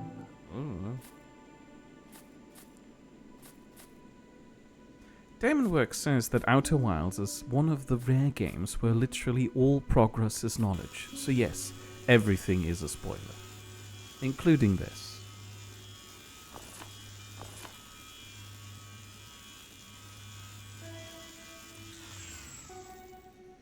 I just couldn't get over the controls barrier in That's Outer okay. Wilds. I understand. Well, I'm still disappointed that I didn't get to play it. It's a game I would have liked to have played. I just couldn't control it well enough.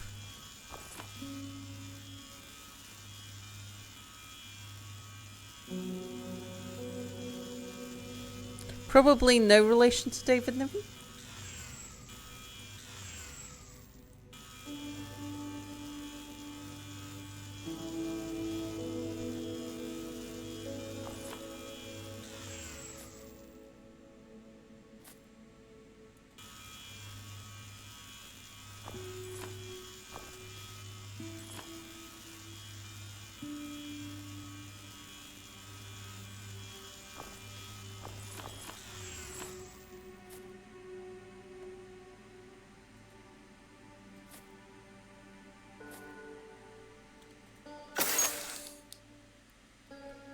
What have we got in here? Oh, another yellow key pass. Excellent. Corn can go there.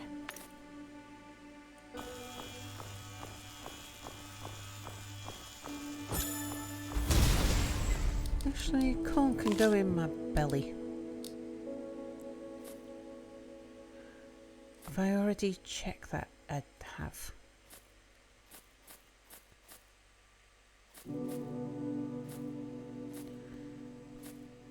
I think I've gotten everything. That's where we're going next. Let's just launch the mirror ball and see if there's any stuff that needed mining. There is. Ah, yeah, I see it.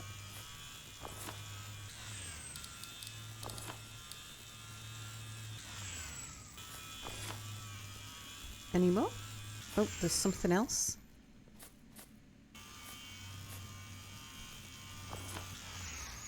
Any more? Nope.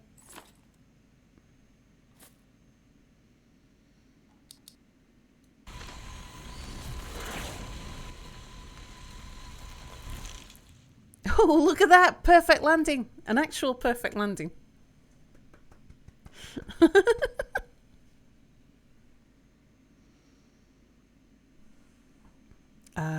Let's get this stuff smelting down. We'll put half of you in the other one.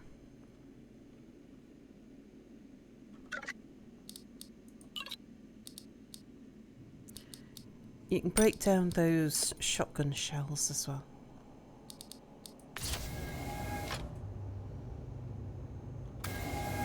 Put the key pass in this chest over here. And what else did I have left? I need some more ammunition. I don't need it, but it'd be nice to have a bit more.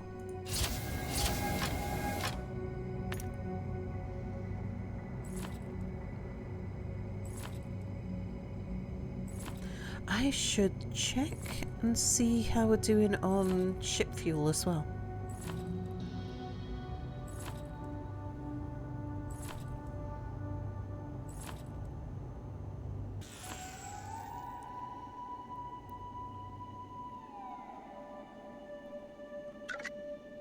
$33.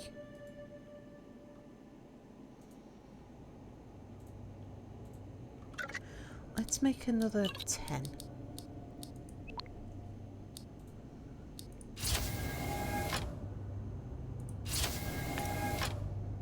I think I just made 15.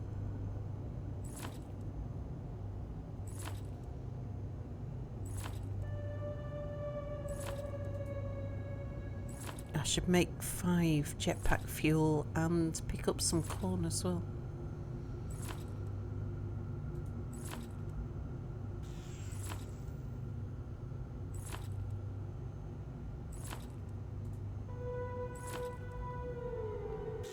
Galactic's got the cheese. Okay, make 5 of those.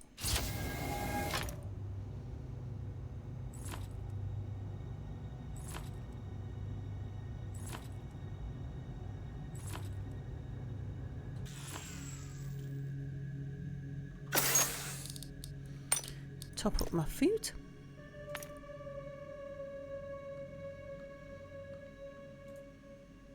Put the fuel in the box. Right, time to go off to pastures new. It will be that one over there.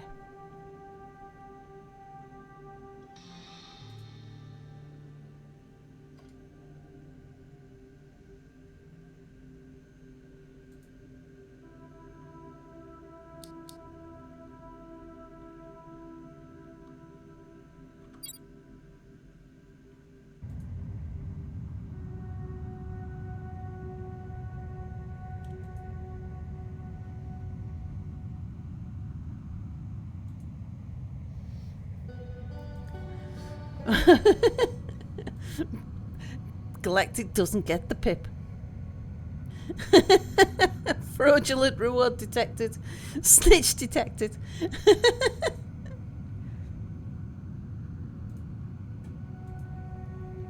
Indeed.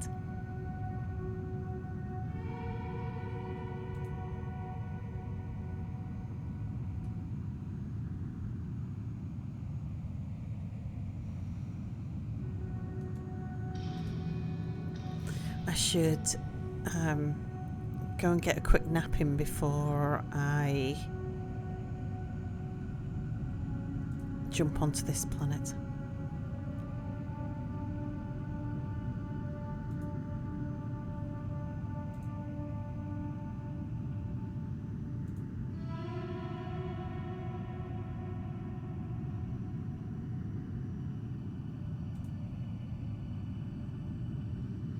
I'm not sure it's really snitching if it's public and clearly visible.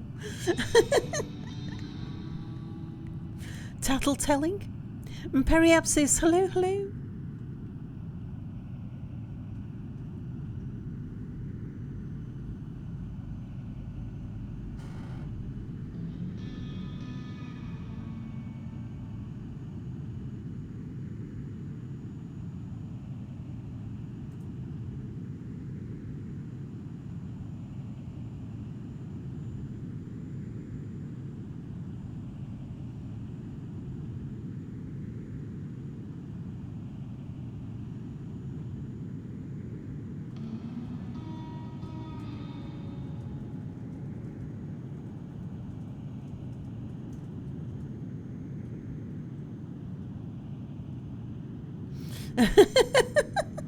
Your words confuse me so. Spider cell, attack them!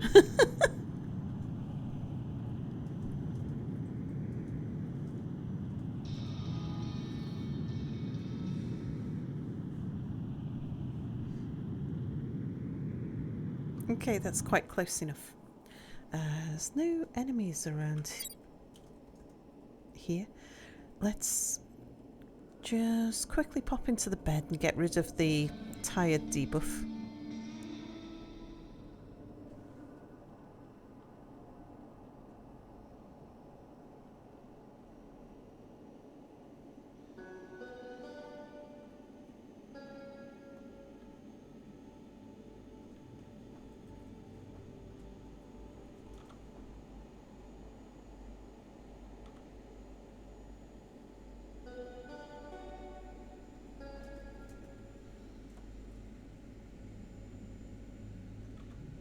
Something's happened to my audio.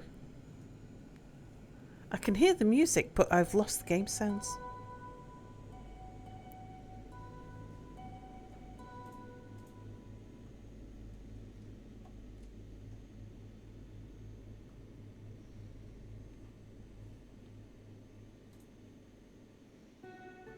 Feels very strange.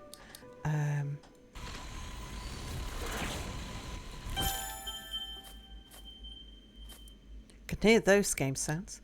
Let's keep guns to the ready because I don't know what to expect around here. Oh, there's a thing.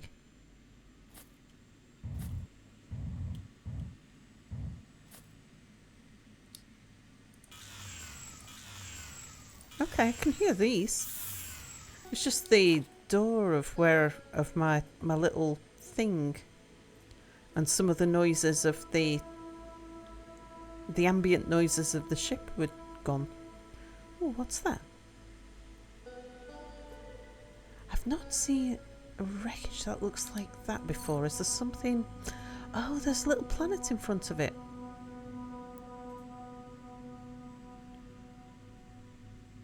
I see. I thought there was a blue blob on the side. Turns out the blue blob was an asteroid. Save and reload? Yeah, if it doesn't come back.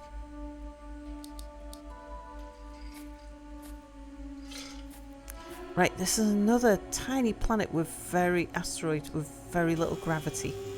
So I'll do most of the mining myself.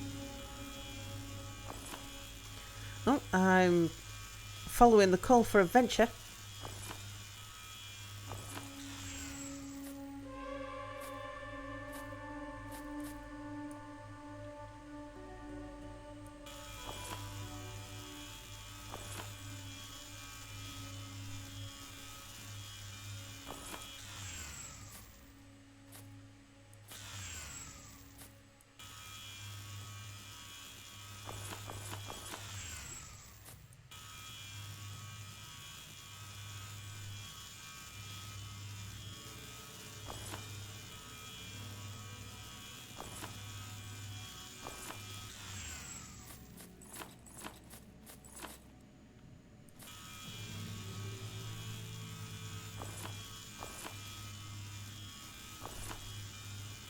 No pip, no cheese for Shainism. Let's see what's in the box. Ooh, money.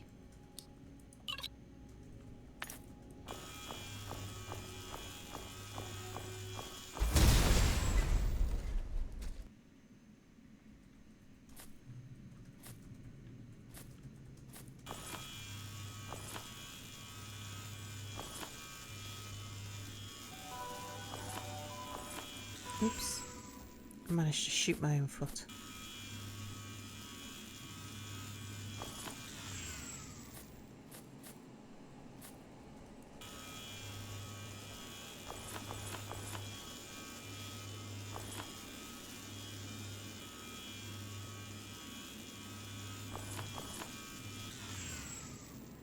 There's a lot of loot on that one over there.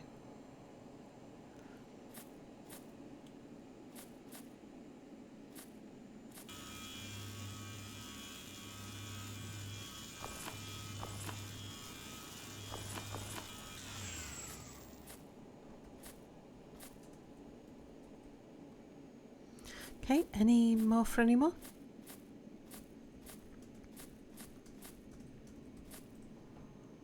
Yep, there's a bit.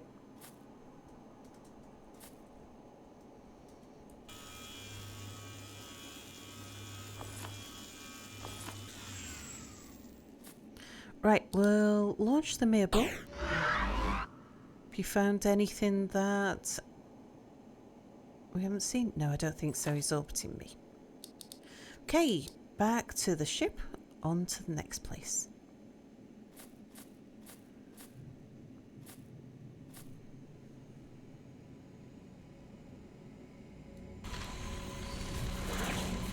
Oops.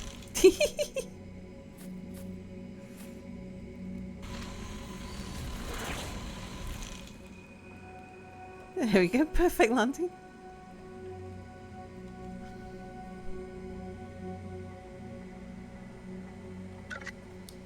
Oh.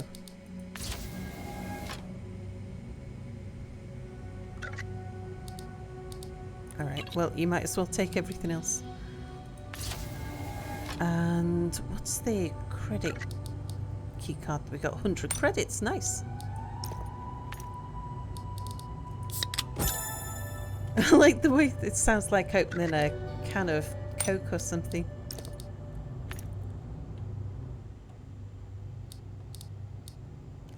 kind of some sort of fizzy drink. Right, steel's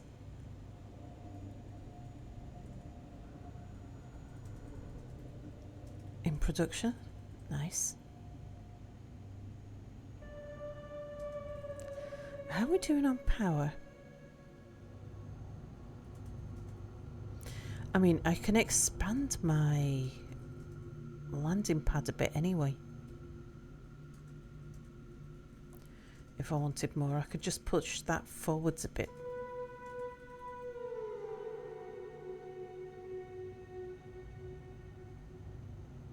I've got room for another solar panel there. I was just thinking about putting some of that steel in some more turrets.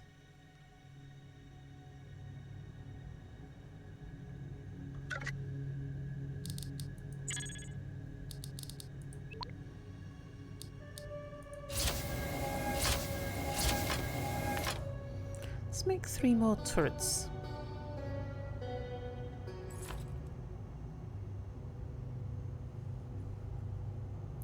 And if it leaves us short,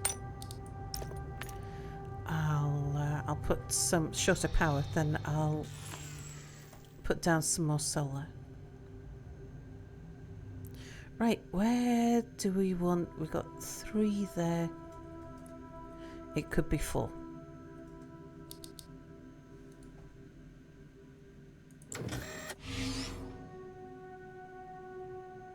What about over here? You could go another one.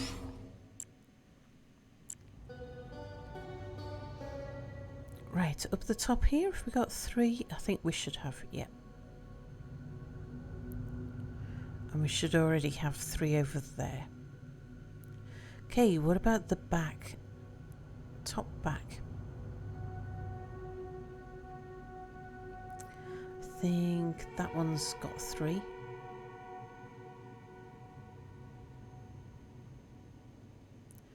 That one's got 3 as well.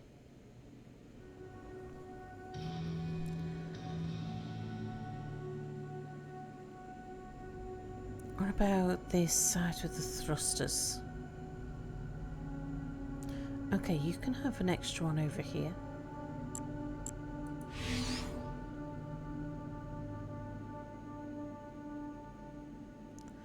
And that's all of those used up anyway. Let's make a move and we'll head off to the next place. Which is where?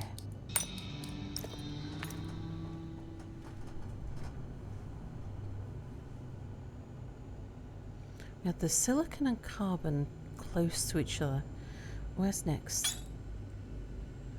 Right, so we're out on that far end there.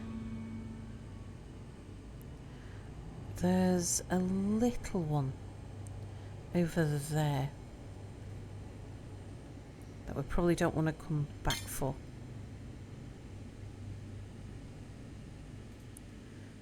Over here somewhere. Okay, carbonite. So we want to go down and through the rings left of the blue one.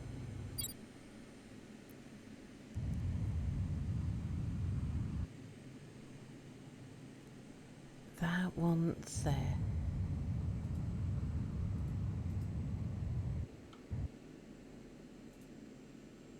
I should check just before we leave here,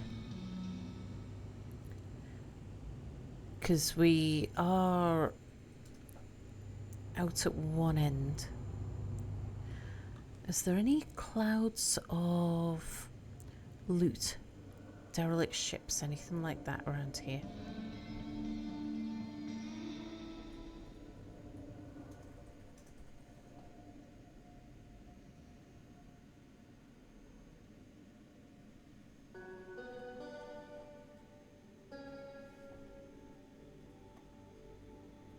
Nope, don't see anything. Okay. So we'll just fly straight to that one then. Guns to the ready, I think.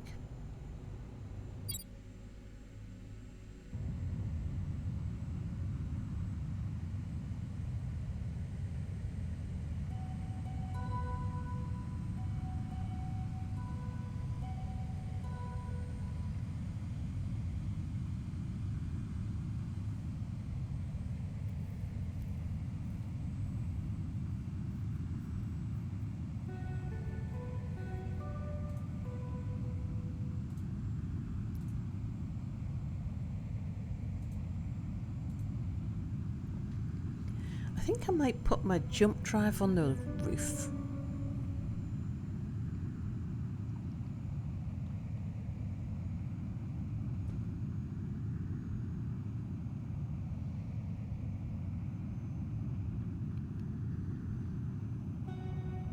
I've got it in a box downstairs.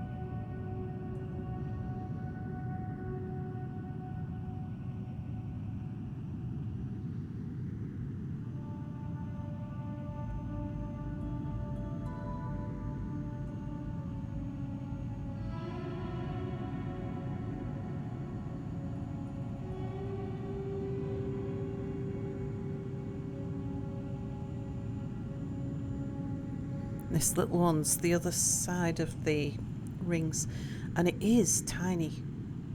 It looks like it's far, far away, but it's not. It's quite close. But a tiny little pebble.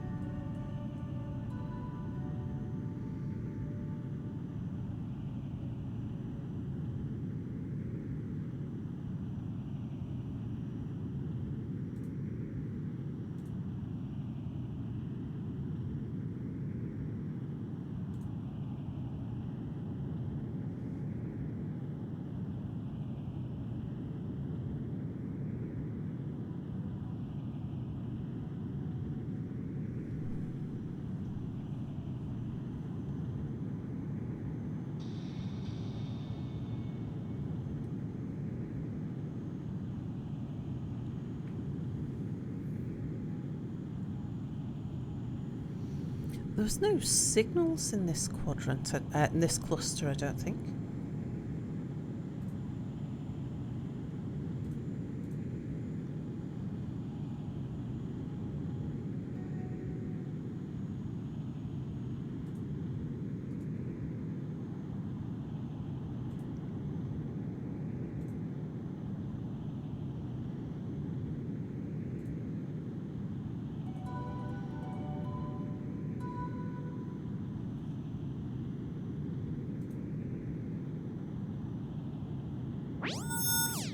Oh, we are close enough to this place that I think we can make it most of the way there, which is good because it means that more of the loot that bounces off the ship will land on the planet.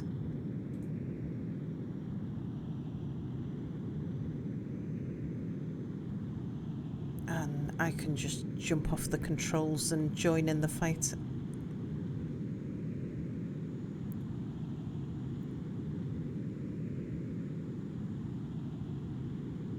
It's so small, it's not going to have much gravity anyway.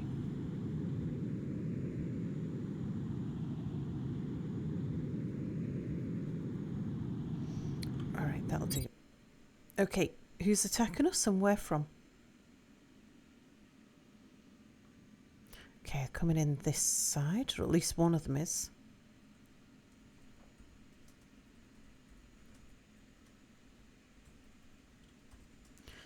There's one coming in over here.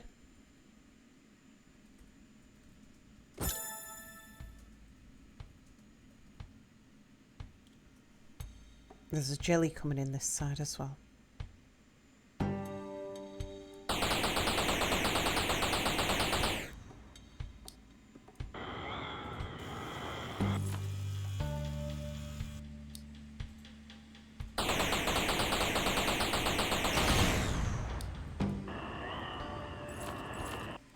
Ooh, you're close.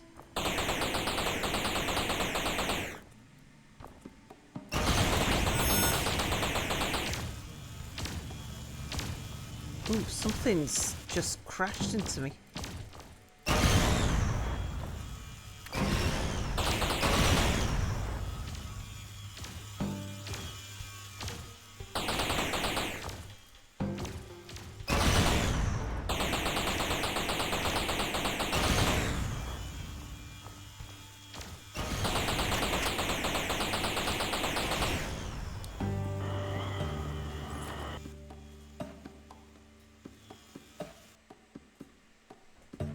Okay, any more?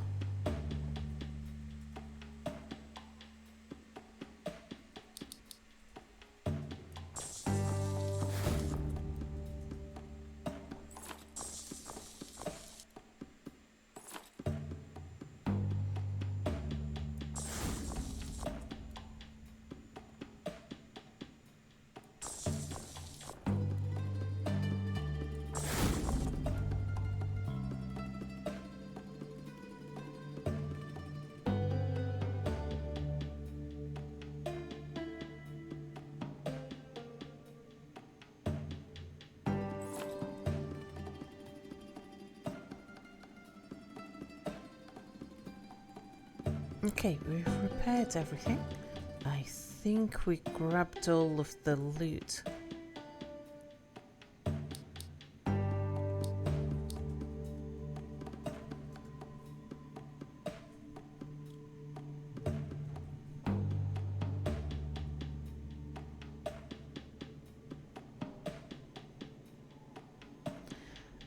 Let's pull some of the loot out of the boxes while I'm passing. I've not emptied the boxes for a while, so there's probably some that are getting a bit full.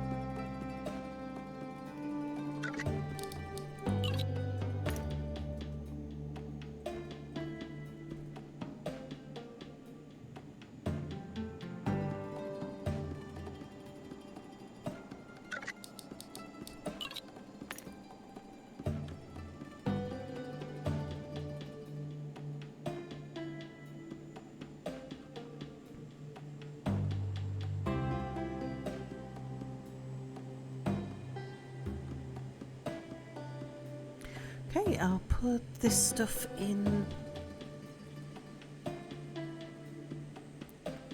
Get it atomized.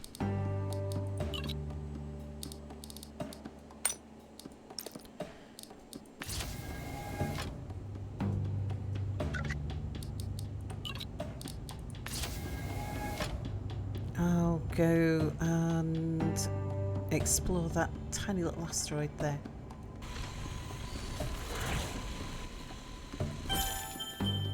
Oops. Yeah, not much gravity on this one.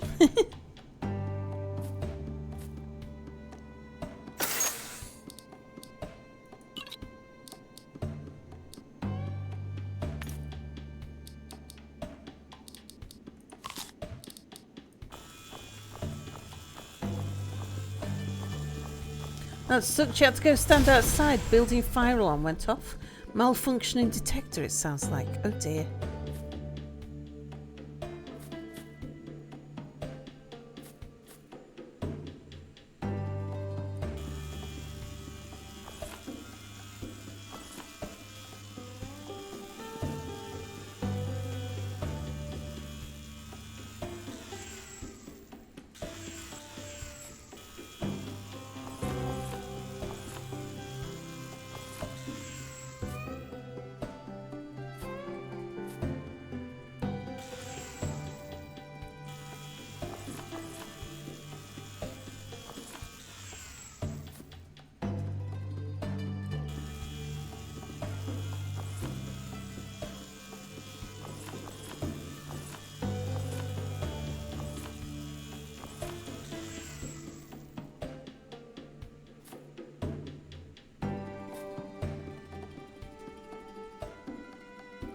Okay, there's no loot around that wreckage.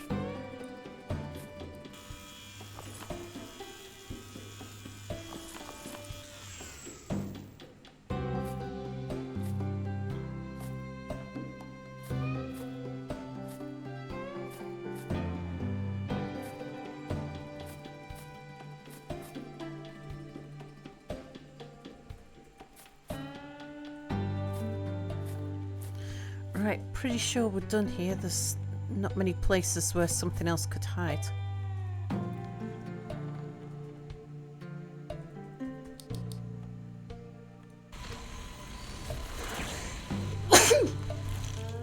Excuse me.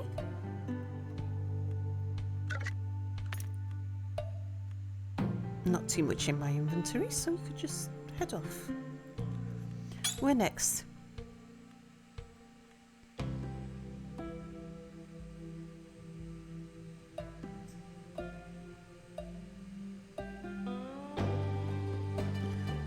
The little one over there, I think.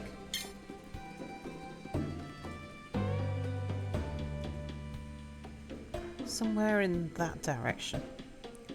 Let's point the ship in the right direction. There's no clouds of loot over here. Nope.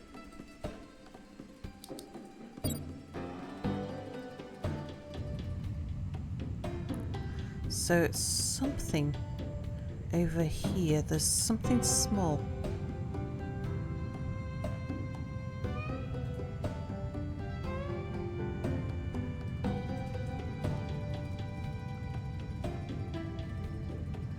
Let's get the ship aligned with the rings. That's like the plane of the cluster.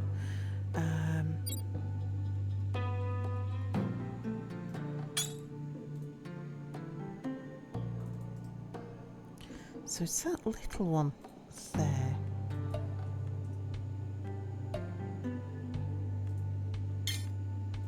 Is it that one down there?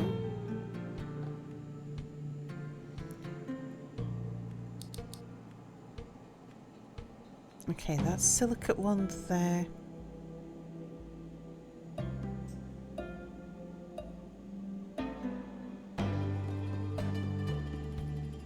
Yeah, that one's there. Actually, that one there is the closest one to us. That we've not explored yet.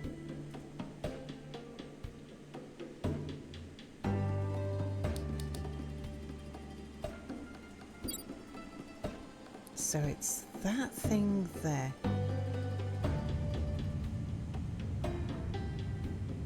All right.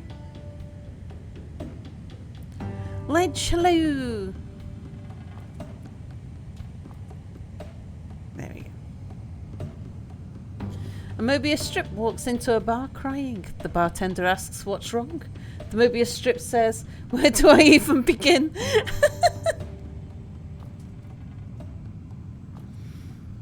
Oh dear me.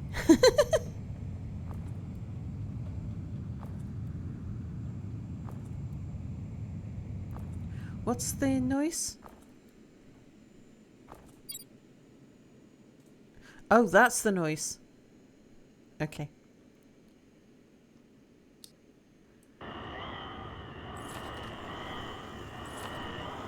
Also, who are you? You're a biter. Don't like dragon nosing.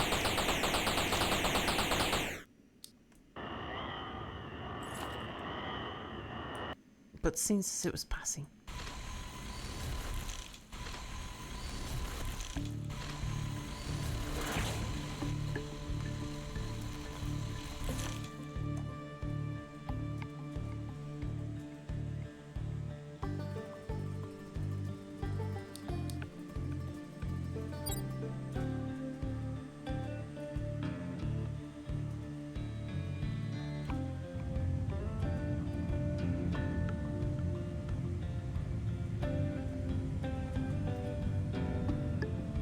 They can only tell one side of the story.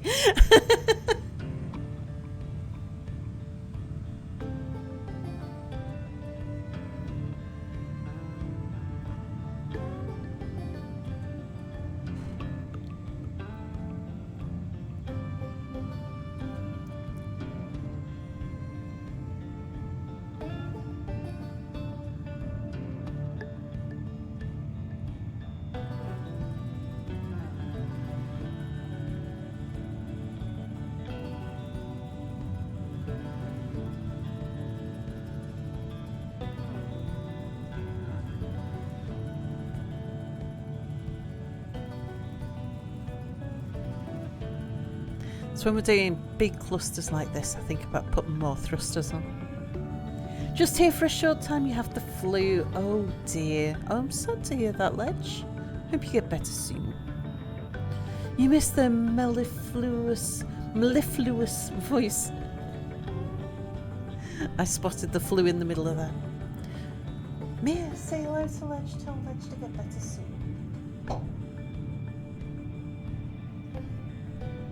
Get better soon. This is an instruction. Carry it out to the letter and swiftly. No pun intended.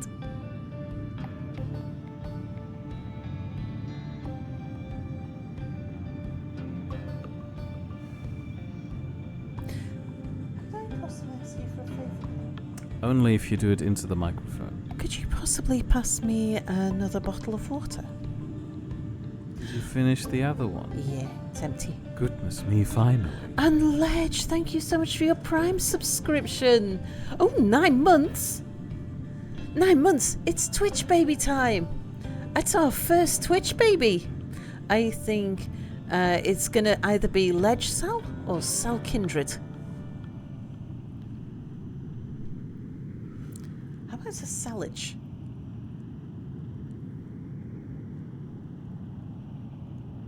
Question. Yes. I will wait with that until I have one. Okay. Sal Kindred, you believe?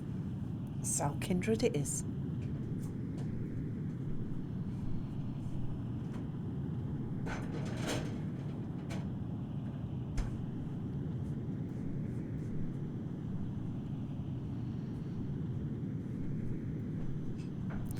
And this is why Sal isn't allowed to name things.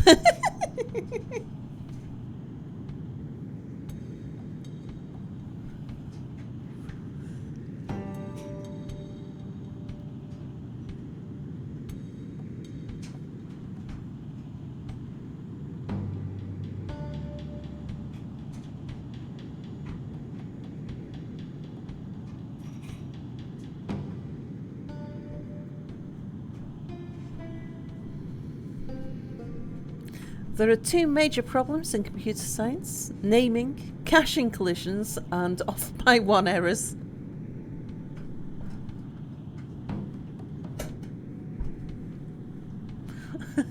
Why humans? Why not? Because it could be so much easier if you just chose some sort of animal species whose pregnancy lasted something like 10 months, and you would, I don't know, gestate baboon babies and Twitch chat. You would have a much easier time recognizing whenever it's time for a new Twitch baby. Agreed. So, hold on, I need to find out which animal has a 10-month pregnancy.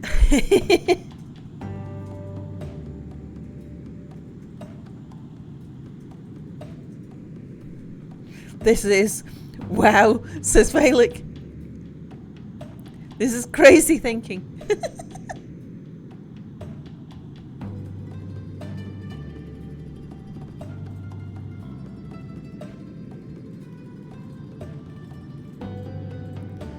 Wouldn't 12 months be easier? Then it's just a year, says Mr. Cupholder.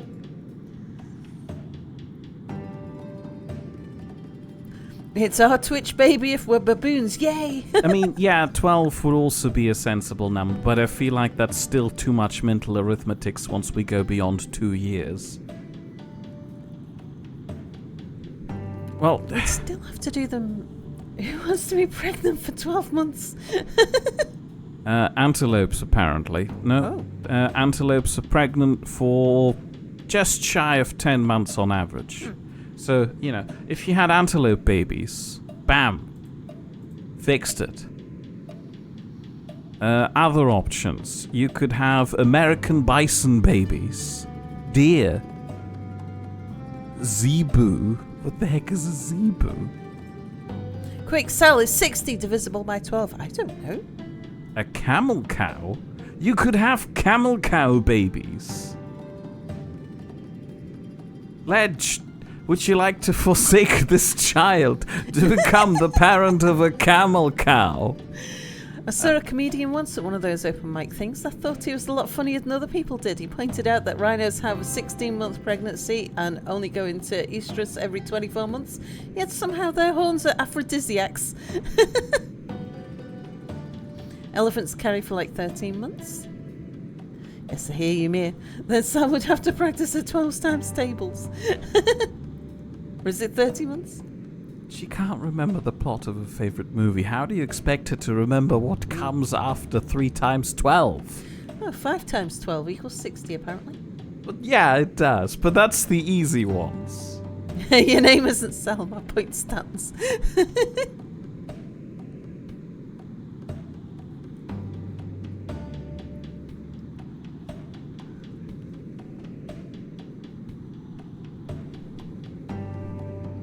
I did when I was in primary school. I knew my 12 times table. Velik, for some reason, only knows of one camel thing. It's something that Mir doesn't want to... Do you not know camels?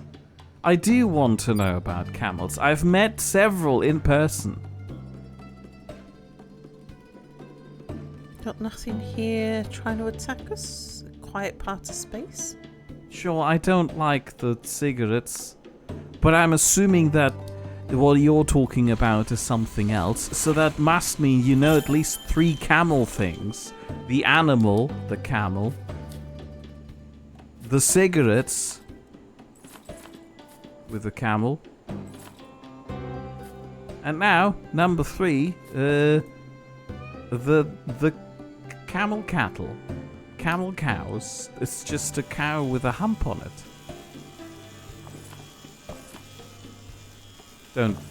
You don't need to say.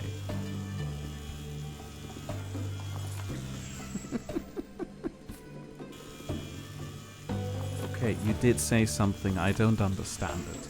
Again, don't I'll explain it. later, I am Mia. not, I don't want you. I just think that you're underestimating the amount of camels you know.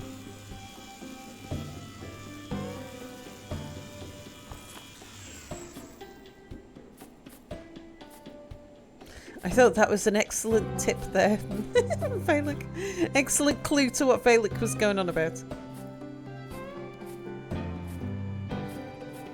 I just don't trust Valek's numbers. And if I can't trust Valek's numbers, how are you supposed to trust your numbers if they're not multiples of 10? So, everybody, Valek unfortunately needs to know 10 camel things now. This is a group project. Everybody please chip in until we have 10 camel things. I've already brought Camel 3. the colour. God, no. Really? There is one? There is, yeah, camel can be a colour. Okay, that's 4 things now. Isn't there a camel coat? Wait, 5 things if you count whatever weird trouser thing Valek is calling. The camel trout? Like fish? Oh yeah, the camelback, one of those drink backpacks indeed. Ah, that's 6.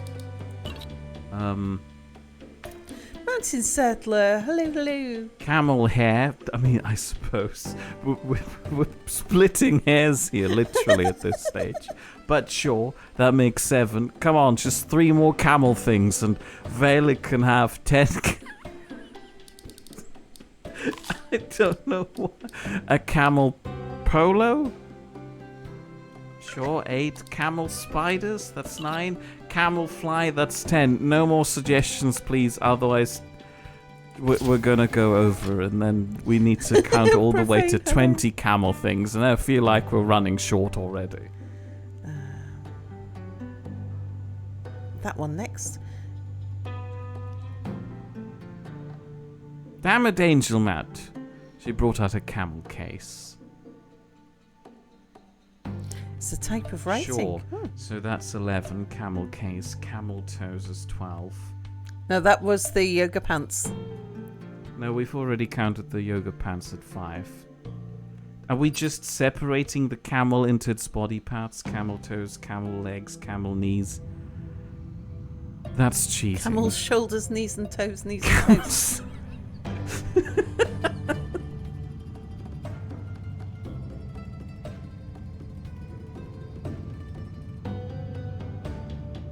Thonian, hello.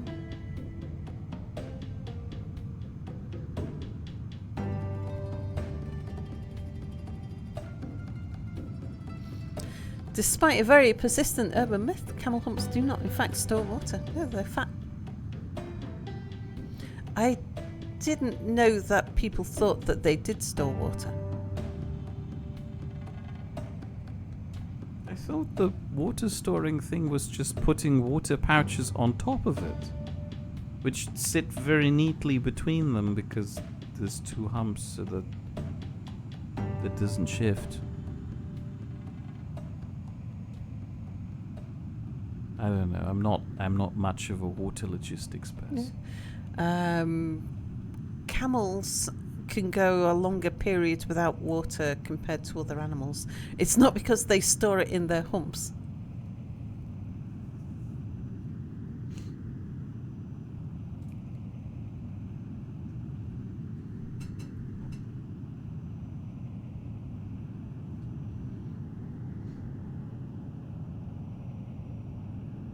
Yeah, the humps are a fat store.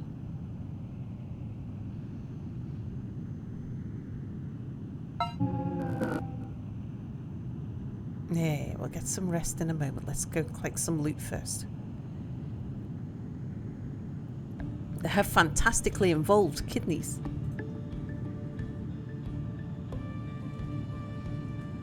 Hydroshocks. Camels kept in captivity been known to have their humps fall over sort of limply.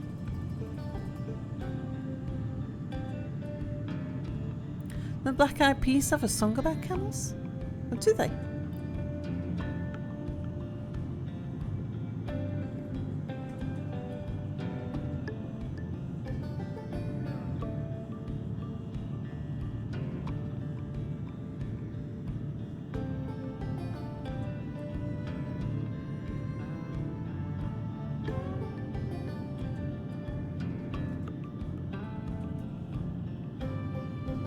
Or is that stretching the reference too far?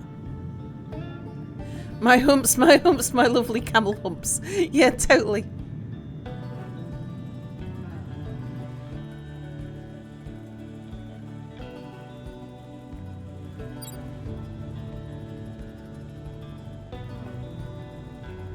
Okay, that's a lot of stuff down there. Let me just make sure there's nothing we've not scanned before.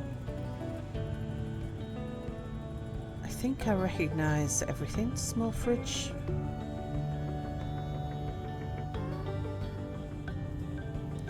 Yeah, there's no unknowns. Let's just vacuum it all in.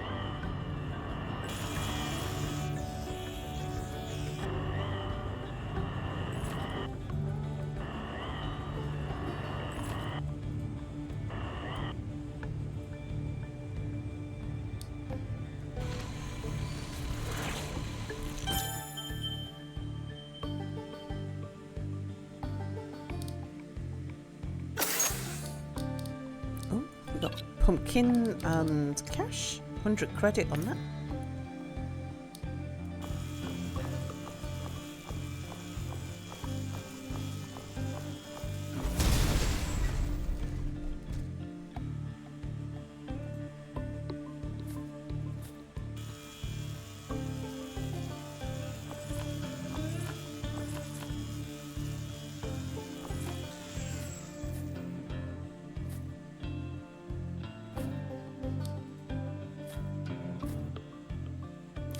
Guns to the ready while we come round here. There is a squid over there.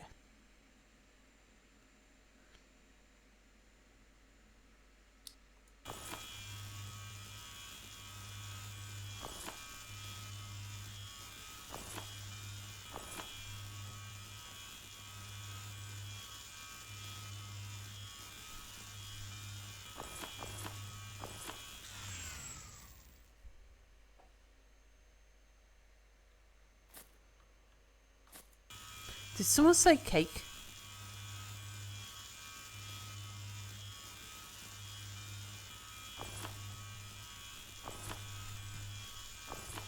No, I said I'm going to bed.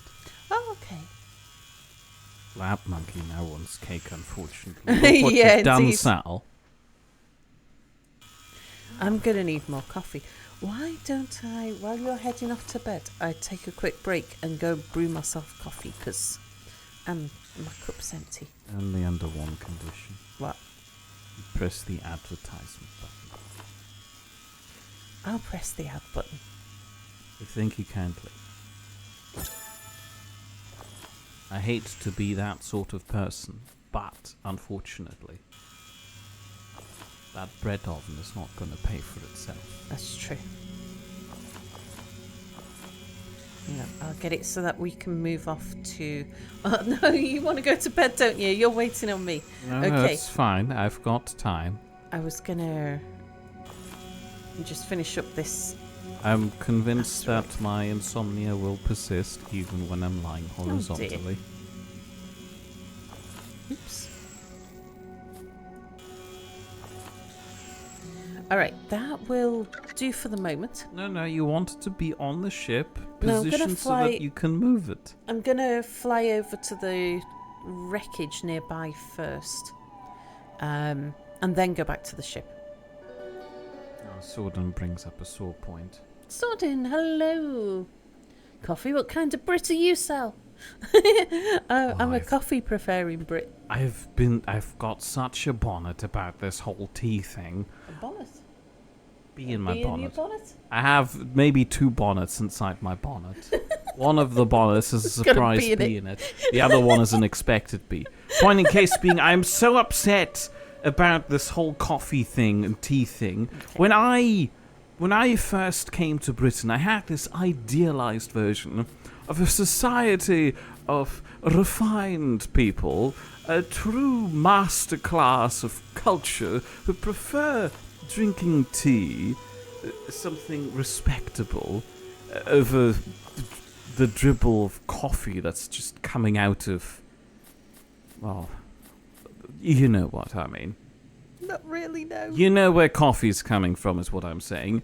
Anyway, however, when I then first got to try coffee in this country, not coffee, when I first got to try tea in this country, I was absolutely shocked and horrified because in Germany, tea refers to herbal teas like peppermint, chamomile, a mix of summer fruits, you know, the good stuff, the teas with flavor, the teas that I thought of as something to be admired and respected if somebody prefers that sort of drink over the crux that is a caffeinated coffee. Anyway, as you can surely probably already tell where this is going, to my utter shock and horror, the British don't drink tea, it's just pretend coffee. The British are just a bunch of posers. They're trying to position themselves as something grander, gloating about their refinement, when in all honesty, it's the same thing. You're using the same crutch. This isn't tea. It's an embarrassment. And truth be told, at this stage, I'm almost happy to say the Americans were right to throw that stuff into the harbour. But then again, they were also importing it on the harbour. So, you know, I am very upset with this. Britain has let me down, collectively. Mia doesn't like tea. I do love tea. I absolutely adore tea. I don't enjoy the dribble that they think of as tea here.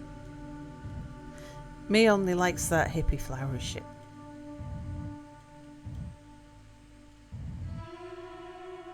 Was I too aggressive towards the British and now you're getting snappy back? Oh, just a little. Sorry. That's okay.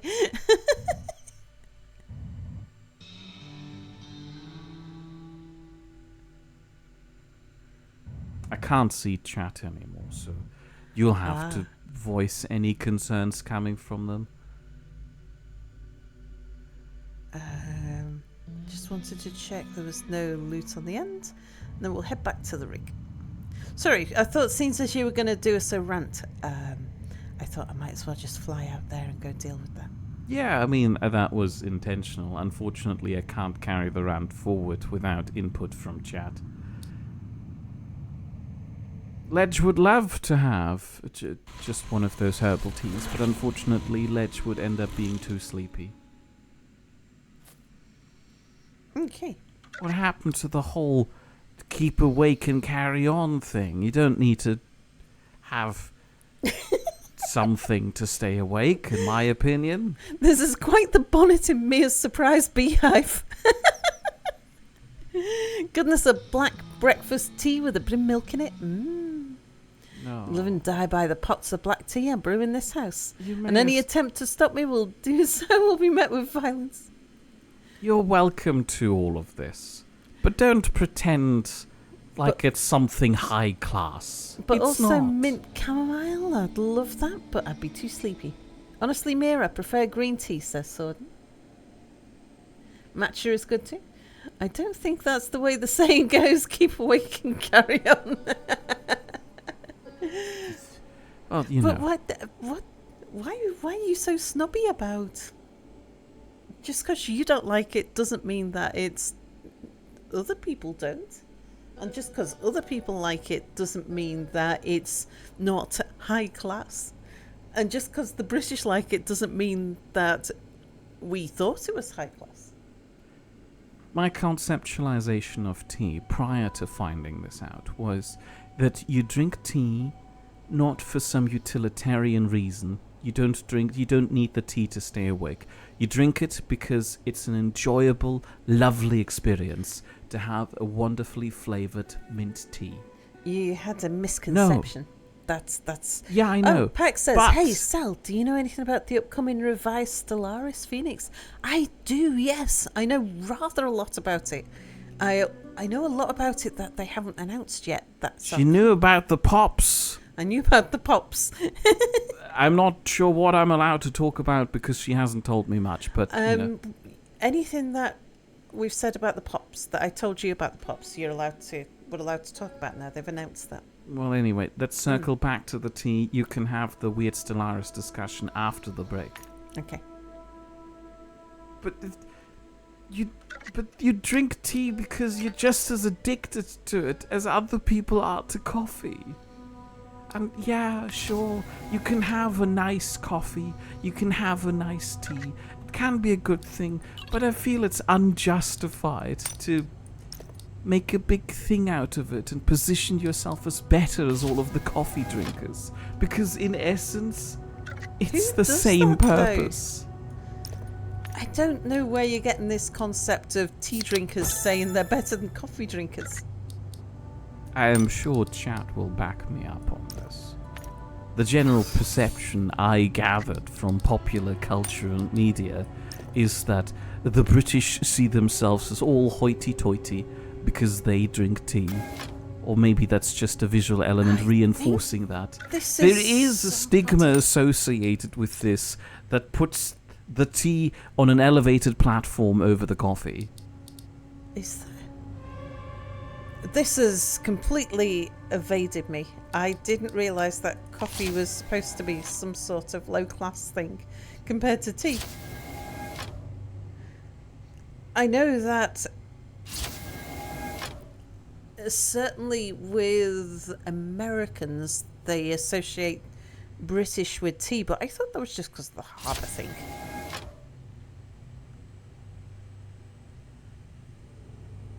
If you imagine the stereotypical British person as imagined by a US American TV show writer, they They're gonna are be a tea posh, drinker. refined, and above all the other people, and a strong visual element associated with usually that the evil British dude. person is tea.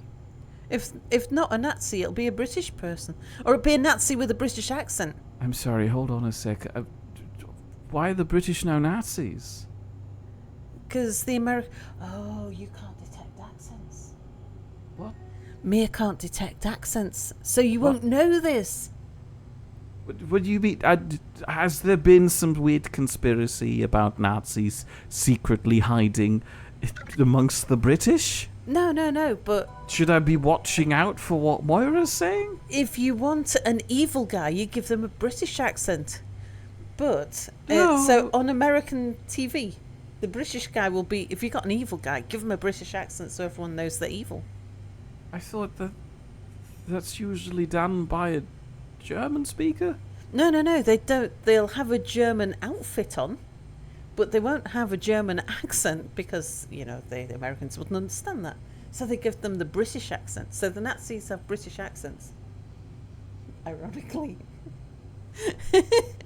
I've laughed about this in front of you before, where I've pointed it out. And said the Nazis got a British accent. That's so that everyone knows he's the bad guy. Oh. Okay. This passed me by. Yeah, not so much anymore. But that was what it was.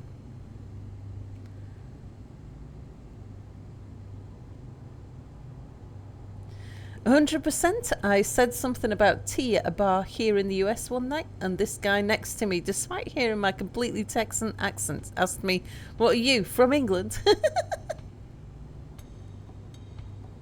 All I was trying to say is that the stereotypical depiction of a British person is this posh man in a top hat and a monocle drinking tea. You have a clear sense of this person feeling superior to the others.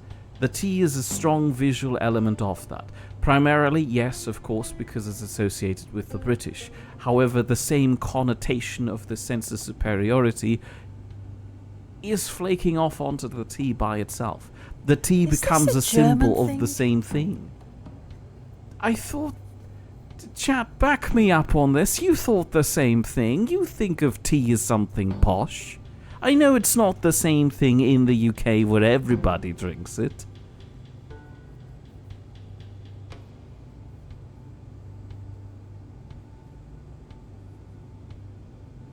Or don't, that's fine too. I could just go to bed. Oh dear. Coffee's way more divisive in the States than tea.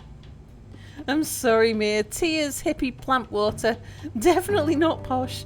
You always thought it was an all classes of British kind of thing. Yeah, I knew that Britain and tea were associated, but I didn't think it was specifically like upper class or something. You do feel like high tea is something relegated to the hoity-toity folks. And Dave Chiller, hello. Don't know much about tea, sorry. I'm from the US. We dump that stuff in the harbour. Coffee's always been for the working man, but that's American. If anything, top hats are posh. Yeah, top hats and monocles are posh. Either posh or a working class person with a Cockney accent. Definitely monocles. I mean, yeah, but the monocles and top hats and the stereotypical British person rub off on the tea.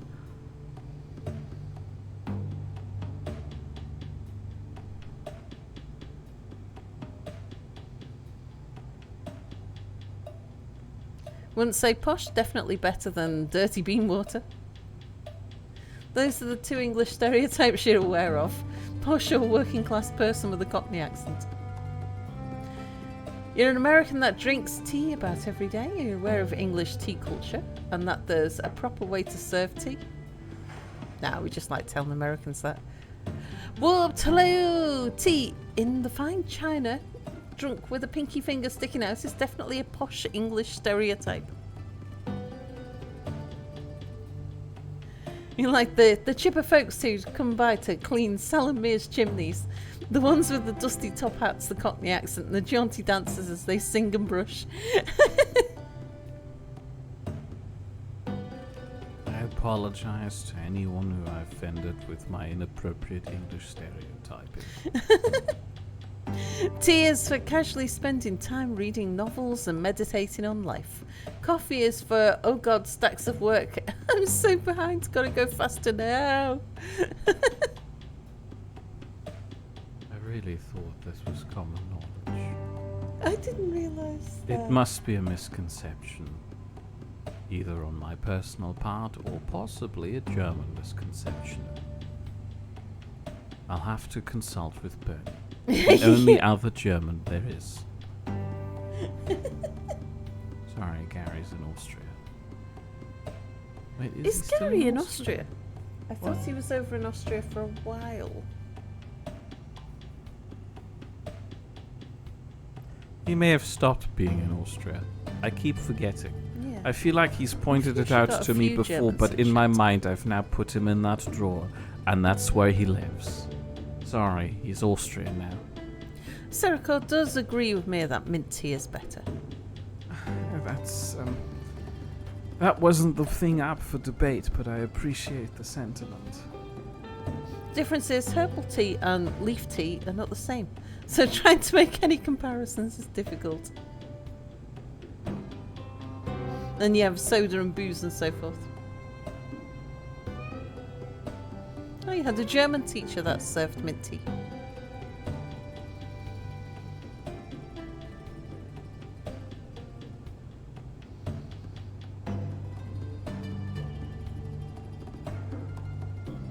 Right, anyway, I'm going to take a break and make myself a fresh coffee. And I shall give you some of Valek's wonderful boogie music while I'm gone. I'll be back in a few minutes. Mia's about to go to bed, so we'll say goodnight to Mia. Oh, hang on. Oh, Mia, okay, Mia, counter question. Do you imagine an American as having a Coke in one hand and a Big Mac in the other when you think of stereotypical American?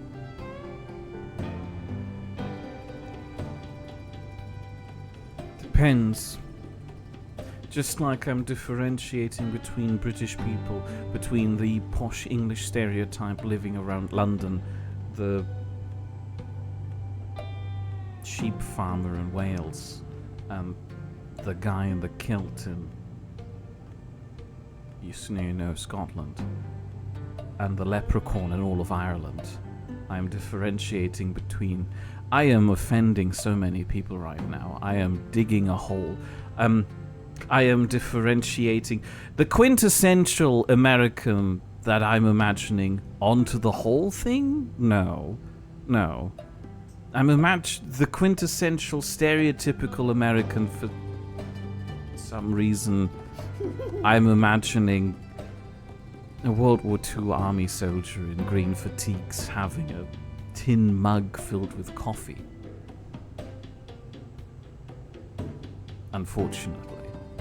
But, I can be granular about it and be very rudely stereotyping certain regions of the United States.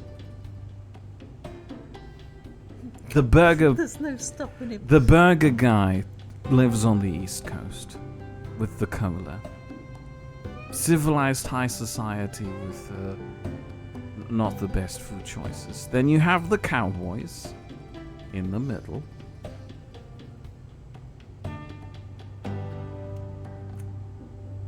I am going to stop talking now before I make it worse.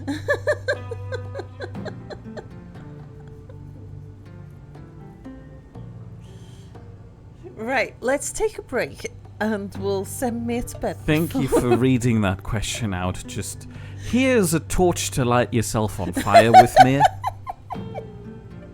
Now that you've lathered yourself in all of this flammable oil by offending all of the British people. We should be back. Well, I'll be back in a few minutes. Maybe I should start being weirdly stereotypical about other people as well. We still Let's love you, talk Mia, about the so Asians.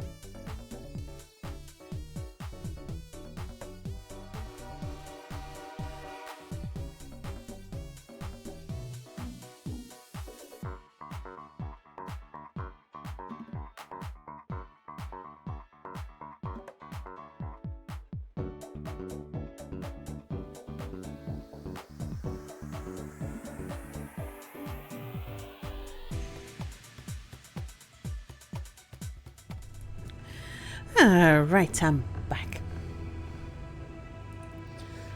And about Mia not wanting to, or not offending the Germans. Mia's usually quite happy to offend the Germans by stereotyping the West Germans as the ones that wear the lederhosen, and the East Germans as the ones that are naked.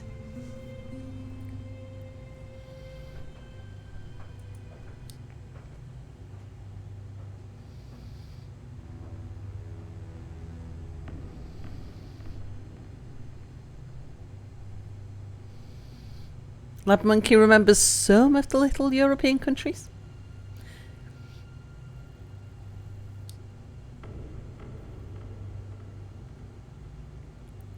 I'm British, hello! You met an American complaining you couldn't pay with US dollars when you were in the Netherlands for business? I know I've complained about not being able to pay for something with US dollars when I was somewhere else in the world. Can't remember where. It's like, oh my god, I don't have any of that currency. But I can't remember where. Probably somewhere in Central America. Because that's where I would travel through several countries at once. I was like, oh my god, I've got to pay in Panama dollars. Where do I get those? All of the Germans are naked. Yarrow, hello.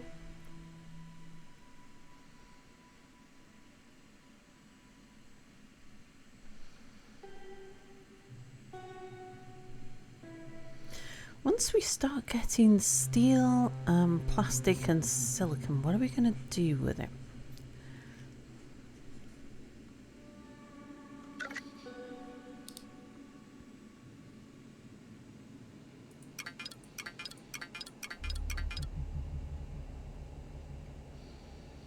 I think it'll be a while before we've got spare copper. Glass and aluminium, that's certainly a possibility. Making mirrors, because we'll probably get spare aluminium reasonably soon.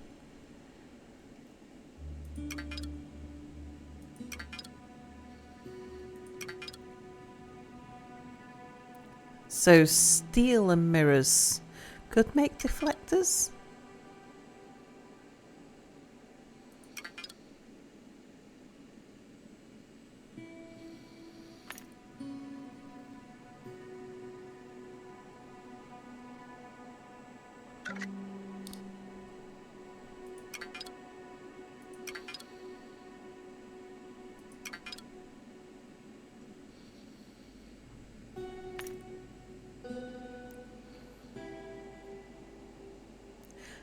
Yeah, I don't think we'll be getting... Did I empty my inventory? Yeah.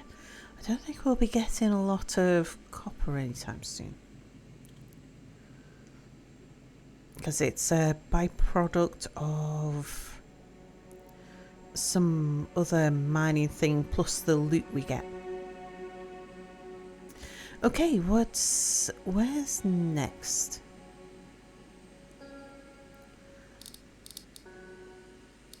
We've done that little place there. So that'll be the next one we fly to. Was there any wrecks I want to do?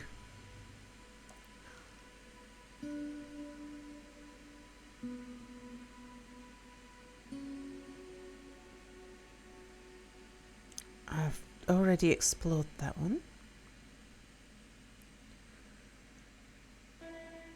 How far away is that down there?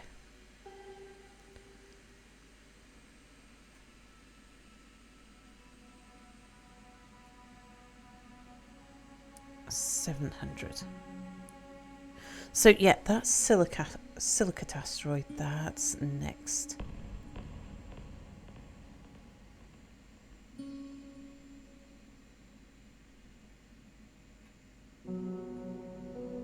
Yeah, you're a ways away. Okay. Let's jump on the ship and go.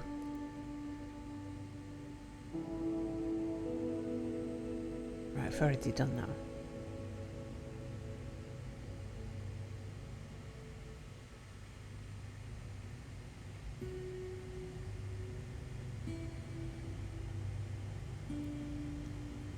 So you just did that one. Yeah, right. So it's up a bit. Guns to the ready.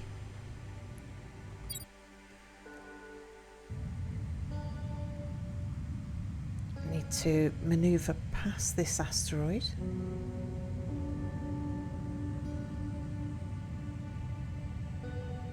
And then get the cube upwards.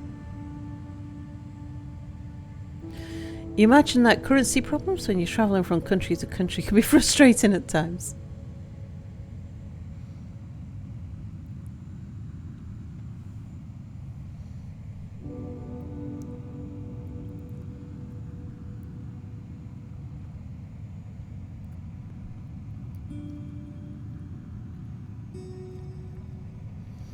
And particularly if you're just passing through an airport or something like that.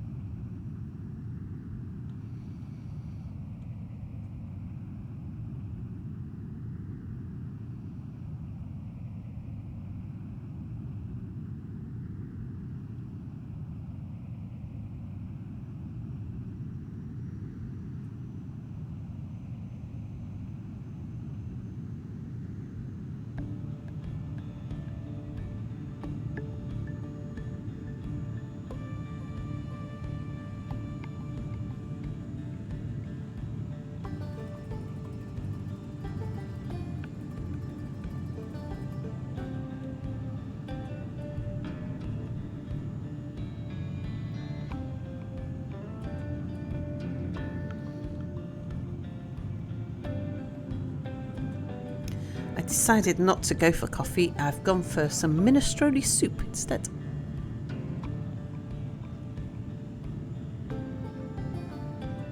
So I've really gotten to my cup of soups recently. Which is just like flavoured tea, really.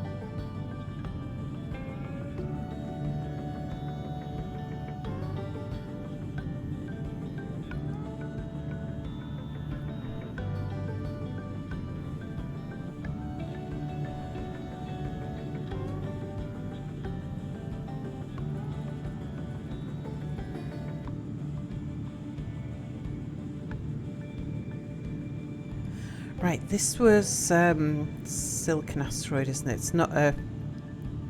There's no enemy nano factories here. Sal, you are aware that soup is not a beverage? Well, I would say that, like, the French have a thin soup called a consomme that we'd stick it in a mug and call it beef tea.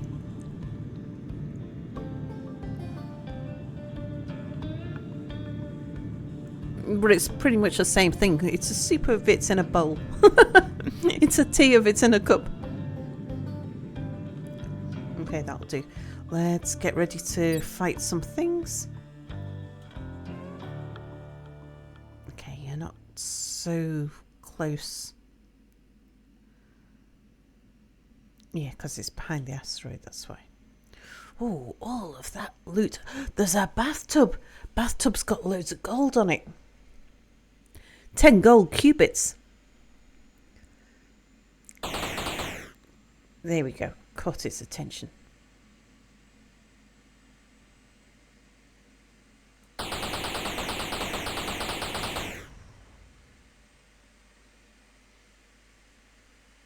Oop. Squids.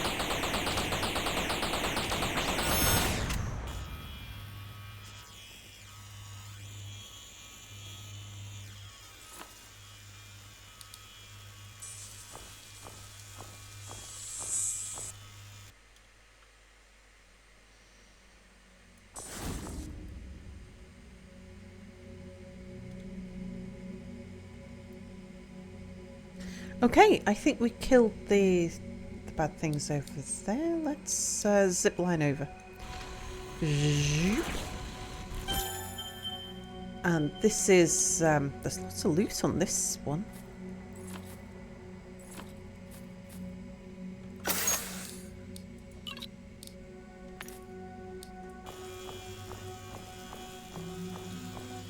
I could do with a bite to eat, I think. Let's just do that.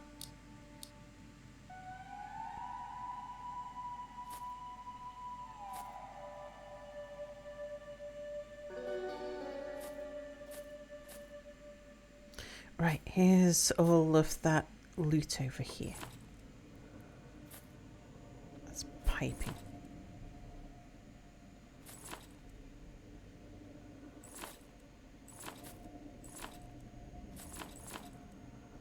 There's the bathtub.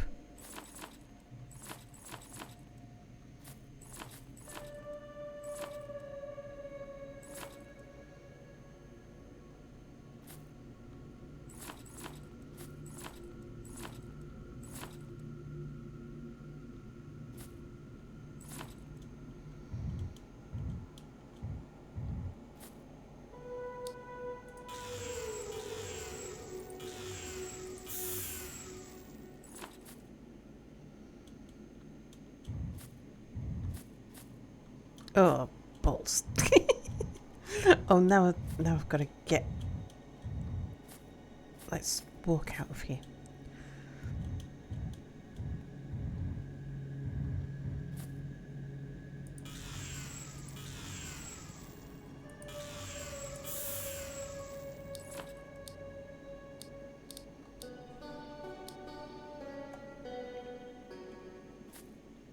Okay, what else have we got?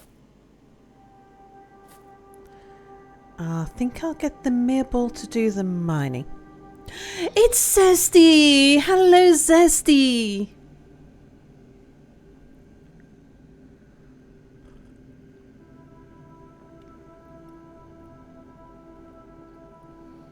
Zombies! I'm whiffing them, says Zesty. Hello, Zesty. Can we have a shout out for Zesty, please? Dwarves, magma, and zombies, oh my! Chevrotain, hello. Dalton, hello. Yonkich, hello. Captain Tom, hello. How are you doing, Zesty? Did you have a nice stream?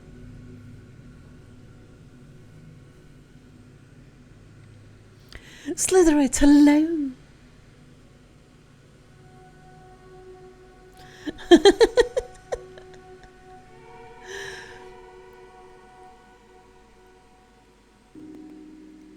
Oh, Sapphire Iris, thank you so much for following. Thank you, Angel Mart. And oh, Zesty was playing CDDA. 99 Raiders. Good job nailing that number, indeed. And before that, it's Dwarf Fortress Sunday. Oh, I've got a game of Dwarf Fortress on the go at the moment. I'm doing a tiny tower. And I really want to get back to it. But I've been meaning to dig out my little gaming book. I've got a little gaming book that before I moved house, I had sat on my desk in front of my computer. And it's got a list of things that I do in the first 3 years. And now I've forgotten all the things. Because usually I just have a look in my book to see what I usually do by... what do I usually do by the end of my first spring? Well, I remember that one. It's beds and front door. Like, make sure that people are sleeping inside on beds by the end of the first season.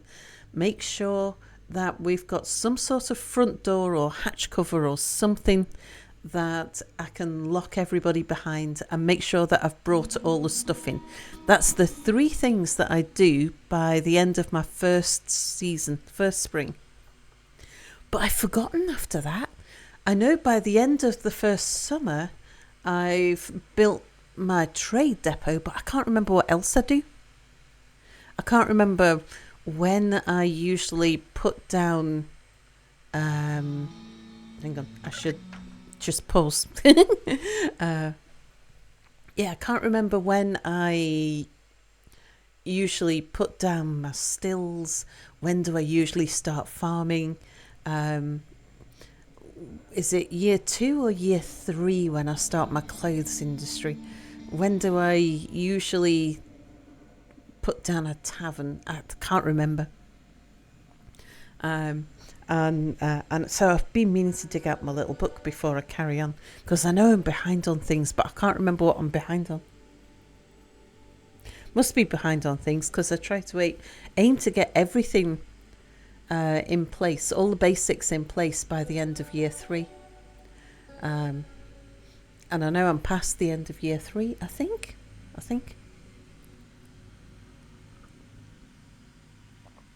Although I'm not sure. No, maybe I'm just coming into year 3.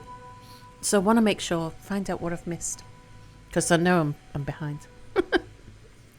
But anyway, we are playing Space Trash Scavenger. I'm not usually one for playing third-person games like this, but I've really got into this one. It's a bit like, very reminiscent of Raft. You're floating around in a giant sea of space clutter, gathering up the loot, the rubbish, and then you're turning the rubbish into materials that you then use to build a bigger ship with. And Jägermeister's coming in with a raid. Can I have a shout out for Jägermeister as well, please? Yeah, we got a Jaeger bomb. How goes it? I'm doing really well, thank you, Jägermeister. How was your stream? You've just joined us for a Zesty raid. Zesty's just raided. So yeah, I'm just about to do a ship tour. But just explaining that, can we have a shout out for Jägermeister, by the way? Thank you, Angel Art. Playing Baldur's Gate 3. How was Baldur's Gate 3? So we float through space. We collect space rubbish, like comms units and wiring and electronics and seats, and best of all, a bathtub. Bathtubs come with a lot of gold. I haven't found any use for gold yet. But we're using it to make a Borg cube. A Borg cube that can fight enemies and collect trash automatically as we fly by. Now, we've just come to this planet. There was loads of loot on the floor, which I've just picked up. We shot 2 bad guys.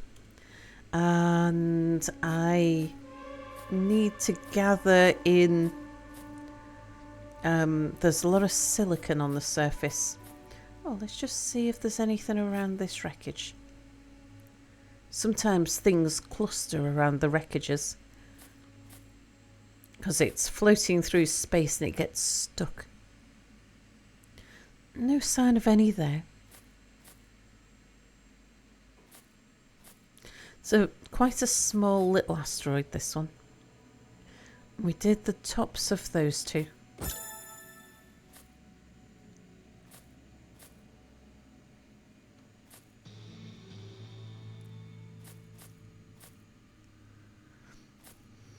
Okay, yeah, that's all there is to this place.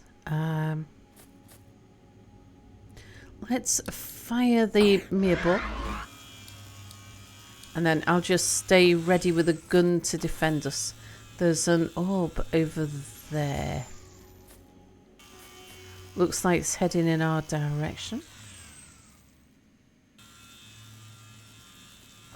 No, it's moving away now. Okay. You're loving BG3? Intimidatingly large to stream, but having lots of fun.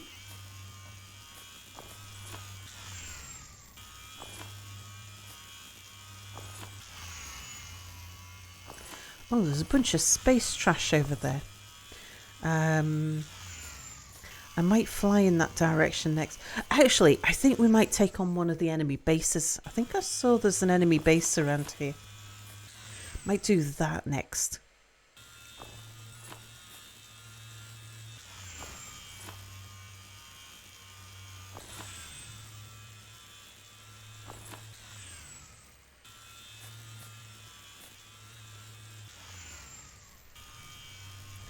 So, like Raft, but instead of having the shark in the water that might attack you at any point, or attack your ship at any point, we have alien entities. Where'd my mining rig go? This way. Now, you do know when they're going to launch an attack on your ship. And they're not as damaging as Bruce the Shark from Raft. And you're far less likely to die as well.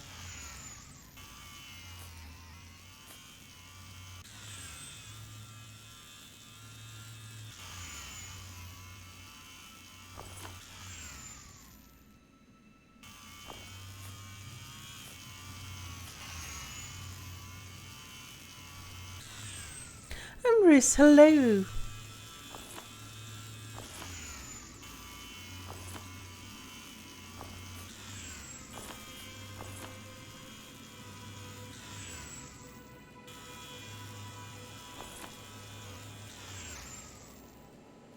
Okay, where are we going next? That one?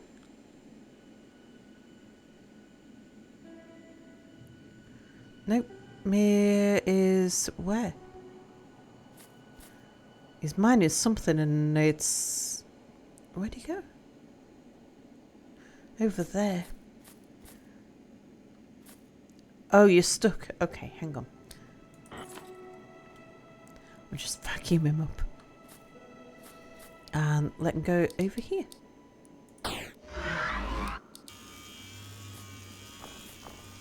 Oh, there's some loot there as well. A little bit of scrap.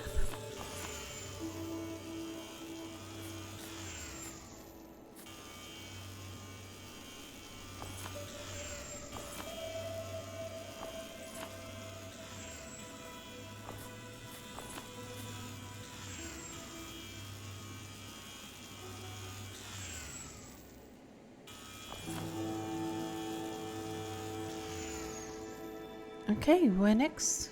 Over that way.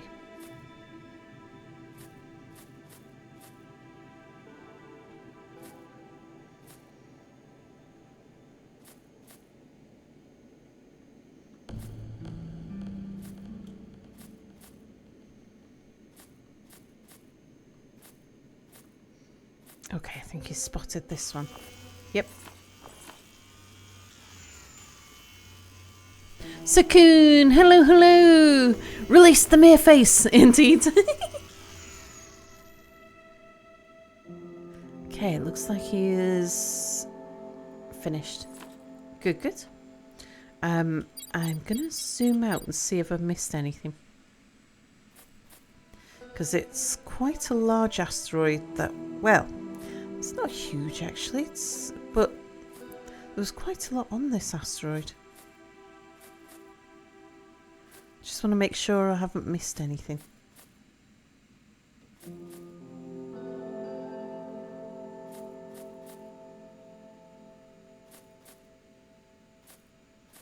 Nope, looks like we got everything.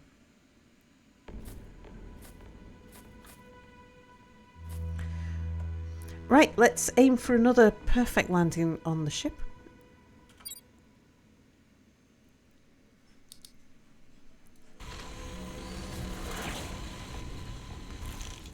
Perfect landing. Wrong side, but perfect landing. Oh, actually, we're in the right place for this. We're about to be attacked. We'll stand up here then. Let's have a bite to eat.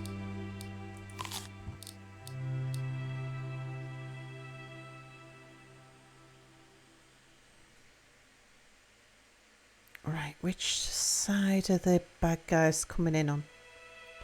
I mean, they come in on several sides, but they do tend to focus. Is that orb one of them? No, here we go. That orb might be one of them. No, it's just passing by. Okay, there's one, but where's the rest? Okay, there's one. There's one.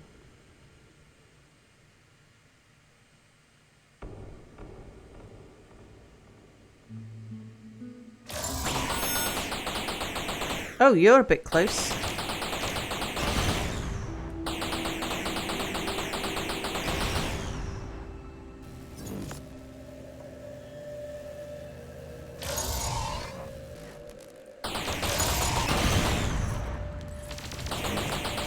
What are my guns doing?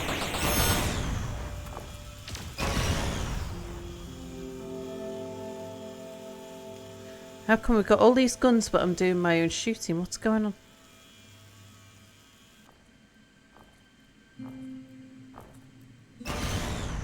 There's a jelly coming in here.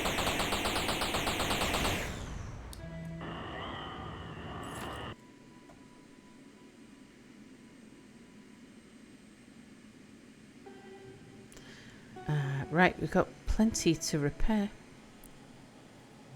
Can the Mir face mind the bad guys? No. The bad guys could kill the Mir though. I mean, I've come close a few times by accidentally shooting him.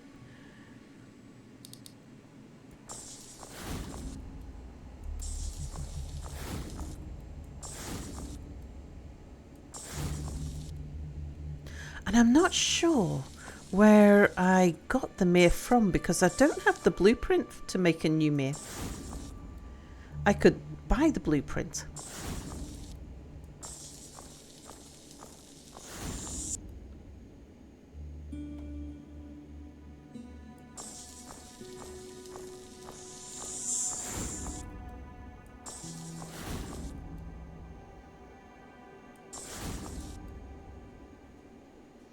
Right, what else still needs fixing? Something around here?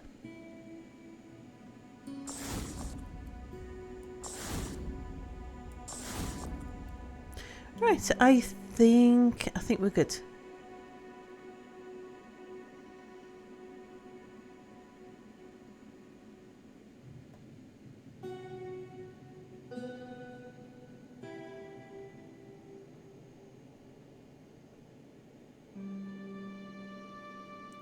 Some loot on the side of the ship there.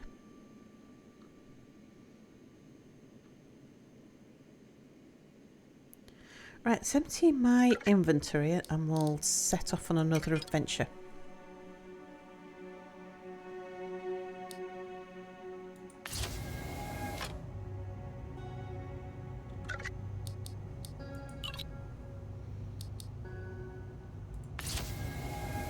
I'll drop off that pumpkin.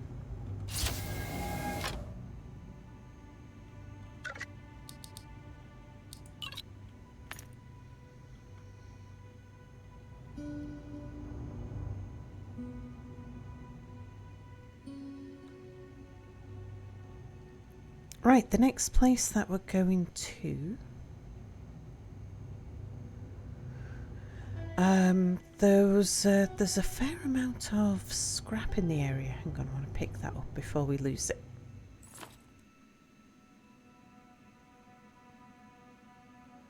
Yeah, I spotted crap... not crap. I spotted trash clouds. Somewhere nearby.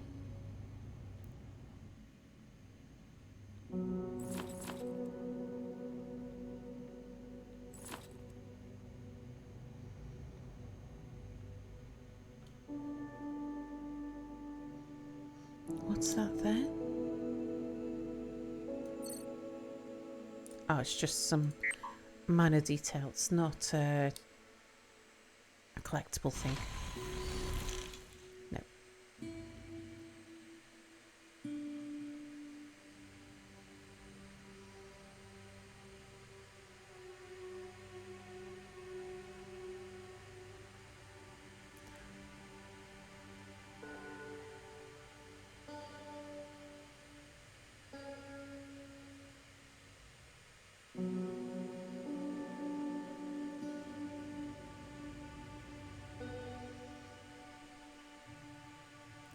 Okay, there's trash over there. That's 800 meters.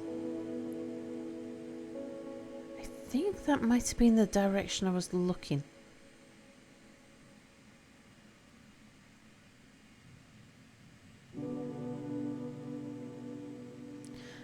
That ice asteroid is 400 away.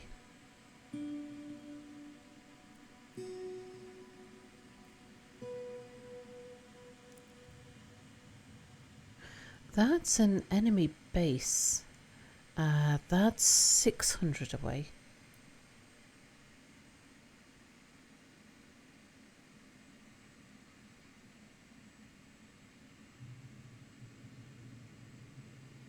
Yeah, I think we go to that ice asteroid.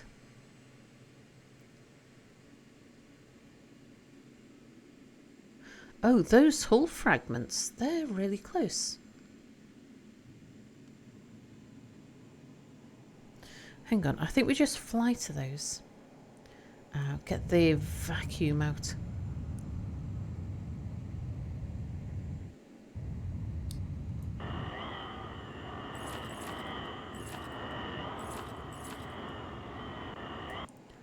Okay, anything else here?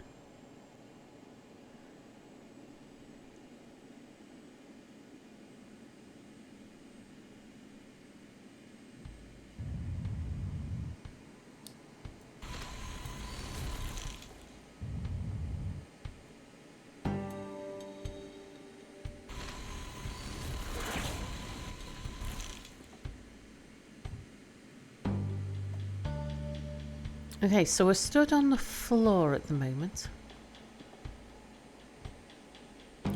And the thing we want to get to first is what, where?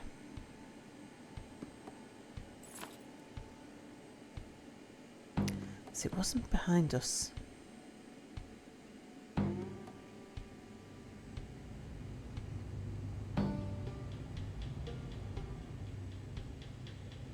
It was definitely down. Yeah, that one. No, it wasn't 900.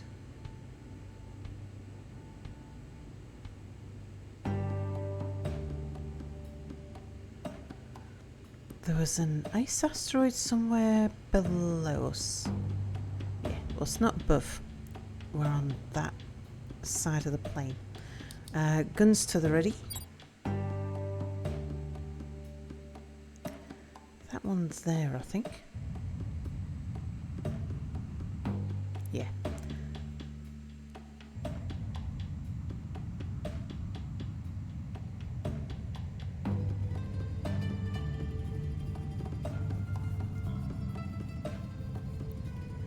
We'll truck our way over.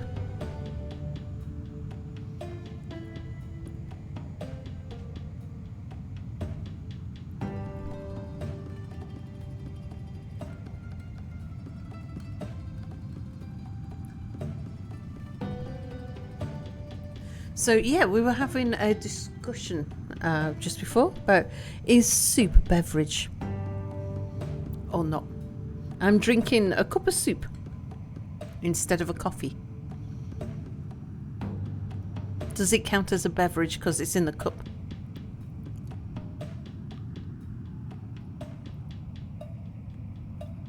Macrofusion, hello. How is my character eating with the helmet on? I think he's pressing a button and it's injecting corn-flavoured goop. It's clearly a beef Wellington.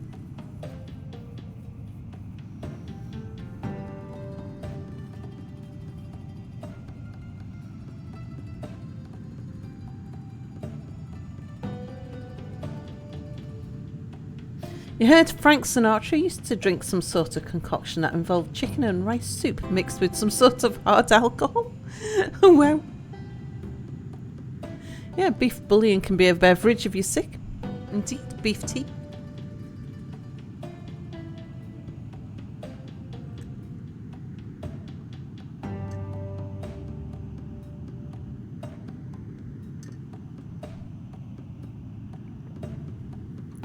I know that ice asteroid's closest, but I feel like we're flying past some stuff.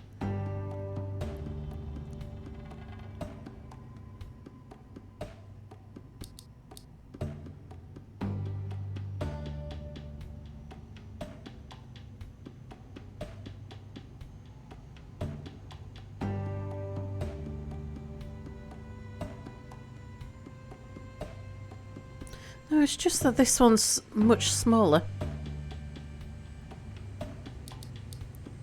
Right, I'll still need my gun to hand.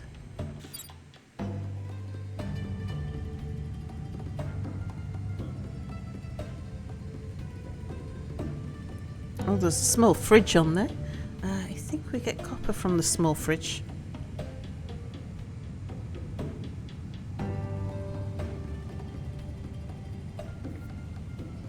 So if the soup is close to that, yeah, it's a beverage, as long as it's in a cup, indeed.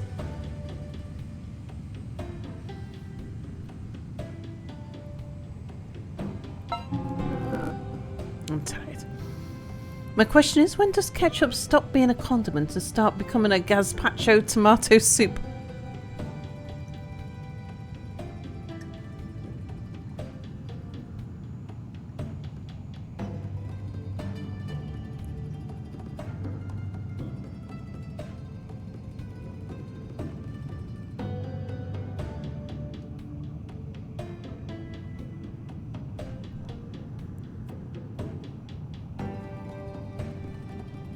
Someone told you it was a fruit smoothie once and that disturbed you.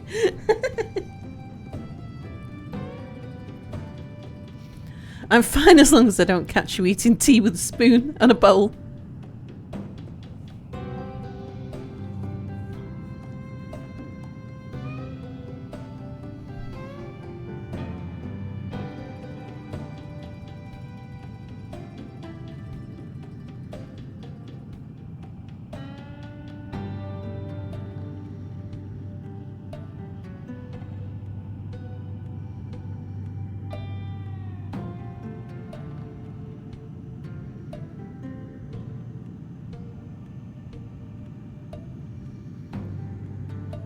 Okay, that's about as close as we want to get.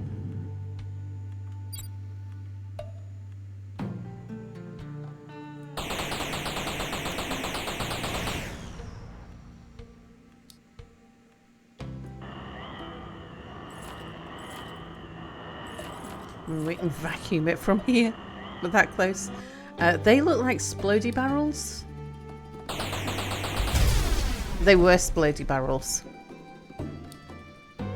Let's zip line over.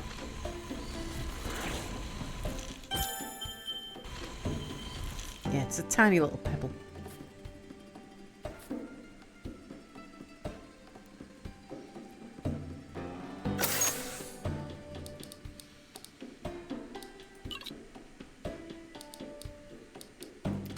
Corn can go on there.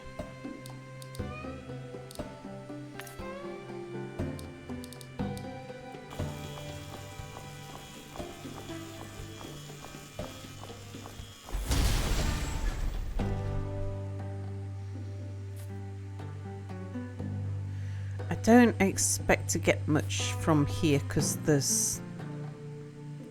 it is a tiny little rocky pebble.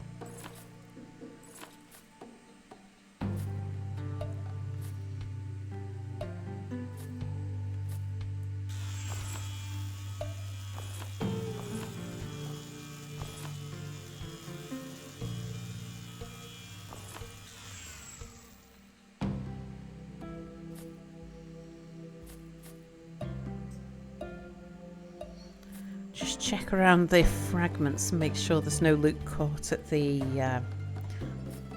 base of any of them.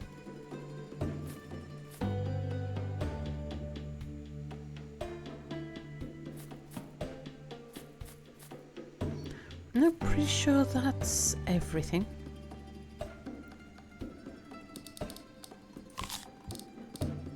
So, where's next? We'll just have a look while we're stood out here. Okay, we're heading in this direction, I think. Yeah. We've just done that one. I flew out to that one.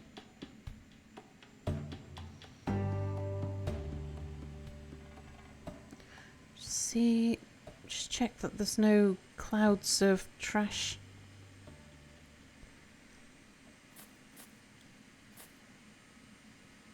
That we're going to miss.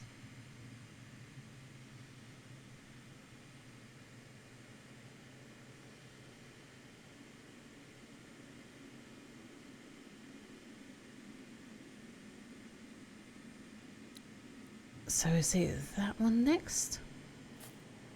Or the entity next?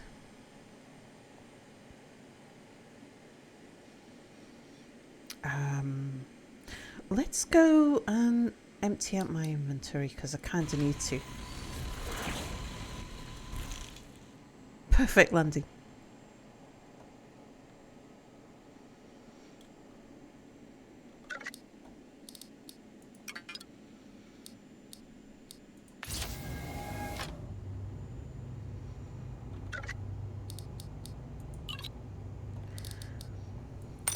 You can atomize the algae and the extra med pack and the clarity. If I break you down, do I get a tomato back?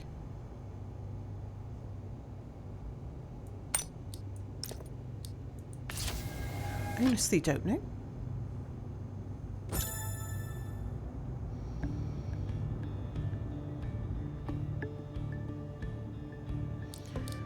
Just top up my jetpack fuel.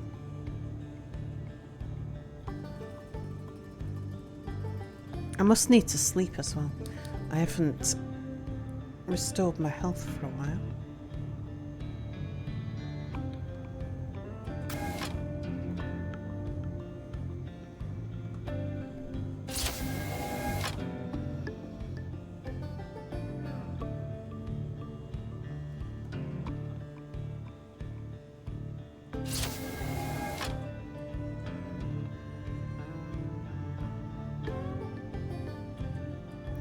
There's a little bit of iron stuck there. I've noticed sometimes if I sleep while the stuff is on the conveyors, you can sometimes get stuck like this one.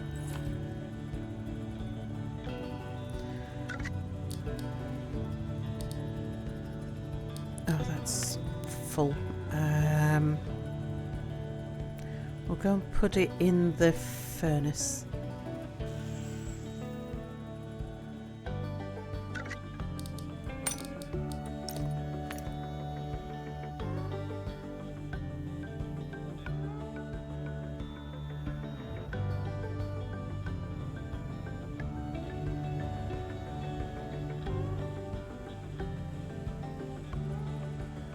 Right, don't think anything else is having problems. Just that one little bit of iron.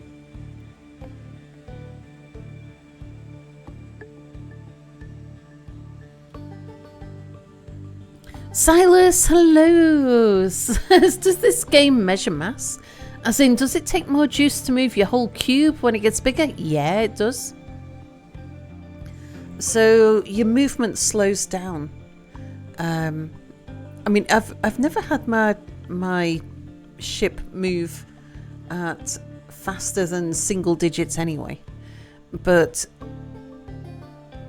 depending on how many thrusters I put on as to how fast it goes, and the more mass your ship weighs, the slower it goes for the same number of thrusters.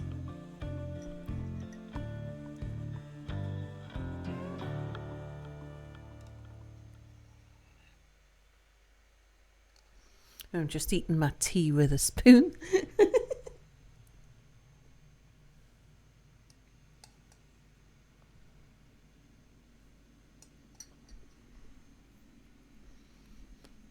There's a couple of crunchy bits in the bottom. A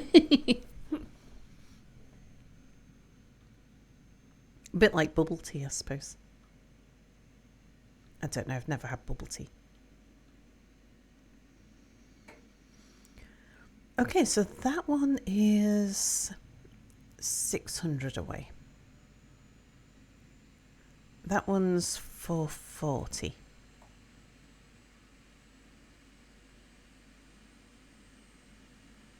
So I think the question is between that one there, which is 500, and that one. Let's just have a look at the map.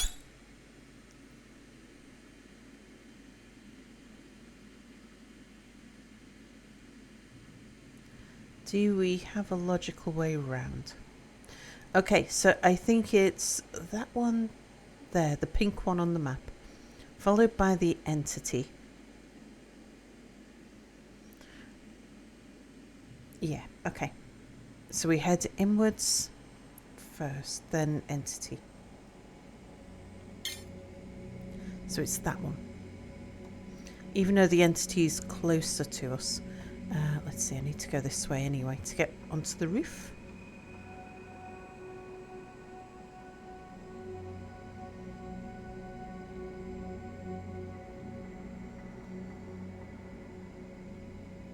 Right, guns to hand.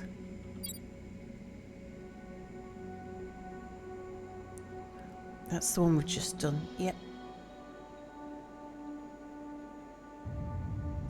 And we're heading to that one.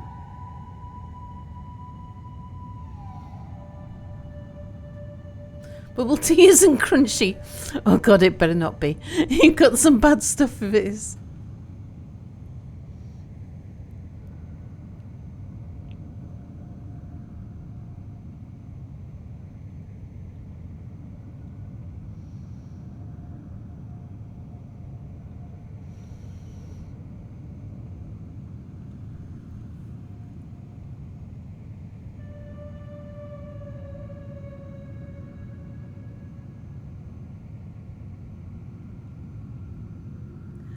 Bubble tea isn't that refined from the urine of drop bears?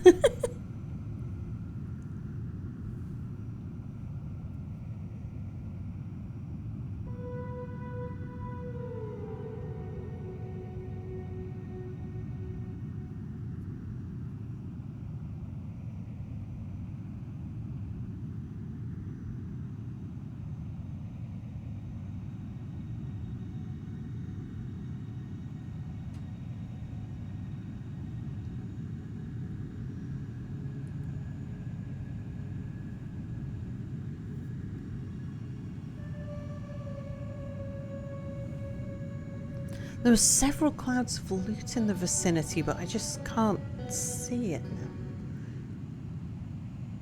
I'm wondering if it's behind this asteroid.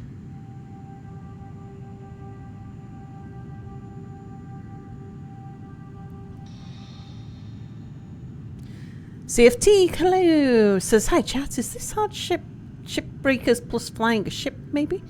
It's very much like Raft. You're flying through space, collecting loot and using the loot to build yourself a bigger ship so that you can go further, explore more, to get more stuff, to build an even bigger ship so you can go further and explore more stuff. It's a loot gobbling game.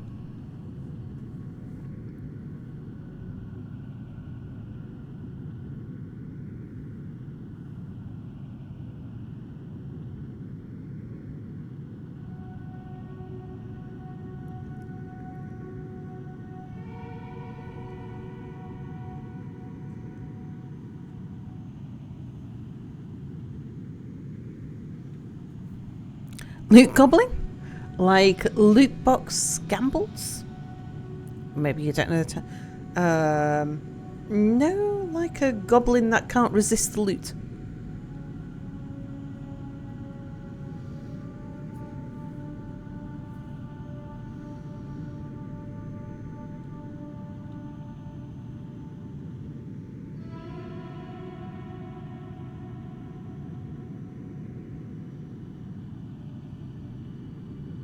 Like a hoarder, pack mule, yeah.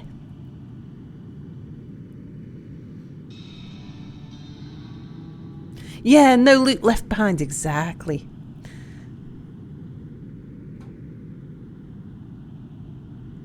Although you don't have to play it that way. It's just that's what appeals to me. It feels like a good game to 100%. And I'm putting in a little bit of effort.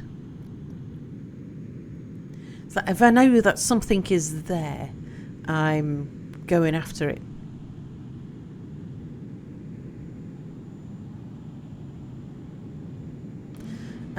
There's a biter there I'd like to deal with before we get too close. The other things are fine, the ships can deal with them. The ship's usually a bit slow at dealing with the biters. Okay, we're close enough. We're within 100. Let's get my gun to the ready and... see if we can attract its attention. Okay, I got it. Alright, we've dealt with it between us. There's a tadpole.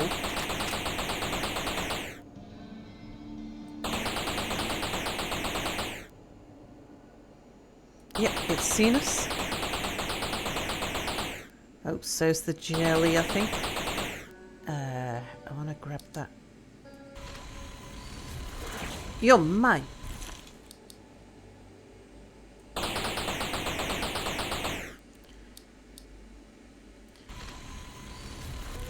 You're mine. Well, I wasn't expecting this to float off into space. I was expecting the planet's gravity to attract it, but it must have had too much momentum.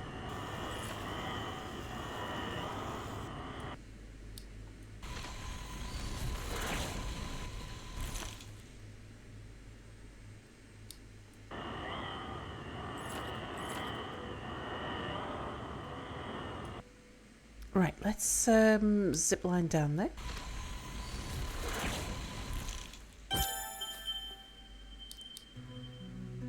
We just go guns to the ready.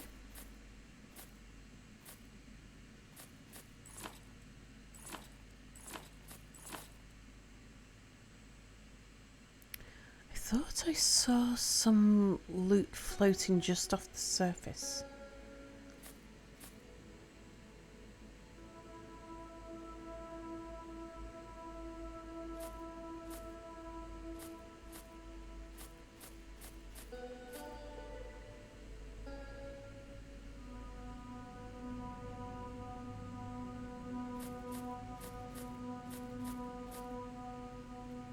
No, maybe not. That's the enemy base there. We need to destroy that red thing.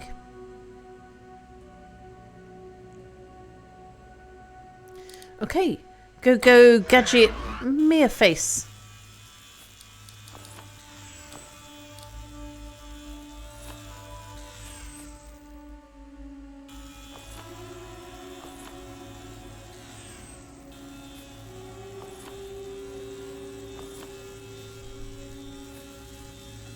Yeah, the backpack makes me look a bit like a ladybug. Or ladybird, as we call them here.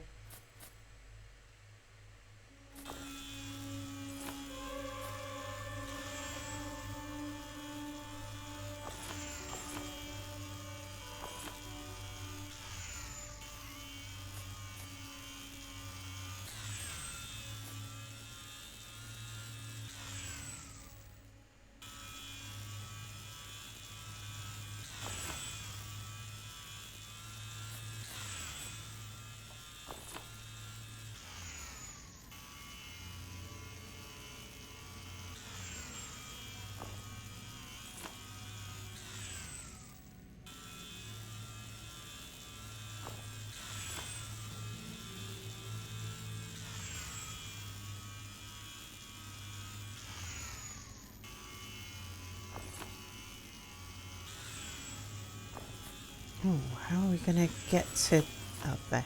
Okay.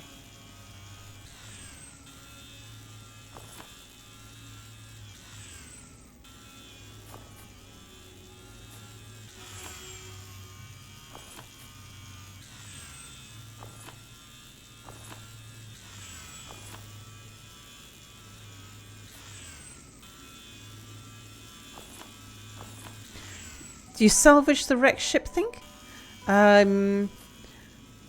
There is some stuff you can break down, some stuff you can't. So the wreckages that we've been walking past on this planet so far are indestructible. So things like this. Yeah, this is indestructible. It's just decoration.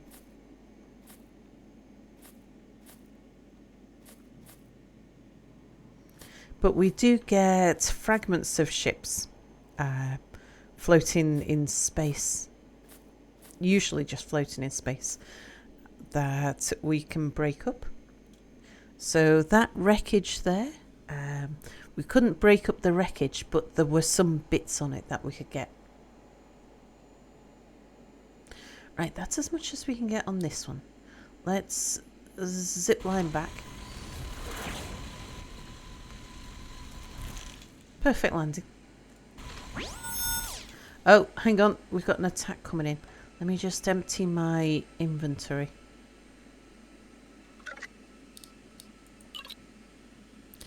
I'll put that one in the other one.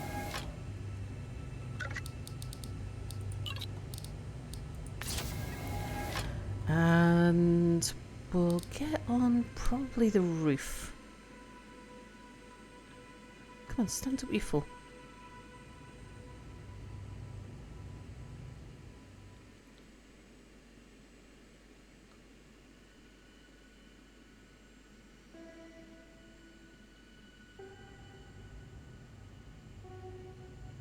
Is that where I've just come from? But there's an escape pod and...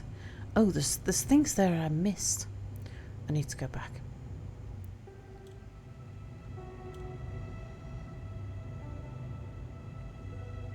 Okay, things are coming in from this side mostly.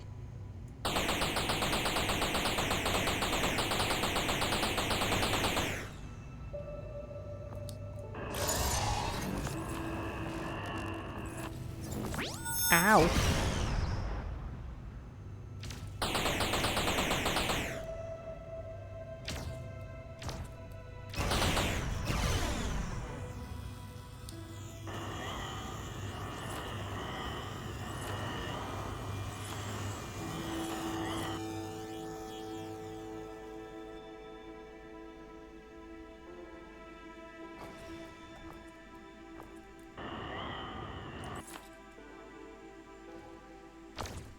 Okay, I can hear something else. Ah.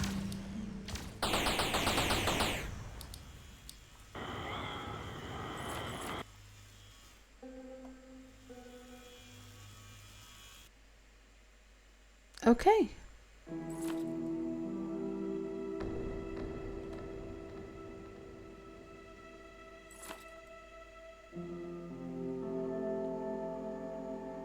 Attack over?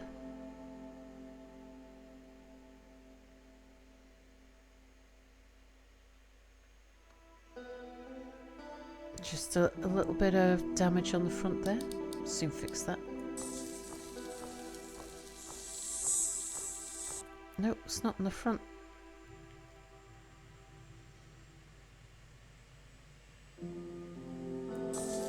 Oh, there it is. Okay, yeah, and the stuff I missed over here. I'll have to do a full scout of the asteroid before we leave. Grab that.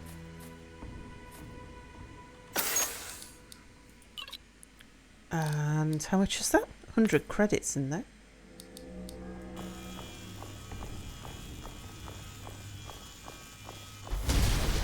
How do you know if the ship was broken? Just the red stripe telling me that there's a bit of ship that's not at 100%.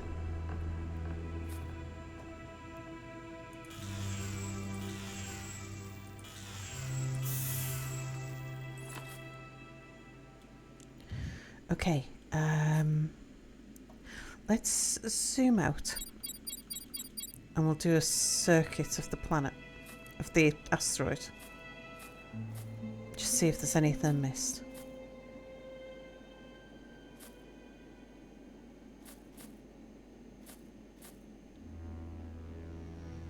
Try not to get stuck on rocks.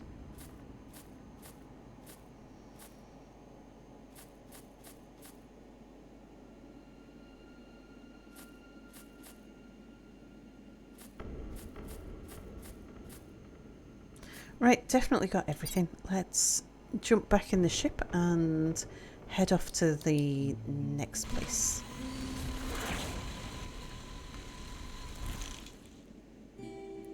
Perfect landing.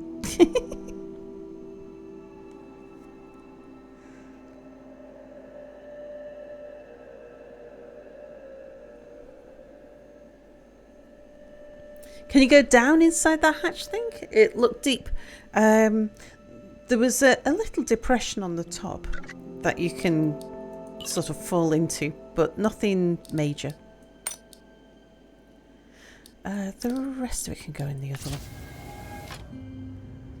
So the other element to the game is the factory building as well.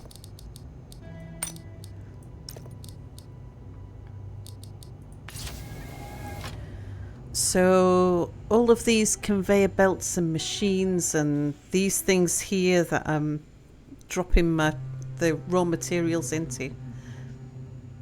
The atomizers, we put scrap and rocks and things into the atomizers, and then that breaks it down into the elements, and then we can put the elements into other machines, and those other machines turn the elements into higher level materials.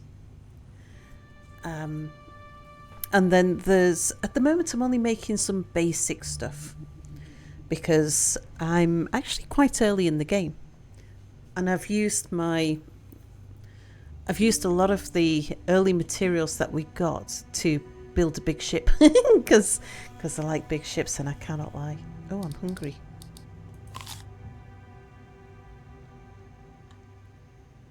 I like just flying up to things and letting my ship shoot stuff.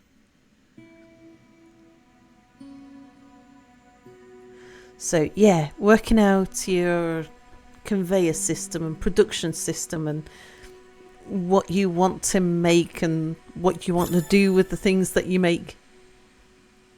As you can see, there's a stock market and you can sell excess stuff in return for credits.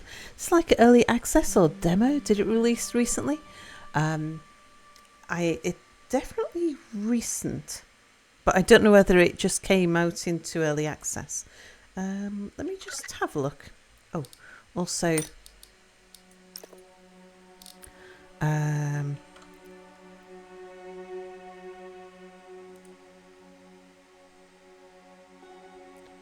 this is what we're playing.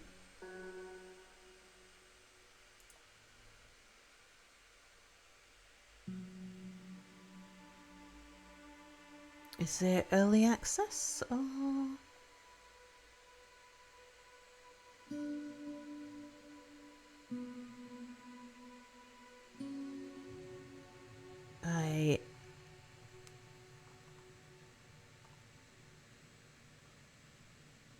It doesn't have the early access badge.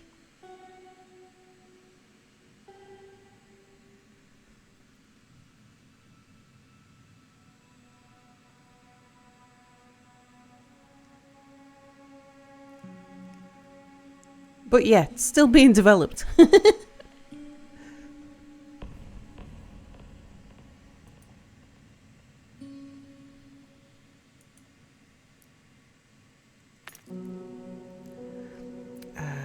Let's open the credits. Yeah, if it was early access, it'd definitely say.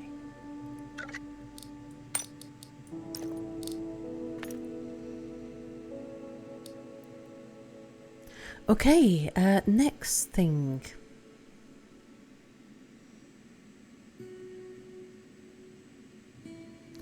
Was the next thing the entity base?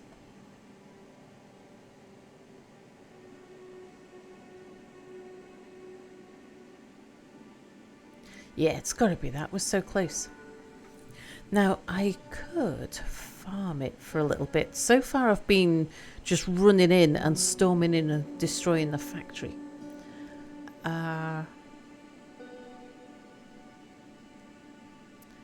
We could let it spawn a few before I destroy it.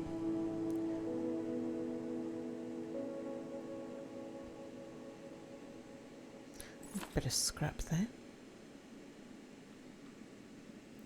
I do need to have guns to the ready for this one though. Okay, we're heading... Which way? That way.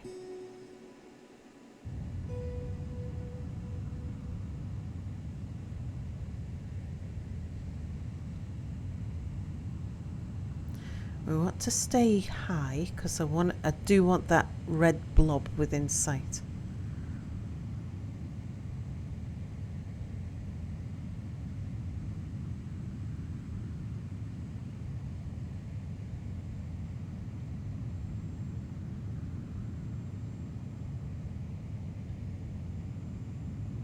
Right, how close are we now?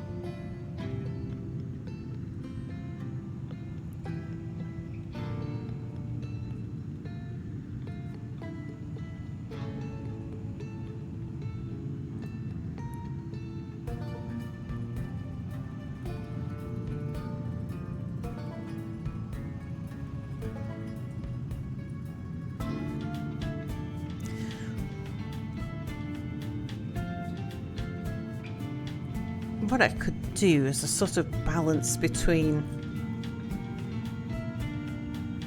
farming the bad guys and not taking too much damage to the ship. If I fly to the surface and destroy that on the surface, they'll be spawning all around me. The ship will join in as shooting me, but I'll attract the fire.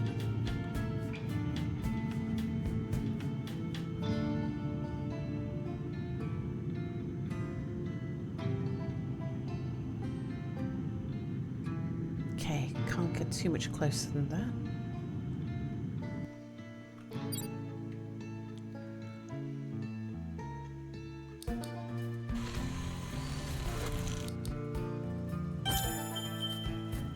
Okay, it should start spawning things all over the place now.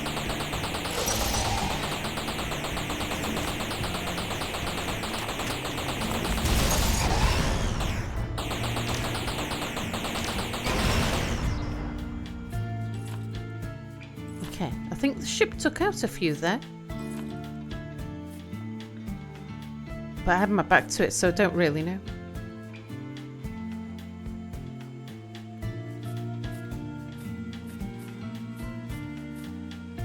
Mind you, we are on threat level 1 here, so it might not have been that bad. Threat level 1 being the lowest threat.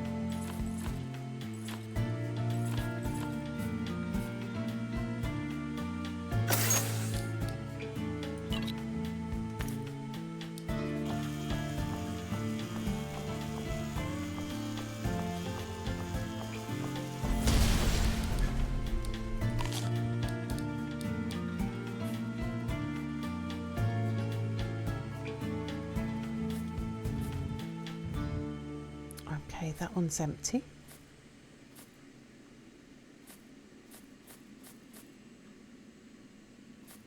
There are some ships you can go inside.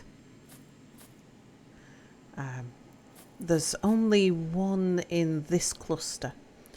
We've already been inside and cleared it. It's quite a large one as well. Lots of different corridors and rooms with loot and bad guys in. That was it over there, that derelict freighter.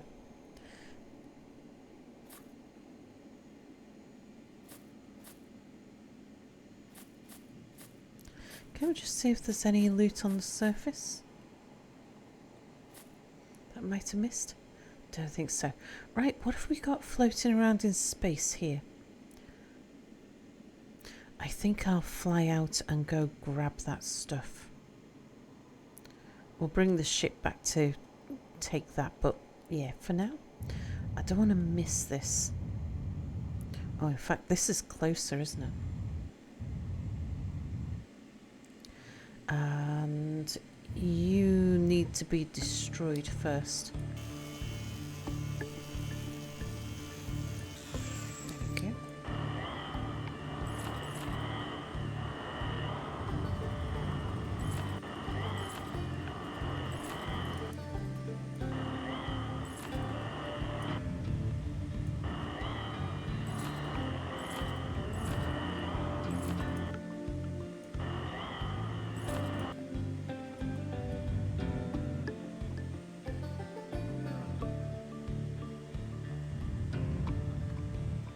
There's a bit of scrap there.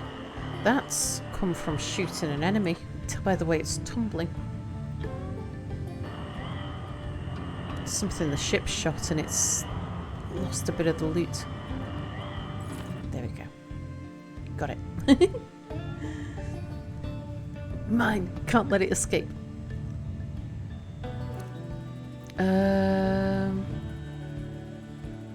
There's a bit of loot. When did that land there?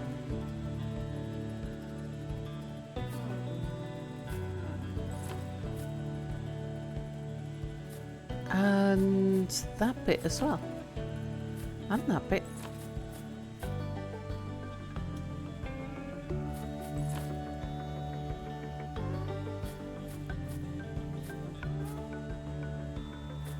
Okay.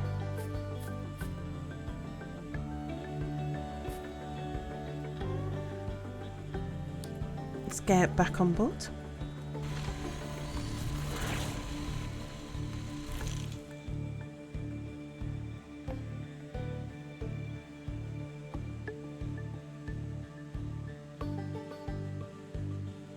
How far away is that trash?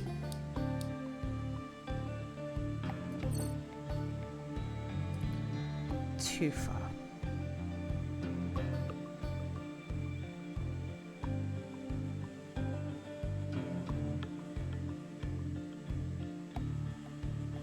That looks like a little bit of scrap. Yeah, that's some scrap that's lost to us.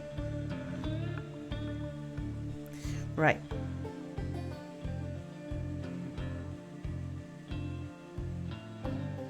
Next thing. That one?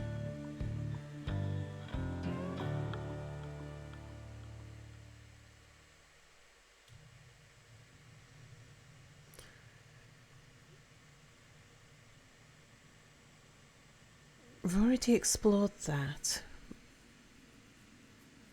Okay, so we've explored, so that's behind us. That's ahead of us.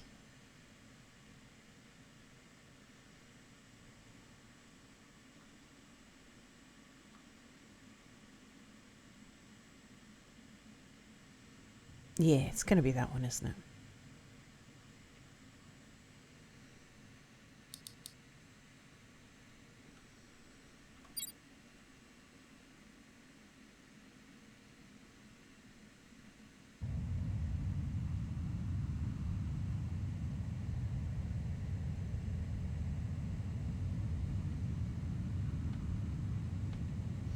Oh, right. Can you revisit a sector after leaving it? No, you can't go backwards.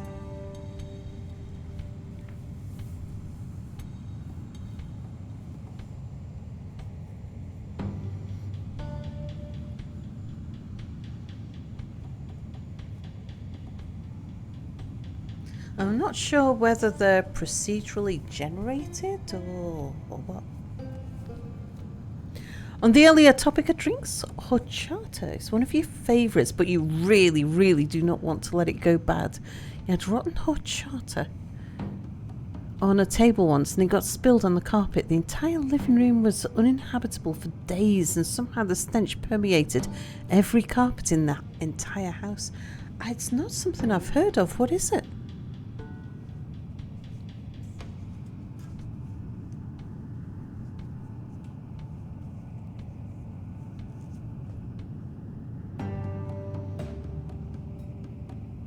Oh gosh, hang on. I need to put my hoodie on. It's starting to get a bit chilly.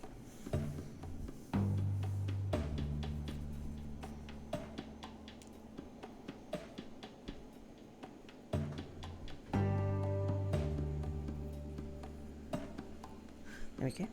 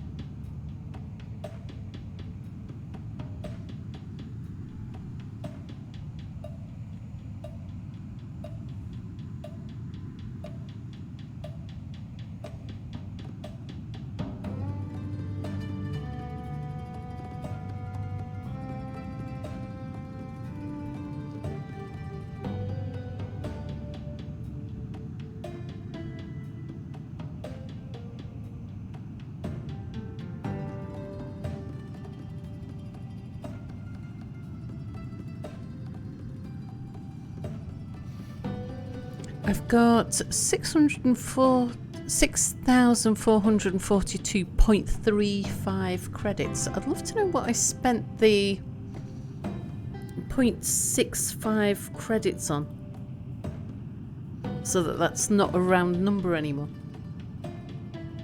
Because everything I've bought's been measured in the hundreds.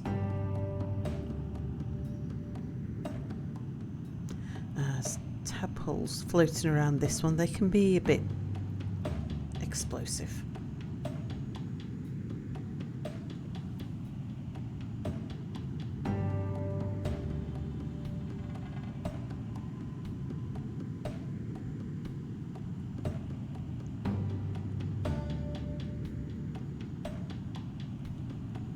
Oh, there we go, my ship started fighting them already. Let's just make sure I've got my vacuum out.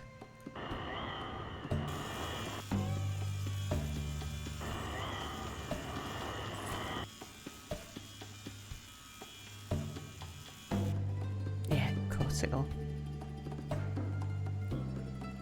Horchata? Spanish or Zata Valencia is the name given to various beverages which are generally plant-based, sometimes contain milk. In Spain, it's made with soaked, ground and sweetened tiger nuts.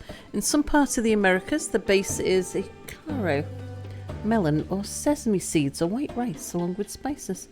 Huh. Oh, I'm tired. Okay, let's go get a little bit of sleep before we go explore.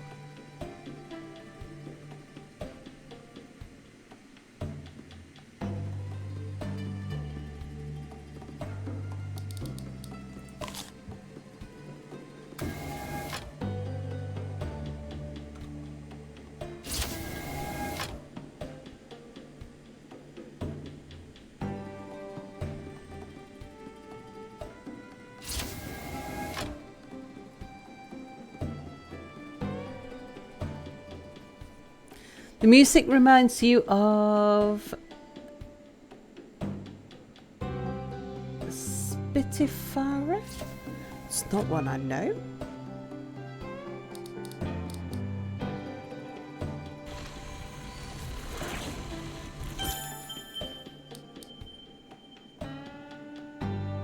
Okay, guns to the ready.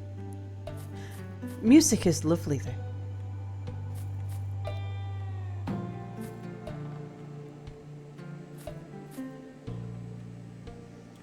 Just an ordinary, it's one of those landing platforms, nothing there. Oh, this is one of the ones with the nodding donkeys. Again, nothing we can do with those, they're just decorative. But it's a sign that we expect to find loot on the floor.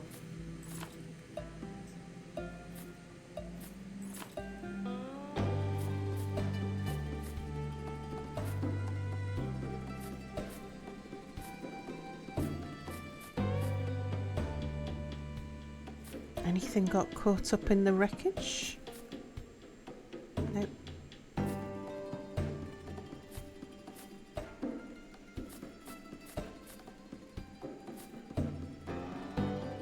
Anything over here? Nope.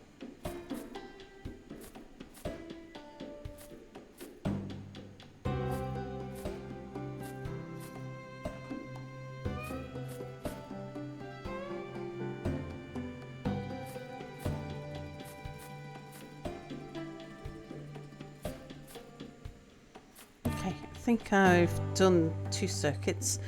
Let's launch the mirror.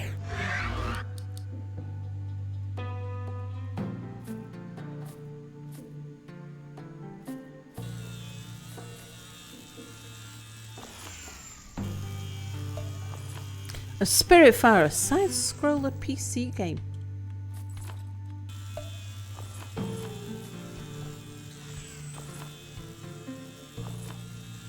Yeah, not one I've ever come across.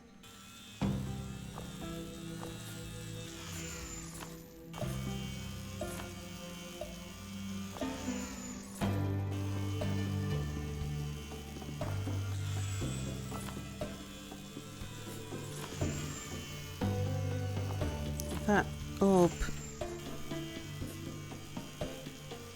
looks like it's coming in this general direction.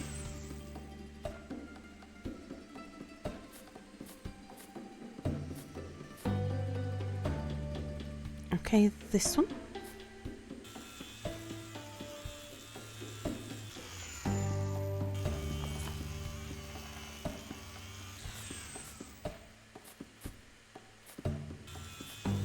Ooh, that was close to my feet.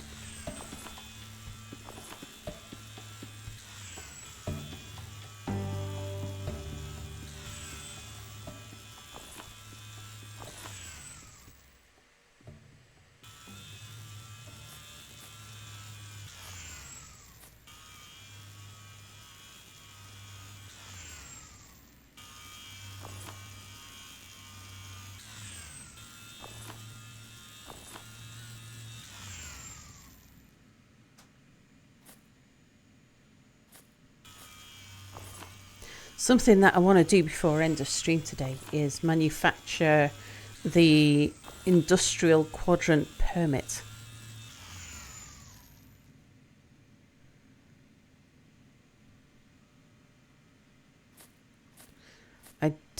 We won't get to use it this stream, but I want to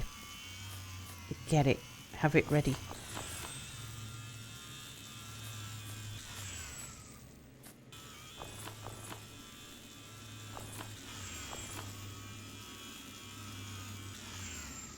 Something over here? Yeah.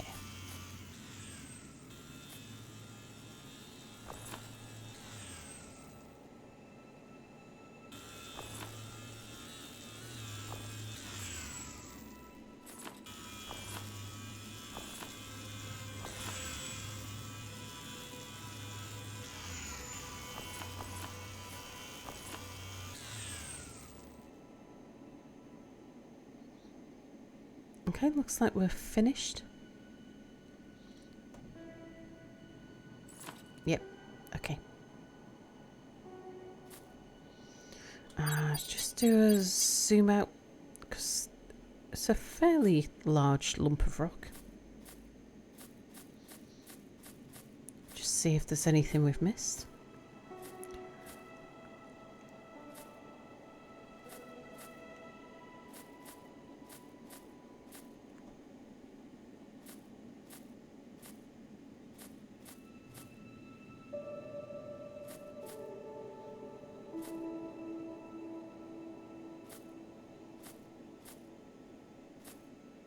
Right, no, I think we've fully explored that.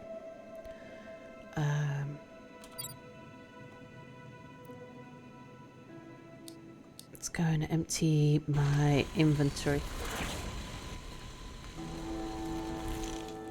Perfect landing.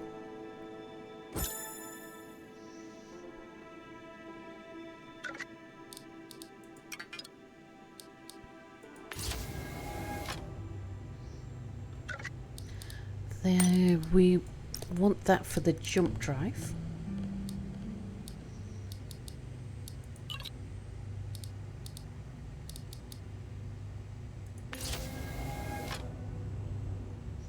Just go put the pumpkin away.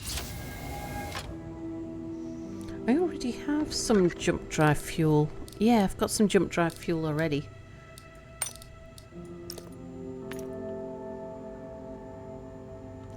And did we get pumpkin when I broke... Oh, tomato. Yeah, we broke a thing down and we got tomato.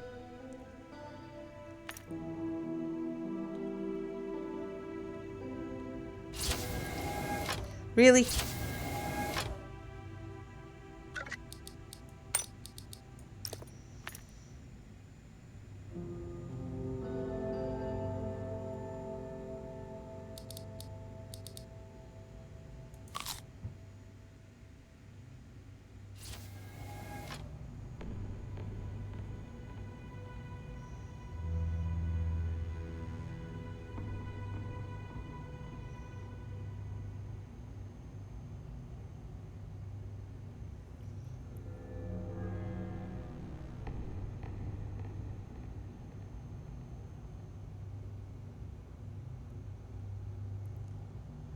Be very excited when I start seeing steel coming out of that box.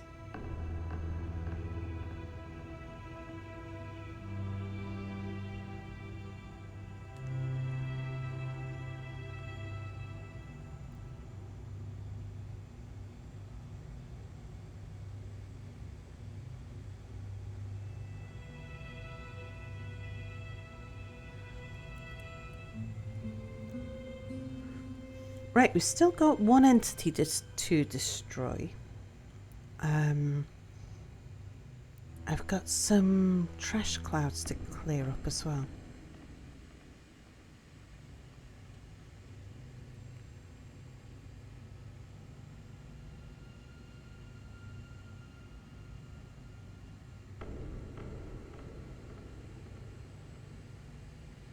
Yeah, those trash clouds are a lot closer than the asteroid.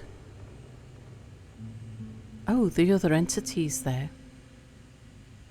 How far away are you? 600, 700. The trash is only 450. Let's go fly over there. Might want to have guns out at first, though.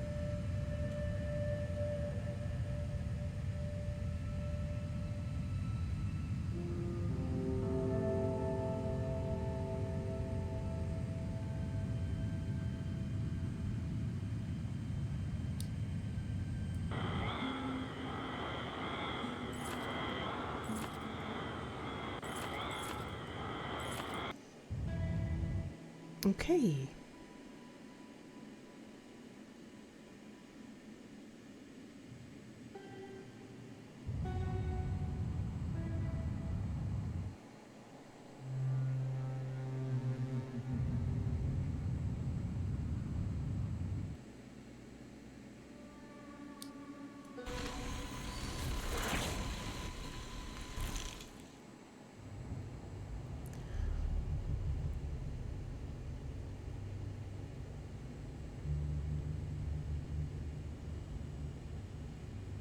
Yeah, that'll be closer to something else. So we've done that one.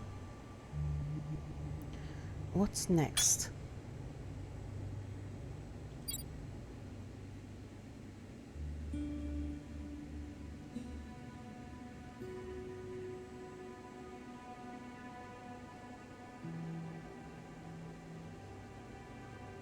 We're going largely clockwise.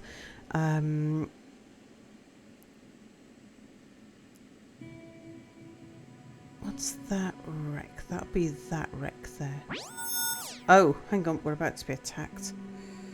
Well, we'll deal with that first. Okay, I need to I'll just fly out and explore that. I seem to be floating rather than...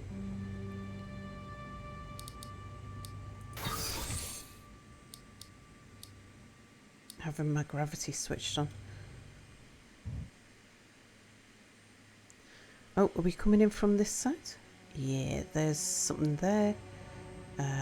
What are you seeing up here? I don't see anything.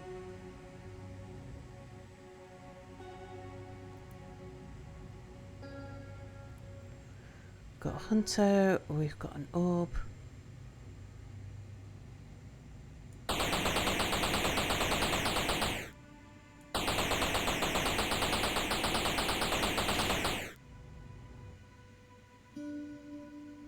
Oh, there's a biter. Okay.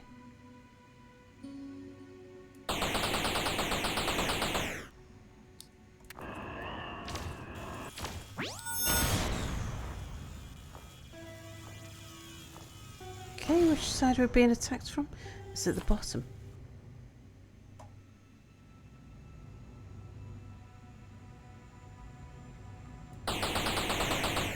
Oh, you're close.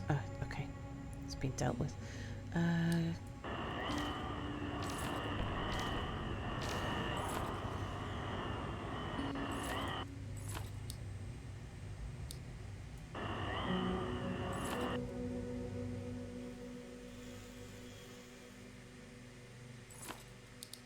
Let's just do some repairs while we're passing.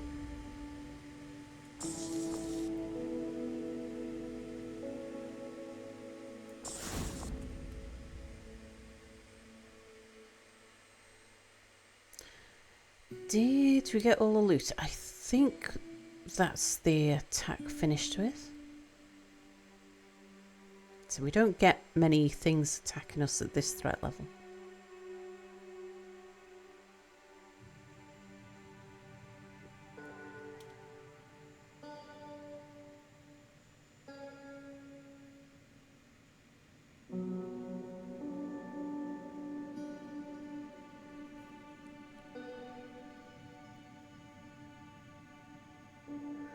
Right, so I was just thinking I need to fly to nearby wreckage. Was it that one?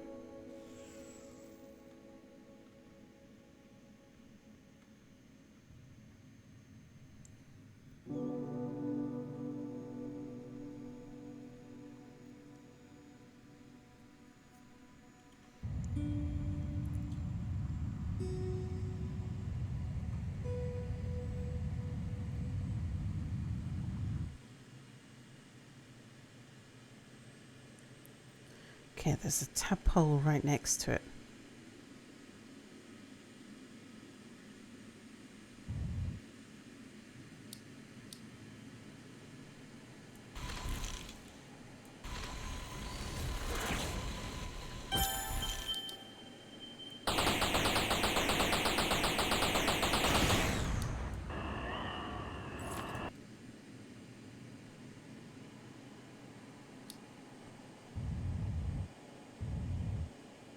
Anything inside? No bad things inside, I don't think. Just the fan unit down the end. Whoop, no, definitely something. Where? Oh, there you are.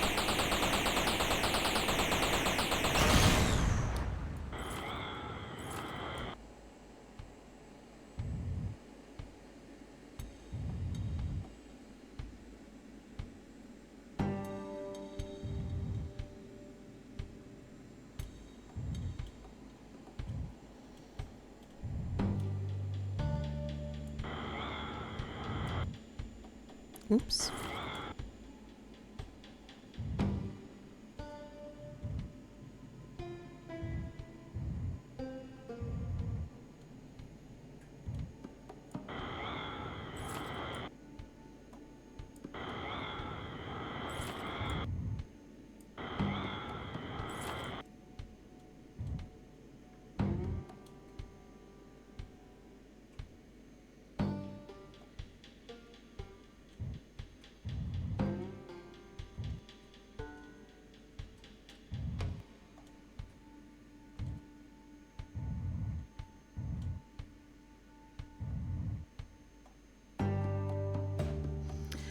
think I got everything, although I'm just not sure.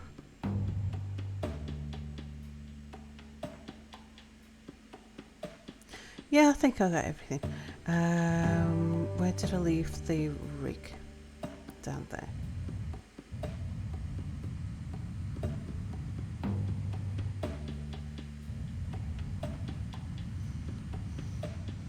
Now, when we got attacked last, a bunch of stuff landed on the planet's surface, so I'll just go collect that up.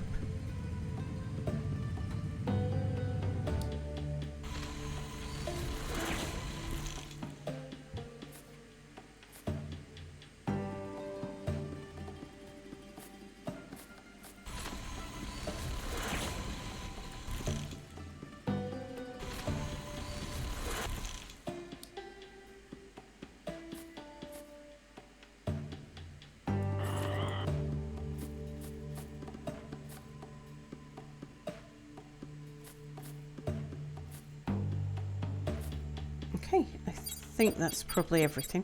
Oops.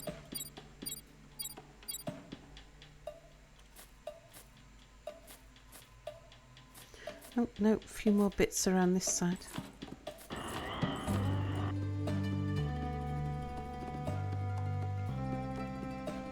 Legend, hello! Blood for the blood god, indeed. Milk for the cornflakes.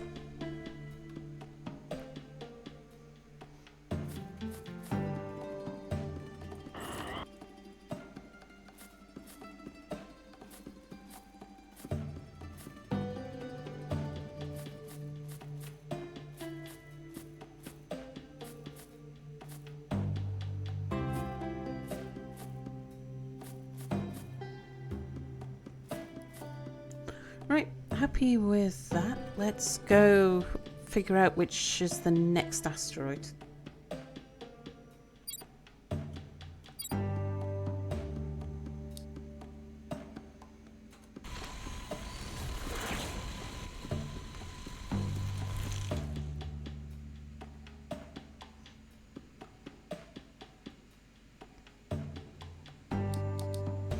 I've got an inventory full of stuff.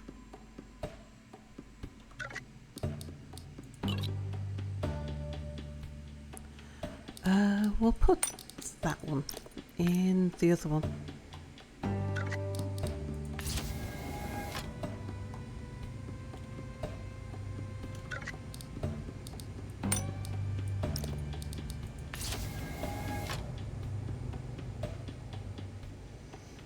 Right, we'll make our way onto the roof.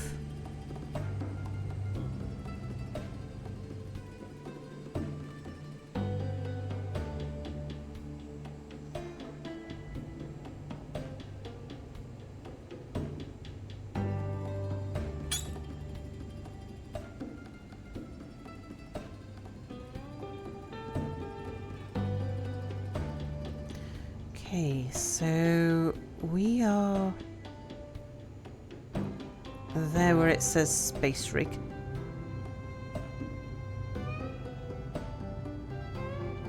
So yeah, next thing is going to be that entity.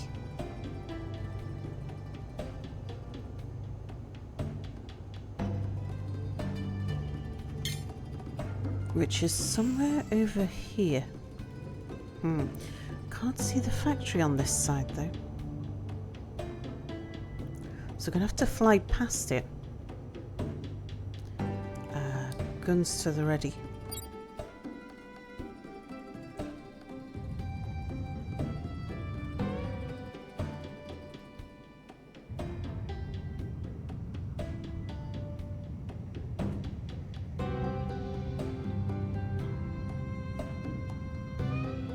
Yeah, I have to get round the other side of it.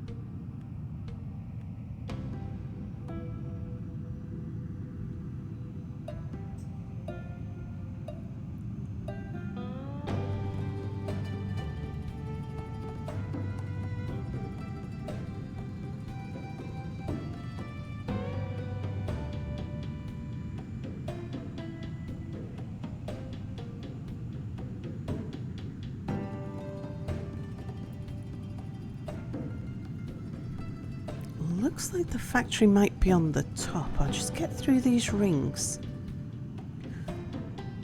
Maybe we'll head upwards and approach it from above.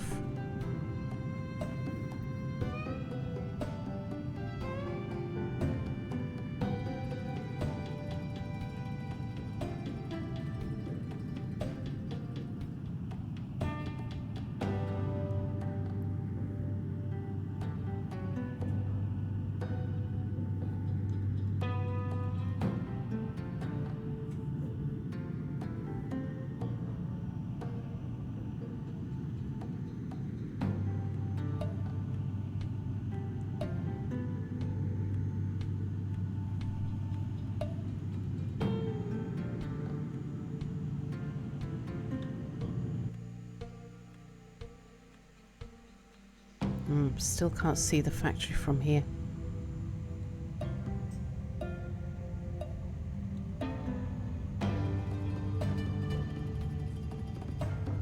It's going to be in that carbuncle.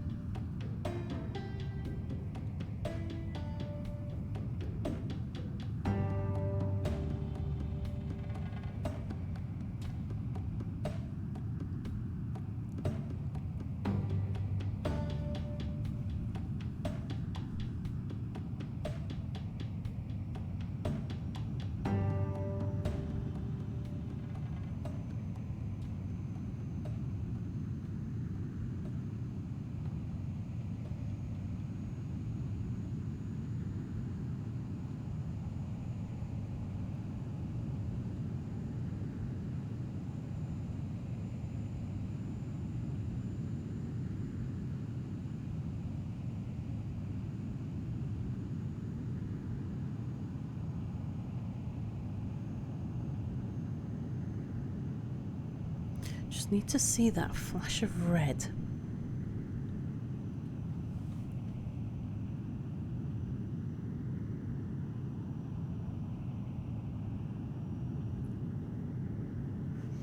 I've got a feeling it's on the other side. If we head for that one, which is also unexplored.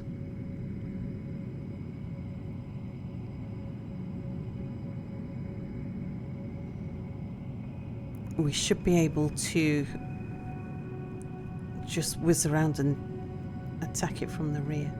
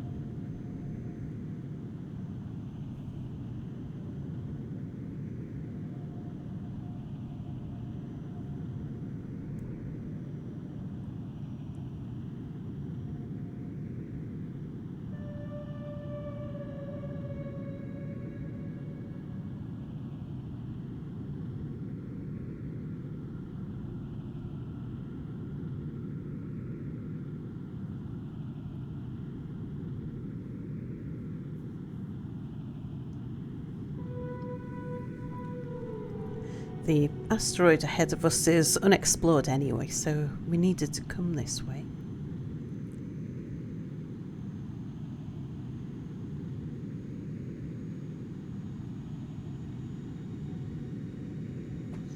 There's also some free-floating loot just in front of us there. Oh, hang on, ship's doing something.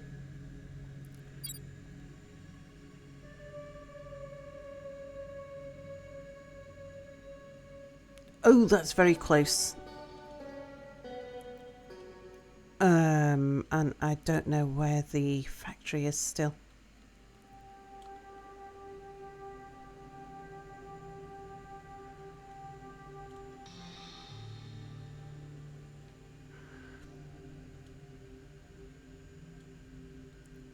That's what I saw, that bit of scrap. Let's bring that on board.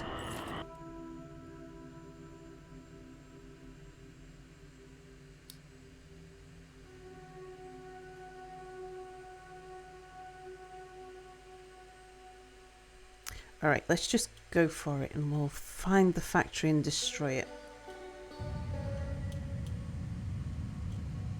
I see the sparkles around here.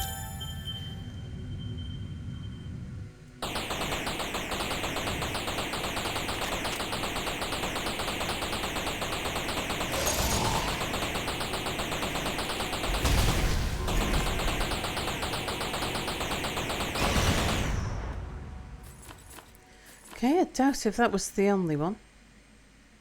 Look, there's an orb as well.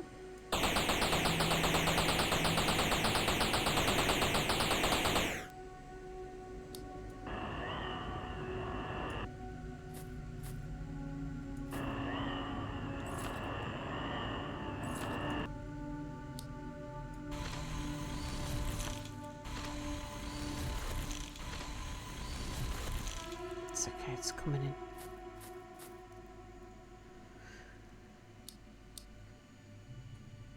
Right, I'm not convinced we've killed everything yet.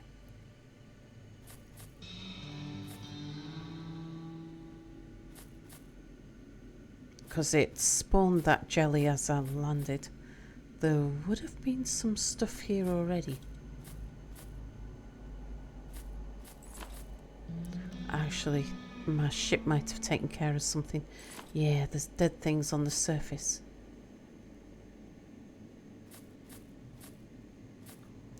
So this is... Oh, there we go.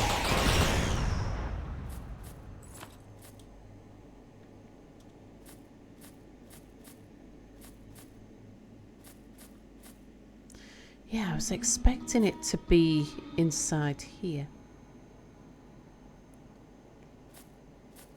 That's the carbuncle. Oh, it was somewhere around here. I could see the loot. Yeah, here we go.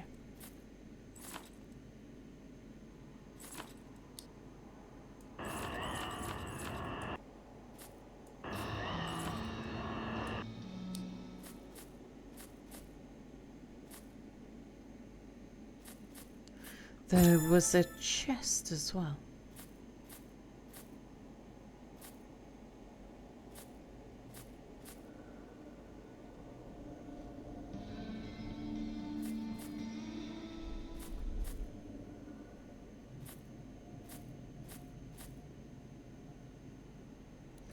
I don't see it now.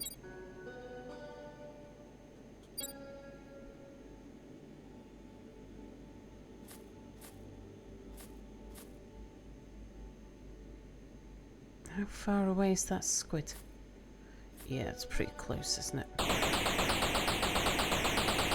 Can't see what I'm doing.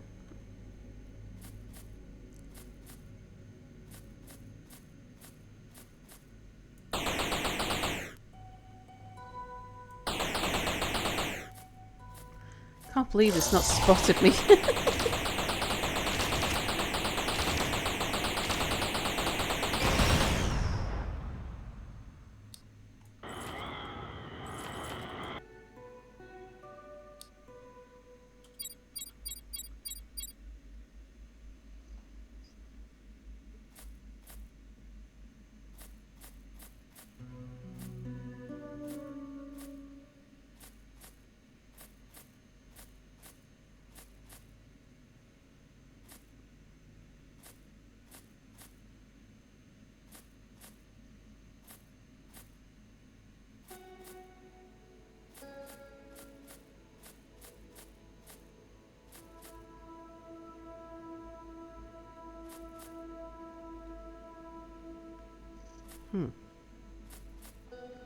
I expect a prize for clearing one of these. Where's my crate?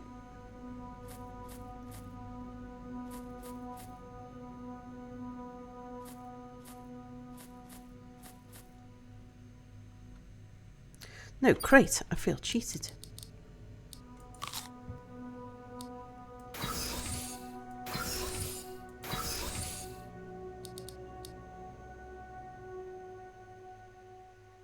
What's a good amount to loot though? What's that over there? Okay, there's a crate on that one.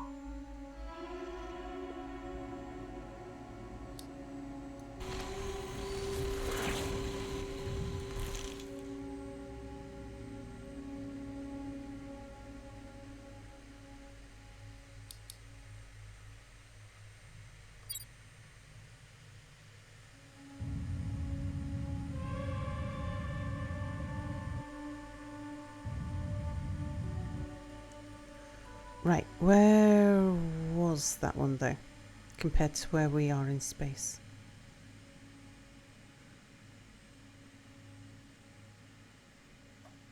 Because I was heading towards one. We weren't very far away from it. Hang on, I think I need to get my bearings.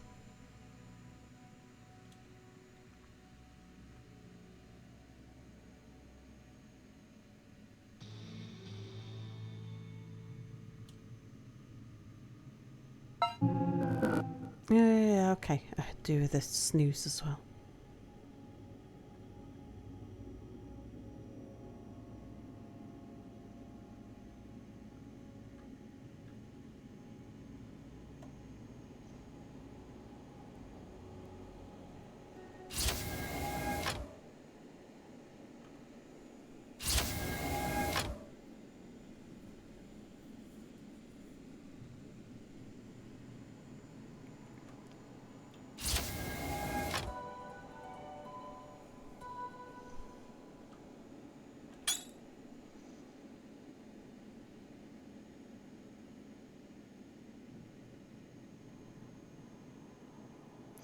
Did I explore that wreck over there?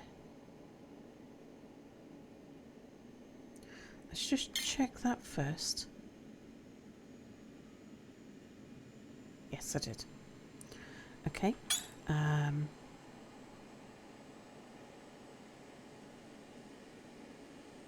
So the planet that's really close should be there. I see. Oh, it's overhead. I wasn't looking up. That's why I couldn't see it.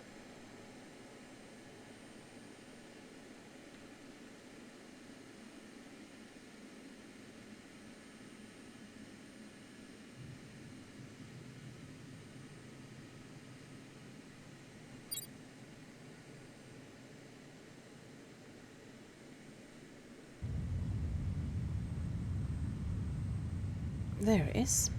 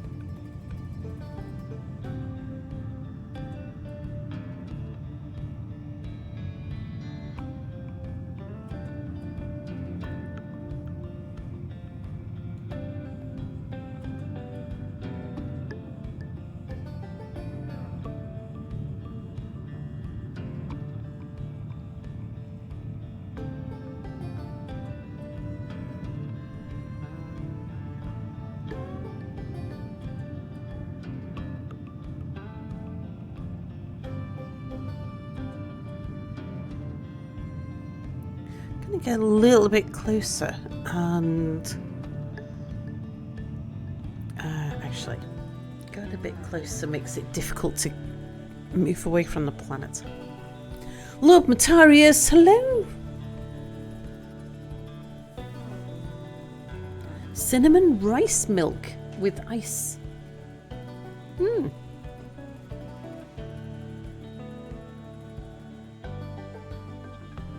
I'd never heard of, what is it, horchata. I'd never heard of it before. That bite is really close. Okay, ship's dealt with it. Yeah, I was thinking I could just mine stuff from here and let the ship pull it in.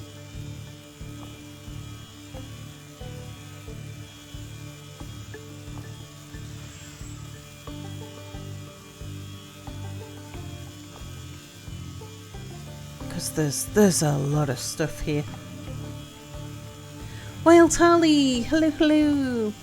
Highly recommended, very good. Gotta find you a recipe to make your own. Now that you're back in New England and can't get any. Yeah, I doubt if we can get any here.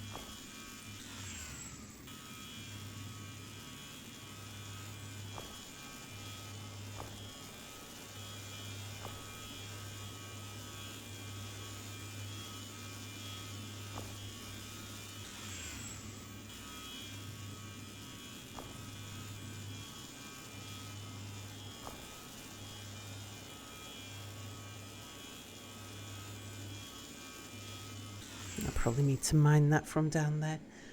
Let's just vacuum up the stuff lying on the surface.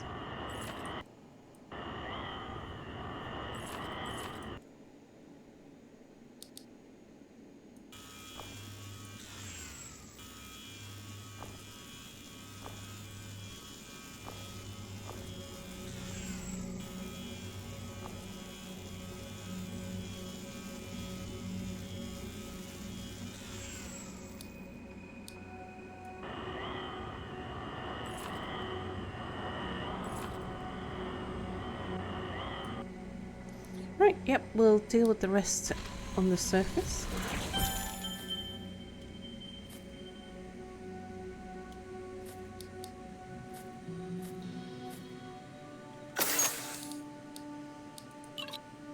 Some cash there.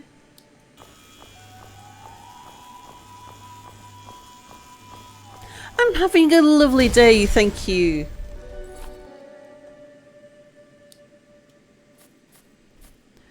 What am I trying to get? All the things.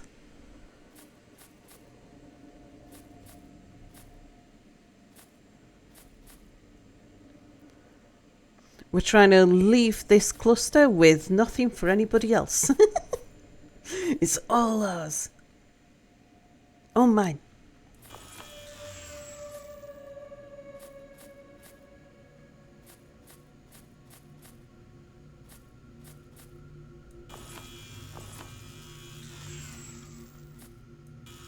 Our job is to strip this place bare.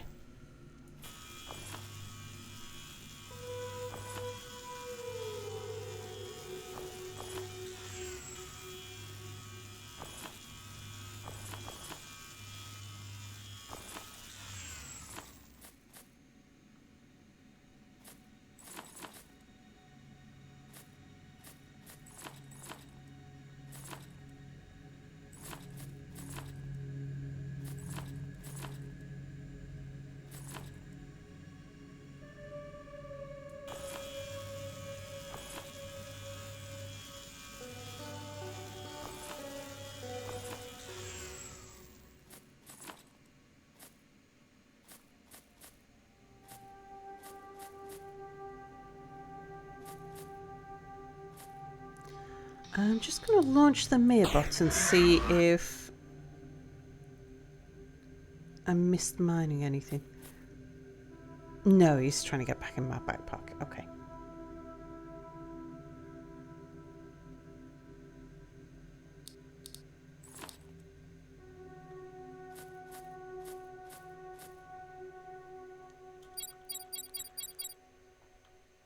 just do a zoom out and a walk around and see if I missed any loot.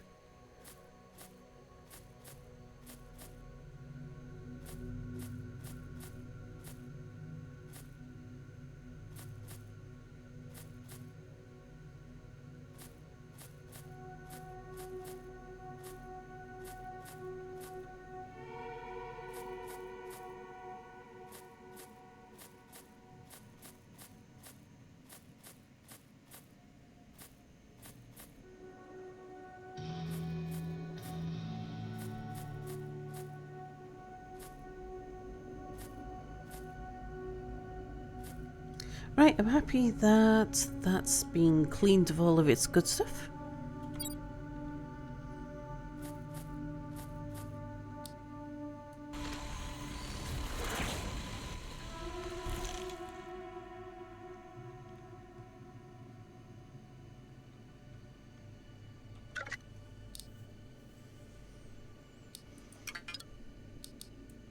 Corn goes there, jetpack fuel goes there.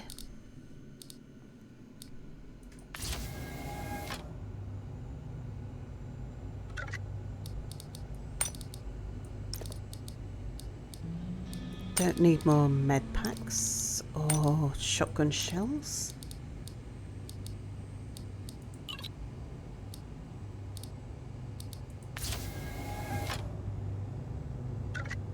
Right, we've got some credits there. Let's see how much that is. 10 credits, that was all.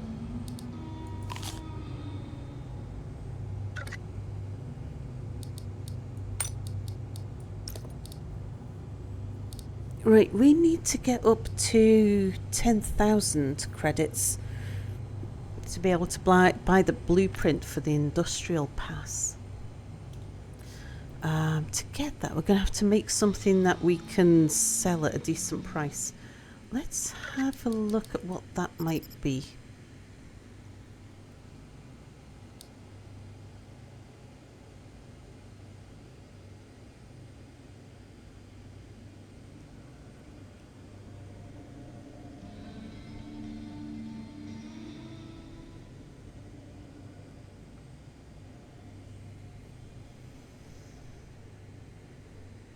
The deflector's not too bad. I could sell a bunch of deflectors.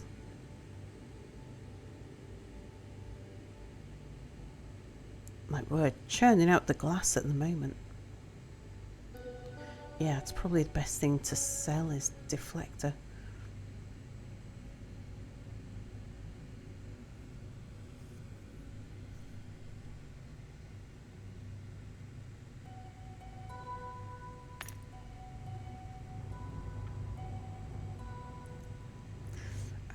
Let's grab some glass.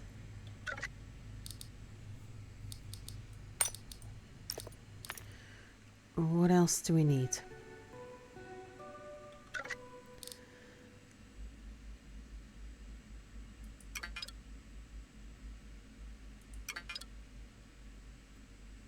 A steel and a mirror.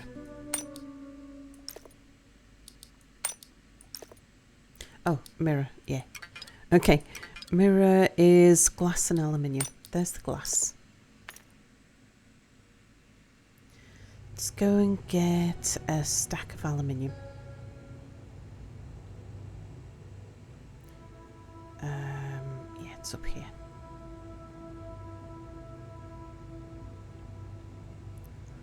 Stuck on the chest.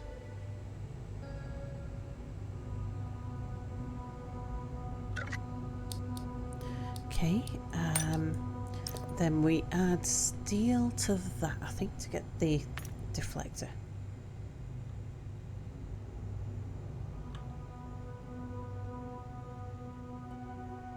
So let's pick up some steel while I'm here.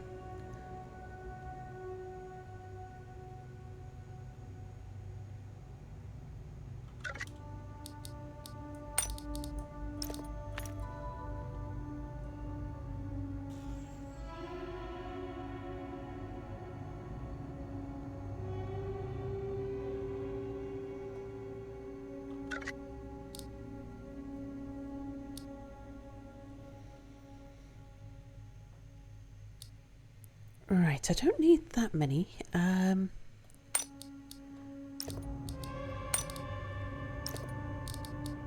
Actually, let's split it this way.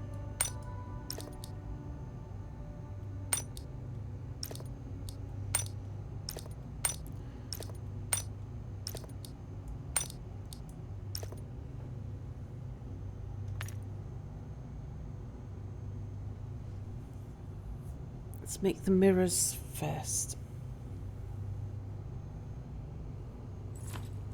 I am a hoarder. List is last. Hello, says hello, Silent Chat. Must say the universe is especially clean these days.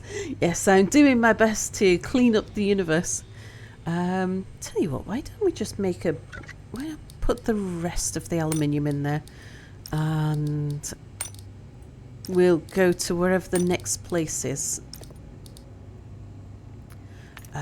I can just leave the mirrors to come out in here. And then I'll add the steel to it after that. Let's have a look at the map, because we've still got places to explore.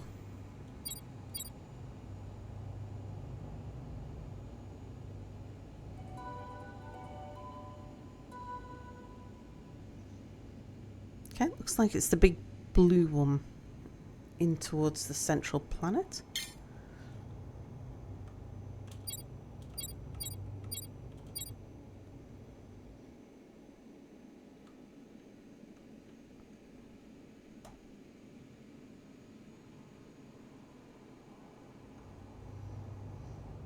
That one.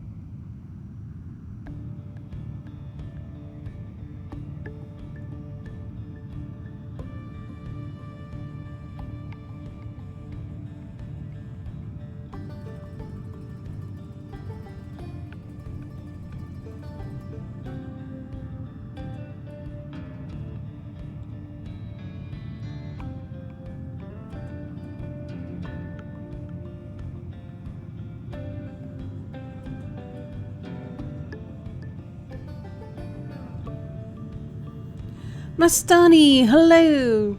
So it's in scavenging or something, indeed.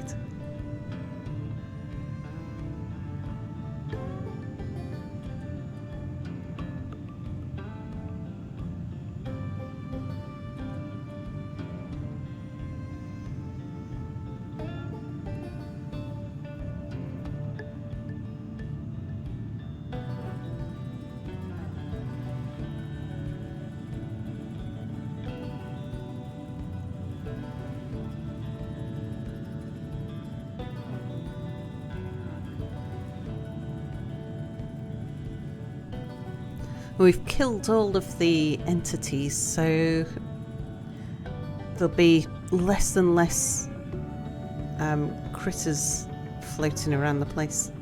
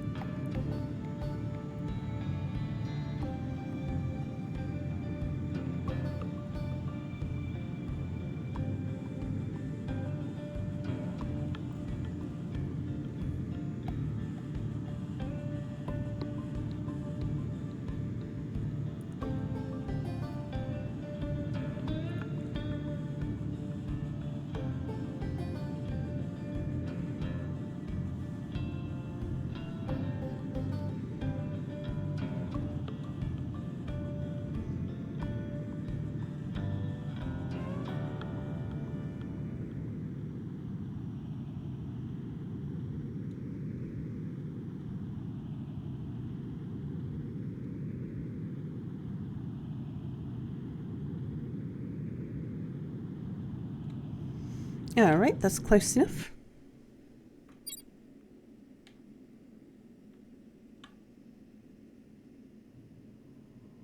Okay, there's some loot down the bottom. I don't see anything that's going to try and attack us.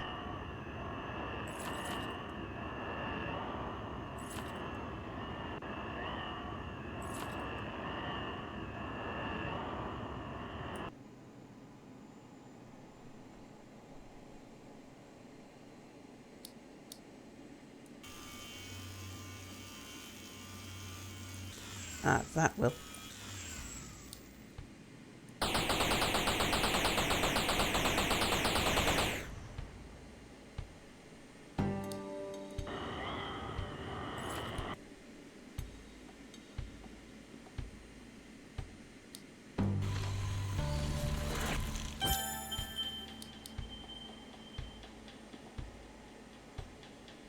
Let's just go see what's on the other side.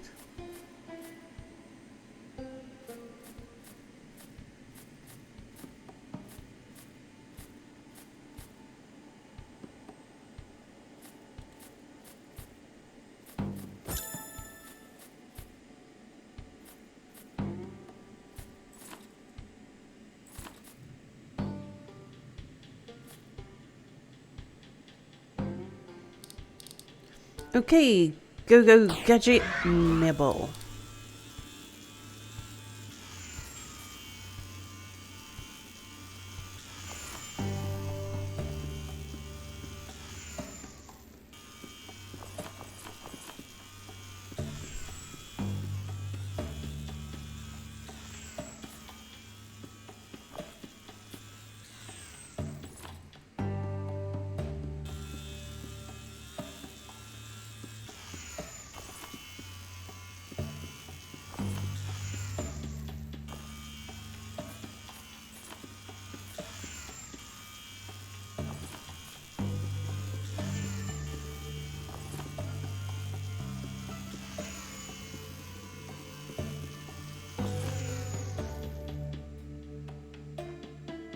Okay, going this way.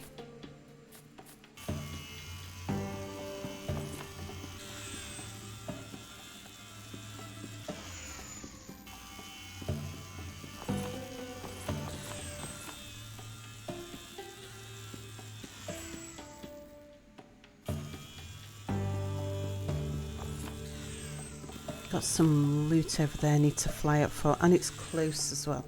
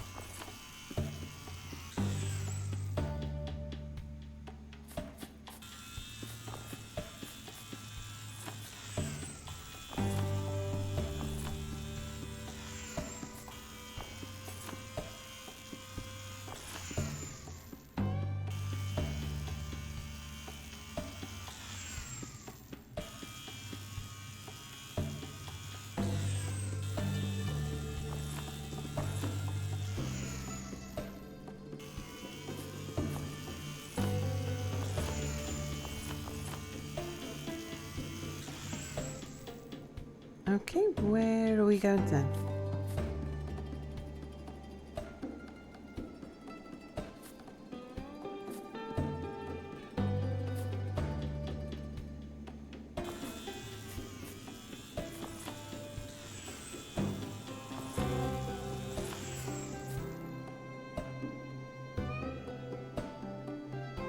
Okay, we're done. I think we're done.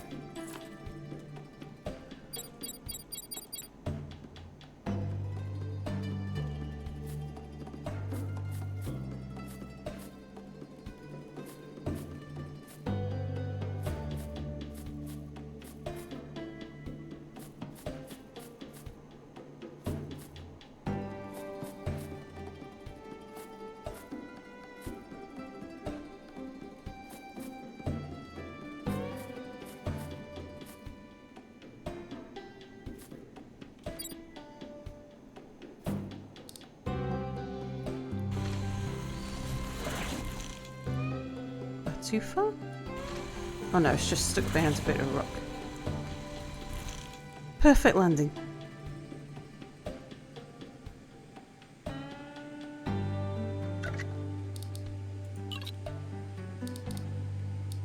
I'll put that in the other one.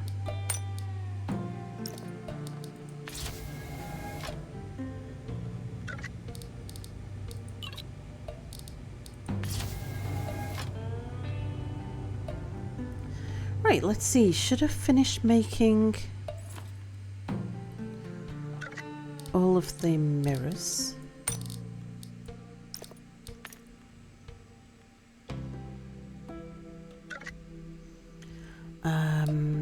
Now we want to get it to make... Ah, I'm in the wrong place.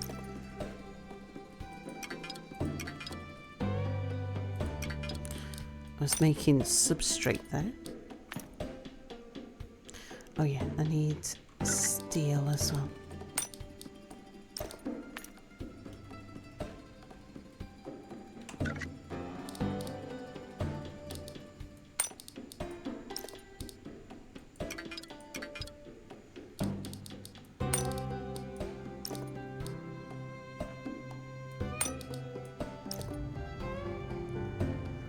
Okay, make those.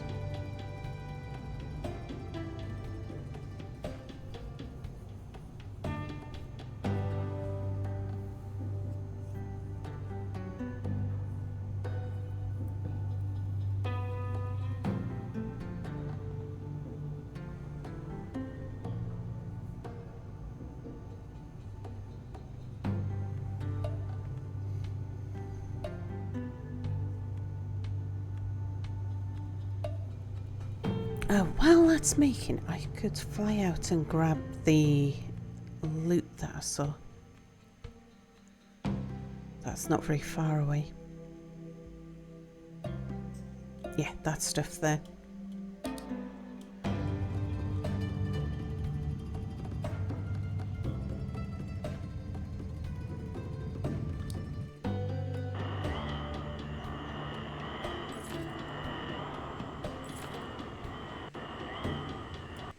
That needs to be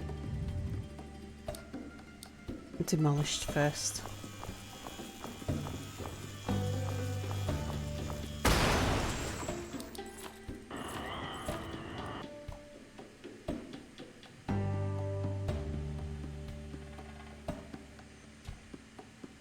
Any more? Did I get it all?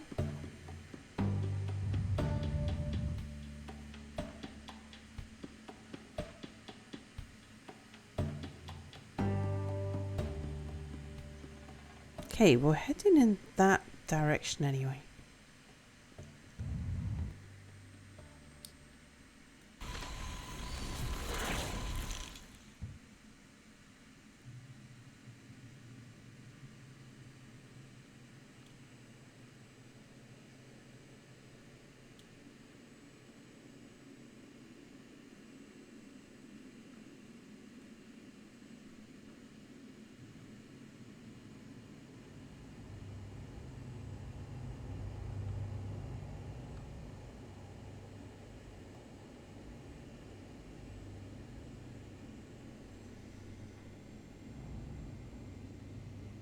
Where's the stock market? Stock market's down there.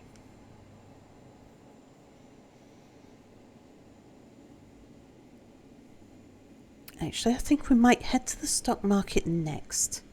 Get the cash we need to get the pass we want.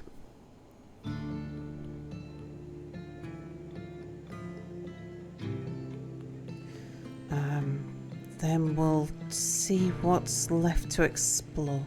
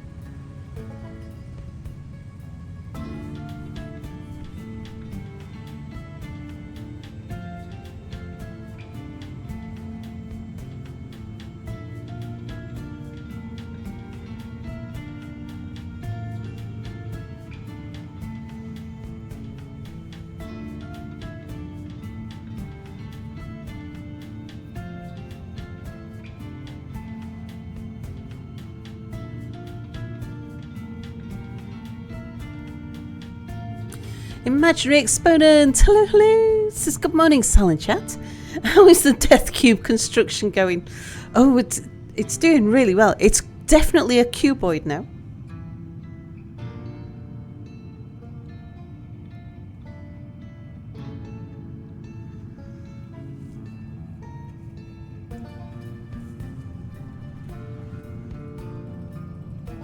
I'm toying with the idea of adding extra thrusters.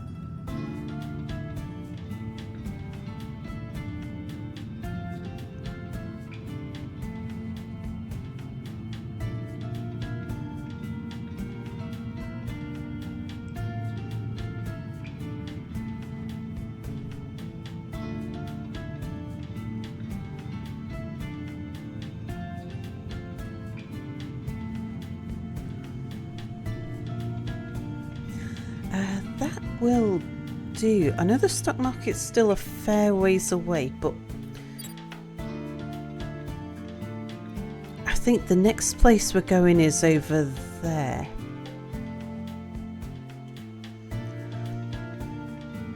And I can take a pocket full of stuff.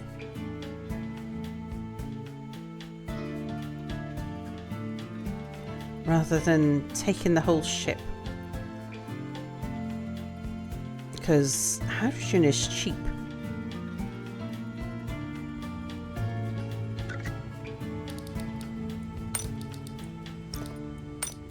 I'll leave you behind.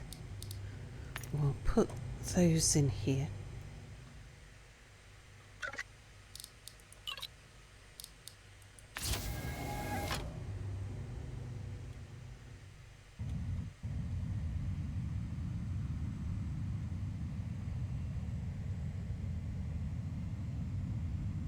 I don't think I need to bring the ship over here for anything. I think it's just to get to the stock market. We've already cleaned out all of the loot, I think. Should have guns to the ready just in case though.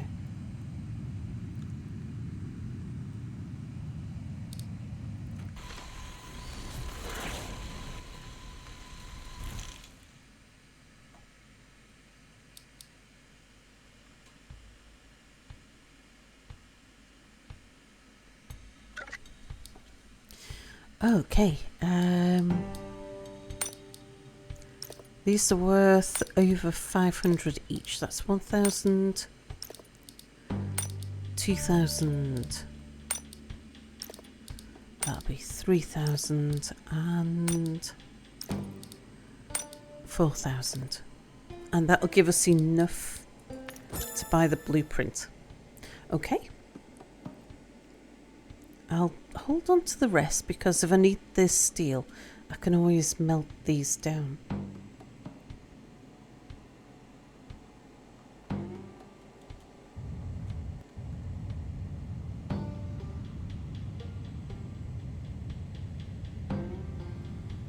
Any specific reason for the shape? Looks a bit empty on the inside. The inside is where my factory is.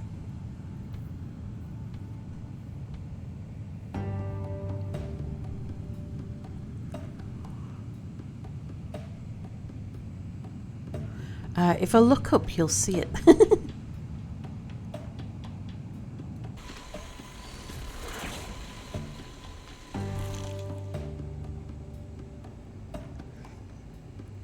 So there's the factory. At the moment, it's just the start of the factory. I'm just using the surplus materials and turning the surplus materials into steel and plastic and glass. But as we get more and more surplus materials, I'll start making more complex components.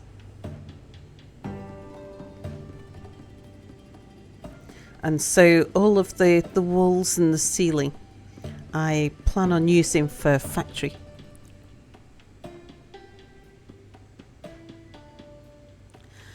We want the blueprint shop.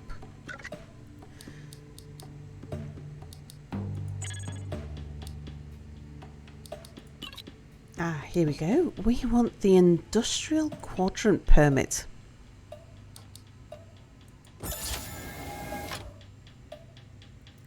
Okay. Now, what's it going to take to make one of those, though?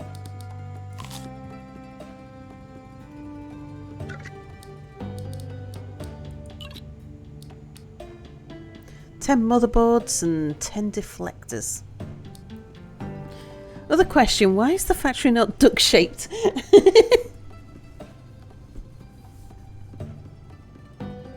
That's a very good question, actually. Well, I'm making it out of very big blocks.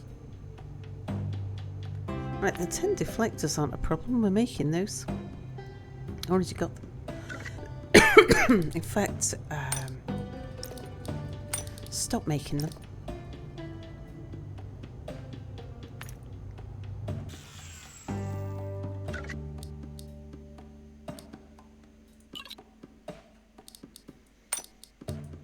Keep that. The aluminium I need to put away. So we need motherboards.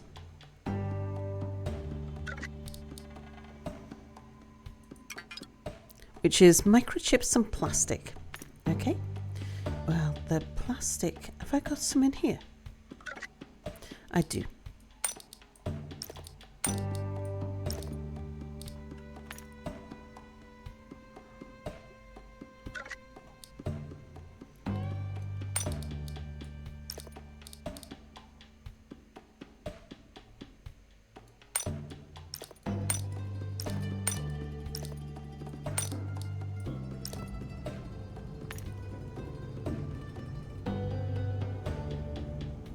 Everything that can be duck-shaped should be duck-shaped.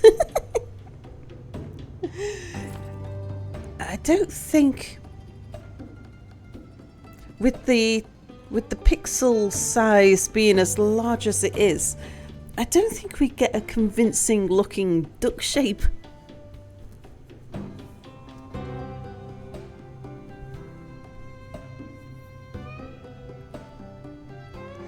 I mean, it loans itself to being a Borg cube.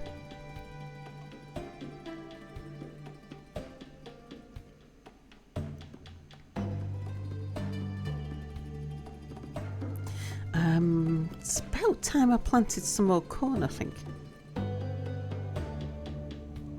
Just see how much I've got in stock. Oh no, I've got plenty in stock.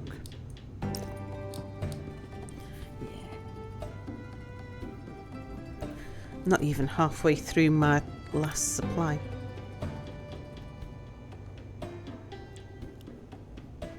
Borg cube is an acceptable alternative.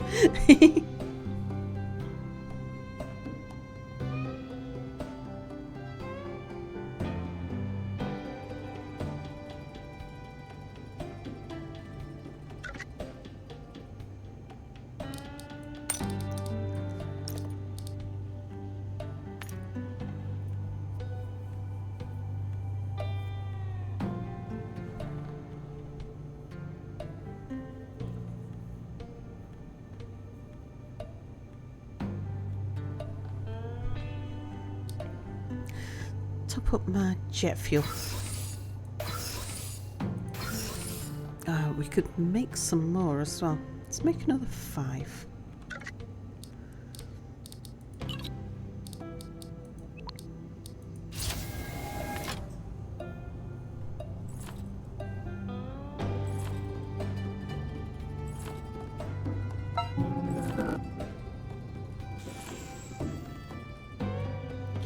And how are we doing on fuel here? Fine. In fact, it hasn't dropped and I'm not sure why not. Okay, that's done.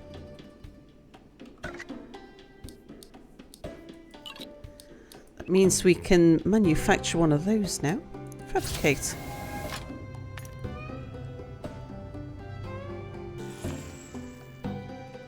Alright, I don't know how we use that,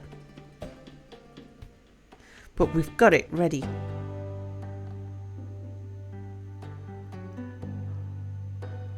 I'll put it in this box over here.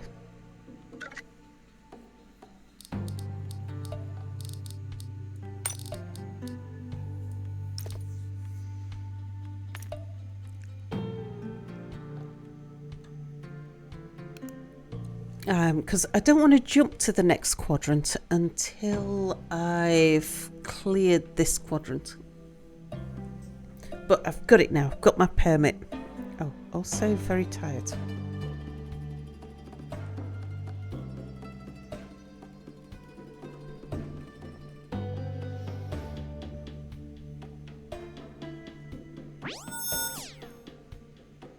What's that? We're about to be attacked. Okay.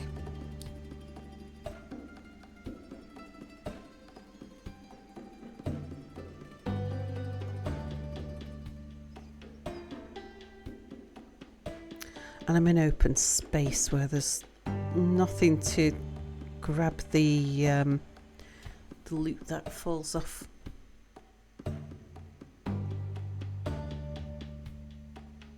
Okay, do we know which way things are coming?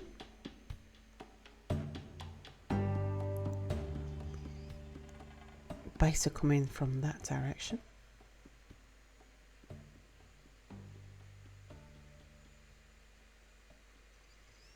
Hunter coming from that direction, so I think I need to be stood on this side.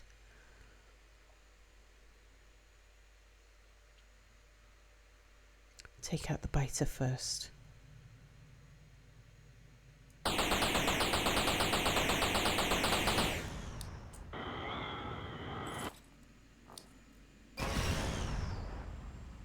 Something just crashed against us.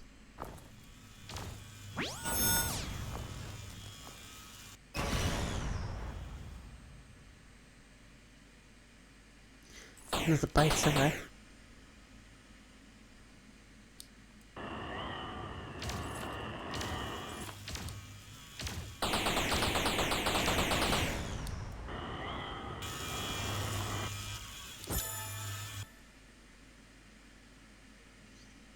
Any more?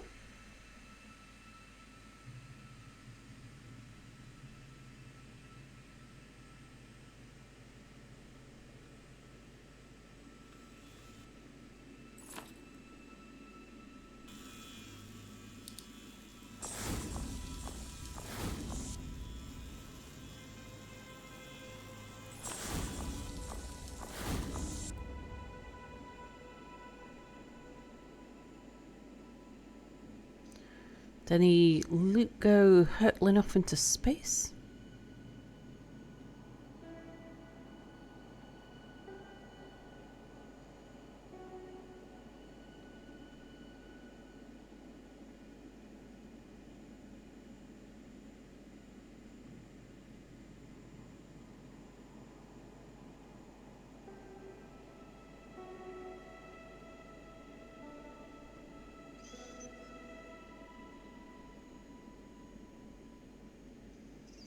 No, I think we're good.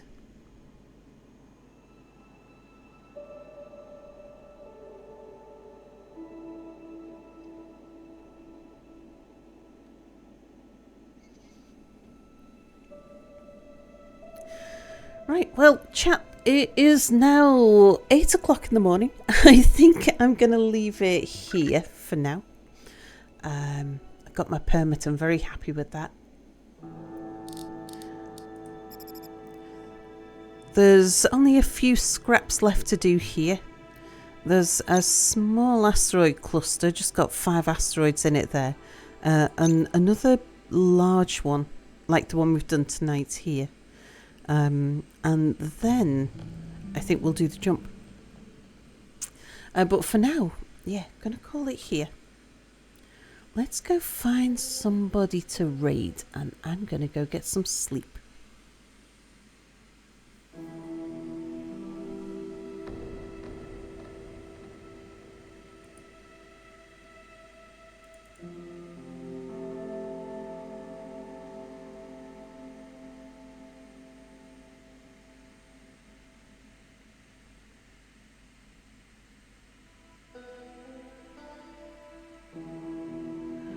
How about Selfair? Let's go raid Selfair.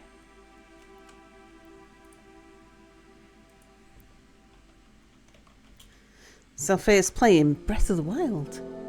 Let's go see how she's getting on. So thank you for watching, everybody.